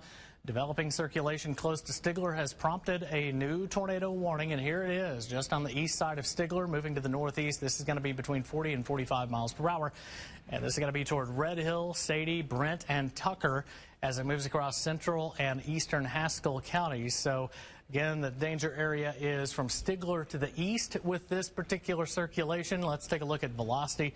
I'll clear that track, and we'll zoom right into the Stigler area as we see right here, east of Stigler, right along Highway 9. That is the circulation that we're starting to see develop. Still pretty weak compared to some of the ones that we've seen already, but Stigler, you're officially in the tornado warning polygon, but the danger area is east of Stigler, Stigler west, all clear in Haskell County. We'll continue to watch this circulation as it moves eastward across parts of eastern Haskell County, or east-northeast eventually. That's going to be moving up in the general direction of Robert S. Kerr Lake, too. But, again, we'll look at high-resolution Doppler radar right now. Right into this area. Here's the Stigler Airport, community of Garland. So we're looking right here now just to the north of Highway 9. As we look over at Keota, this is one of the arms of Robert S. Kerr Lake, kind of extending out from south to Salisaw and the dam there. And you can see we got a little red, a little bit of green right here, and that is the reason that tornado warning has been issued. As we look right in here, we'll put back onto velocity, and from velocity onto reflectivity, and there's that little bit of a little nose sticking out here. And as we talked about several times through the afternoon, that's often the precursor for one of these things starting to spin a little stronger and a little stronger. We look at correlation coefficient, a little bit of a mess. Don't see anything conclusive because where we're seeing the lower CC, the reflectivity is a little bit lower too. We just got an update here. Going to take this to the east-northeast. Again, we'll get an update on our velocity here in just moments as this moves a little bit closer to Robert S. Kerr Lake, too. Now, here's a live view from one of our storm trackers close to Stigler right now. And as he comes east along Highway 9 and gets a little closer to this little rotation, these things are really in general, hard to see. Now, the latest velocity update certainly not nearly as strong as it was a little earlier, moving up toward the Kanema area and just to the south of Garland. So Stigler, as we said, all clear from this storm. Right in this area, again, that low CC looks alarming, but again, you have to use that just as a tool in the toolbox, not the only tool. So you combine that with reflectivity and velocity, and all of these signs have to be right in there together for us to determine if that is indeed a tornado occurring or not. And it does not look like it right now. So while the velocity continues to increase just along and north of Highway 9 in central parts of Haskell County, not seeing conclusive evidence that we've got a tornado down with this thing right now. And that rotation is actually kind of certainly not as strong as what we saw earlier. We just got another velocity update, and again, not the weakening trend is continuing on this one just in the last few minutes. So it spun up strong enough to get a warning issued, and now it's starting to weaken, it appears. So just to the southeast of Garland. Remember earlier that was this little area was actually sticking out a little bit more. This is crossing North 4500 Road, Kanema Road, I guess is what that's labeled, north of Highway 9 in Haskell County. So as this continues to move toward the east-northeast, we're talking up. You can kind of see the outline of the lake in here underneath that warning red, but Red Hill, and by the time it makes it across the lake, we're getting all the way over here toward Brent and the dam here for Robert S. Kerr Lake 2. So that is the area that we're watching closely. Let me show you exactly where we're talking. So right on Kanema Road, that if we were going to spin up a tornado, it would occur right here. And we're getting closer to the radar site, and I don't see strong evidence that this thing is lofting debris. Elsewhere along the storm, we've got the threat of damaging wind, because these storms are still very strong and severe. May even have some hail cores in here. We've had a couple of reports from these storms of large hail. About the biggest I saw was golf ball-sized hail.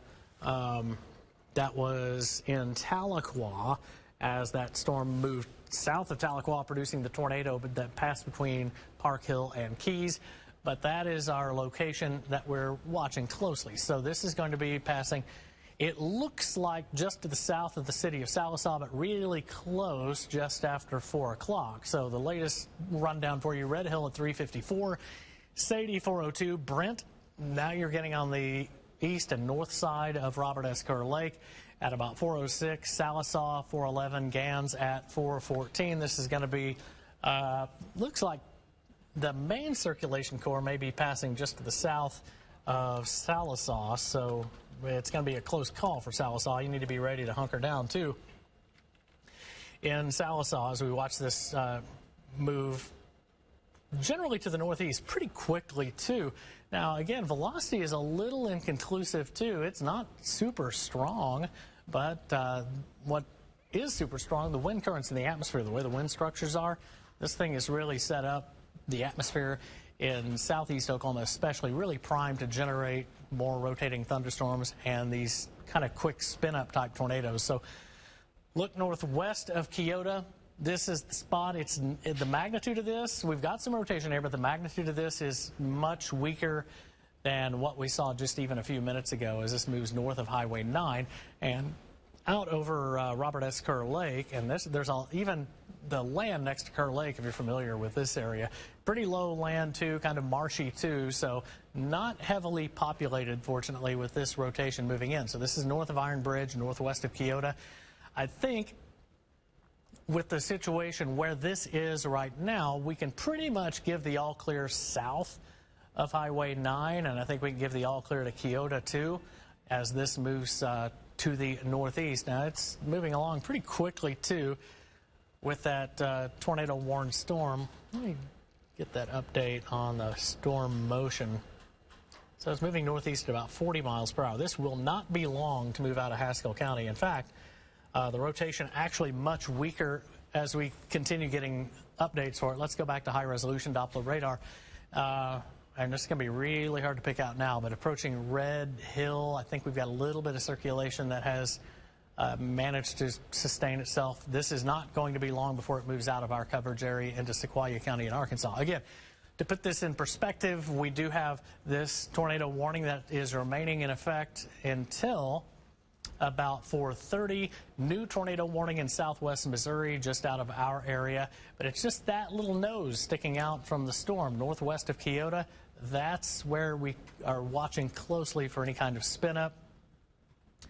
Track on this, kind of right across Kerr Lake over toward Brent. Now, if this thing holds together, it's going to be close to Wild Horse Barbecue south of Tahlequah there on the Highway 59 curve. So that's one we're going to be watching closely. But once we cross over the Arkansas River and get to the east side of Highway 59, that, of course, out of our coverage area. Now, as we look coming up at 10 minutes till 4 o'clock, we also have a couple of severe thunderstorm warnings around. Mainly, let me reframe this, and I'll show you the latest severe thunderstorm warning that has just been issued. And this is for parts of Adair County right here. And this gets you into Arkansas. So we can time out when this last severe thunderstorm will clear the state. Pretty strong, but moving to the northeast, east-northeast, but dropping a lot of rain. This is going to be toward Westville, 350, West Peavine at 352, Peavine not long after, and then on into the state of Arkansas, Lincoln at about 410, Prairie Grove 419. That's what's left of the earlier complex of thunderstorms that went racing through Muskogee too. And of course, we've got that tornado warned storm that's already up between Joplin and Springfield, Missouri. That is the leftovers from our storm a little earlier. We still have the active tornado warning in effect for Haskell, northern LaFleur, southern Sequoia County until 4:30.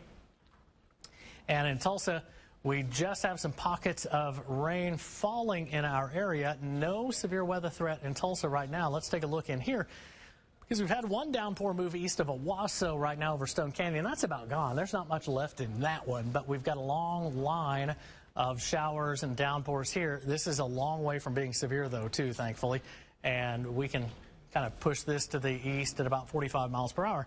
Now, this line is notable because it's forming right on the leading edge of the cold, stable air that is moving in. And that's going to be moving into Tulsa sometime after 4 o'clock.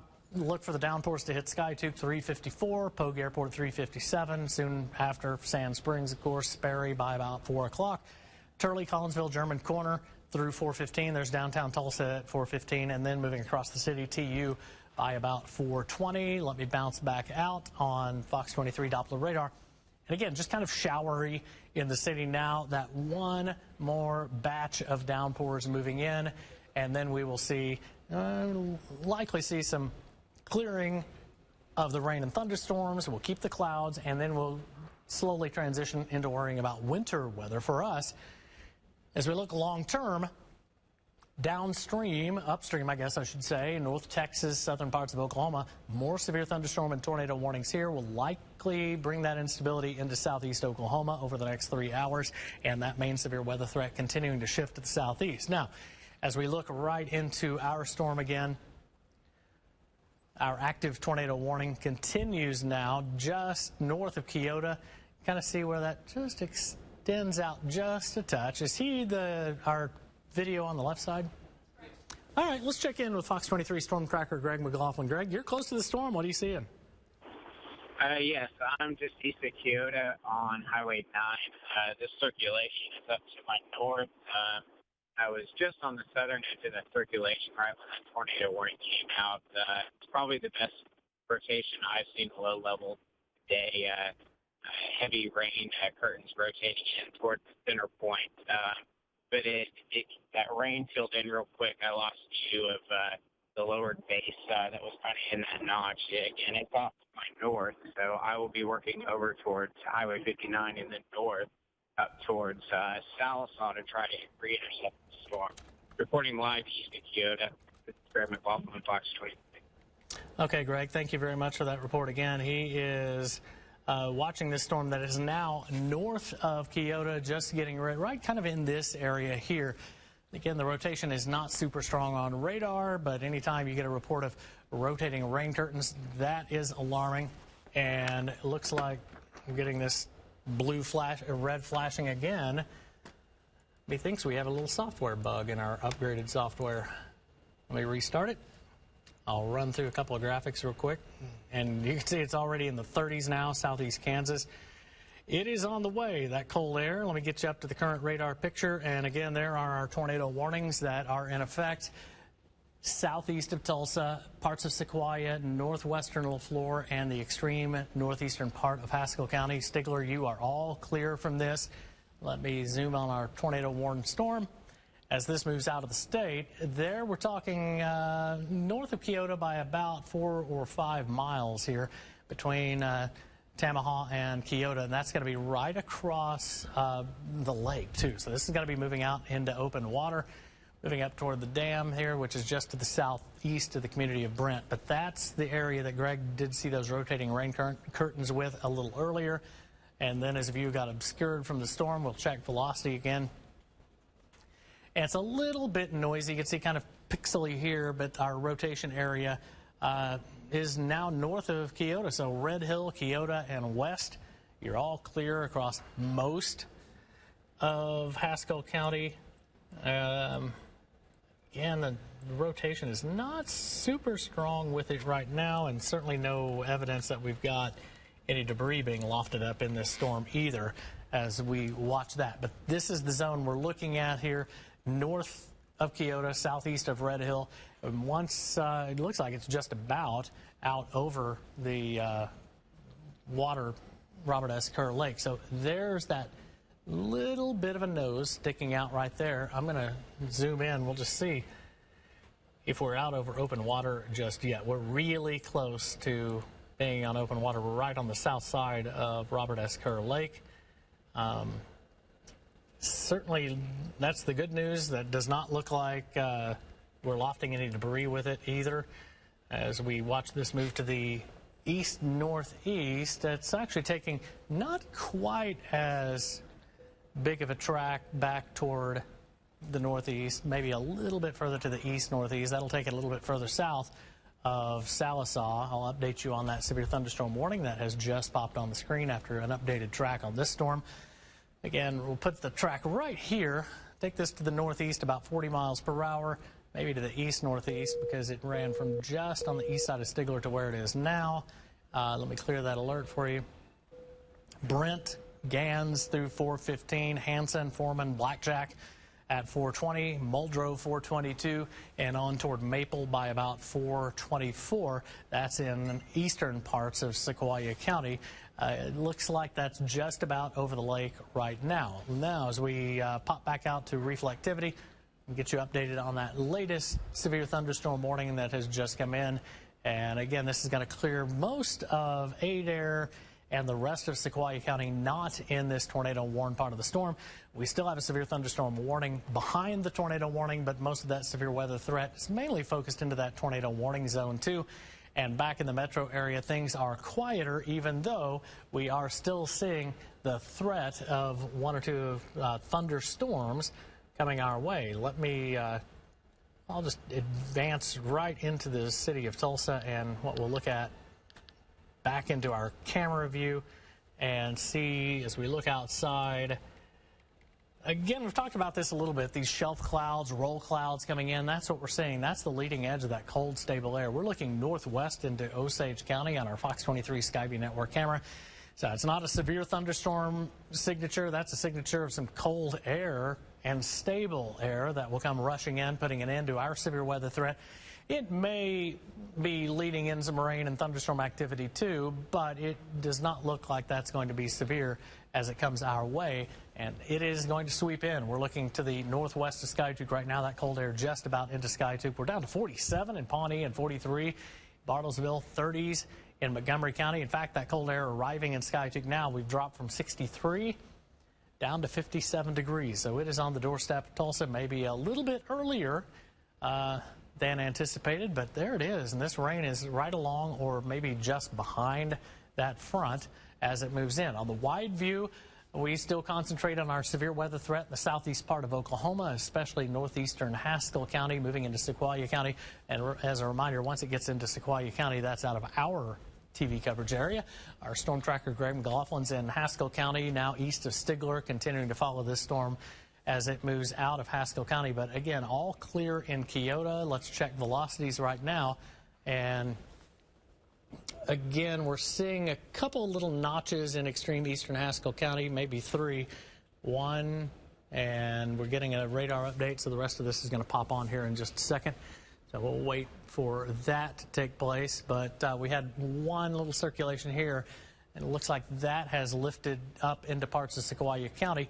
Again, not conclusive evidence at all with this tornado warning that we've had a tornado down. We had had one confirmed tornado in Cherokee County that passed between Park Hill and Keys, across Highway 82 south of Tahlequah.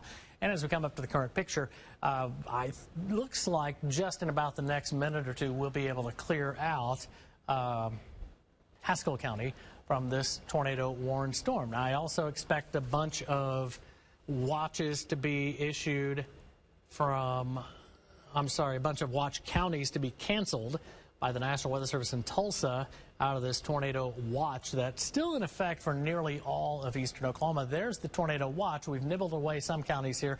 Payne and Lincoln County with cold, stable air sweeping in. They have dropped from the tornado watch. Tulsa officially still in with that tornado watch until 6 o'clock. Will likely be dropped fairly quickly, too, as we come up to radar right now. That cluster of thunderstorms is continuing to move to the east. It's moving at about 40, 45 miles per hour, while we've got some rain that's still left to fall in Tulsa, and it may give us kind of a messy commute and drive home.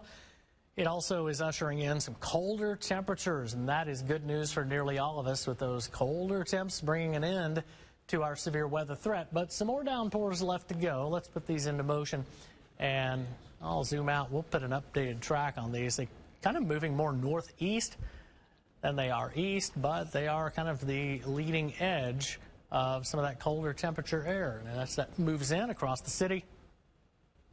Looks like moving 40, 45 miles per hour. Going to be crossing Tulsa between 4 and 5 o'clock from northwest to southeast. Already getting on the cool side in Skiatook right now, and this cool air is going to continue to sweep in. Again, one more look at that tornado watch. Nearly all of eastern Oklahoma in the tornado watch. Only one tornado warning remaining, but that may change. We're not out of the woods yet. Even once this tornado warning clears out of Haskell County, we'll be able to give our last county the all clear. Now, Bekoshi is, because of the way cable comes into Bekoshi, watching Tulsa TV too, so we'll warn for Bekoshi and in Sallisaw too. So once this clears Highway 59 and the Sallisaw area, it'll be all clear for anybody that can watch us. And as we look at velocities again, trying to look for little notches or so. There's one close to the community of Brent right now. As we look on the left side of your screen at some of the damage from the confirmed tornado right around 3 o'clock in parts of Tahlequah County. So here is Highway 59 curving back to the southeast. This is where Robert S. Kerr Dam is. It's a little confusing because the Grand River Dam Authority has named the dam for Lake Hudson Kerr Dam, and we also have a Kerr Dam on Robert S. Kerr Reservoir, which is managed by the U.S. Army Corps of Engineers. So it gets a little confusing there when you talk about Kerr Dam. We're talking about the one on Robert S. Kerr Lake. As we look right now, that's our circulation passing south of Sallisaw, close to Brent. This is going to be a little closer to Highway 141, but these are really river bottom lands in here. We'll continue to watch this as it crosses Highway 59, but once it moves out of Highway 59 and up 141 toward Gans, that's when we're out of our coverage area. But that's what we're looking at. Close to Brent, a little bit of a circulation taking place right there. As we expand the view, again, looking for little notches. And that's about the biggest one that we've seen, very close to the community of Brent. It looks like from Highway 59 west. We can do the all clear, including nearly all of Robert S. Kerr and the surrounding areas, too. Now, it looks like the rain has let up a little bit in Cherokee County. Let's check in with Fox 23 photojournalist Brent Snyder, who's been looking at some of the damage from the confirmed tornado a little earlier. Brent, what are you seeing? Hey, James. So just in the last little bit since I last talked to you, I went next door, talked to the neighbors, their family, and he said that one of his family members, she was home when the tornado hit. She's fine. She's just really shaken up right now, as anyone would be, to have that kind of experience come right over their house. And either some friends or family, other family members, they're here. They're helping kind of gather a few belongings that are still left inside. I did learn that this big structure right here on the left-hand corner of your screen, They had just built this porch, this patio deck on the front of the house just earlier, about, last spring. And so now that's completely gone. And like I said, I'm still out here trying to talk to folks and make sure everyone's okay, get them on camera so that you guys can hear from them here on Fox 23 News. But right now, the rain, it will let up for a quick minute, and then it'll just start pouring again, is what I'm seeing out here. But I'll be out here until Fox 23 Sarah Whaley gets out here and brings us new information and pictures at Fox 23 News at 5. So for now, James, I'm going to hand it back to you. All right, Brent, great job out there. And again, we're looking, got it kind of drawn on the map here between Park Hill and Keys, right along Highway 82 near 830 Road, which is south of Tahlequah, 10 to 15 miles or so, and north of the lake, too. So we're continuing to watch closely. It looks like mainly rain in that area right now. Nothing severe, at least where we have damage. Now, we still have one big severe thunderstorm warning that's in effect right now, and that's for parts of Adair, Sequoia, northern LaFleur County. A track on that storm as it moves to the northeast. You can see rolling into Sallisaw right now, Brushy, Gans, Aikens, England, Stillwell, Muldrow, and on into parts of Arkansas as we get past 420 or so. So just a severe thunderstorm warning in our counties as we look back at our tornado-warned storm. And once this clears the Sallisaw area, and it looks like it has, we'll go to velocities right now. And if there's any little notch with it, it's southeast of Sallisaw, kind of right on the edge of this circulation. So not much in the way of additional threat out of this right now, but again, maybe just a little bit of circulation here southeast of Sallisaw right now. So as that moves to the east-northeast, moving out of our coverage area too, looks like that's the last tornado warning in our area. So we will jump back to programming again. And like the last time, in the event that we've got more threatening weather or a tornado warning, we'll be right back on. Otherwise, we'll have a complete update, hopefully some interviews in Cherokee County from the damage and more live reports too on Fox 23 News at 5 o'clock. We'll see you then.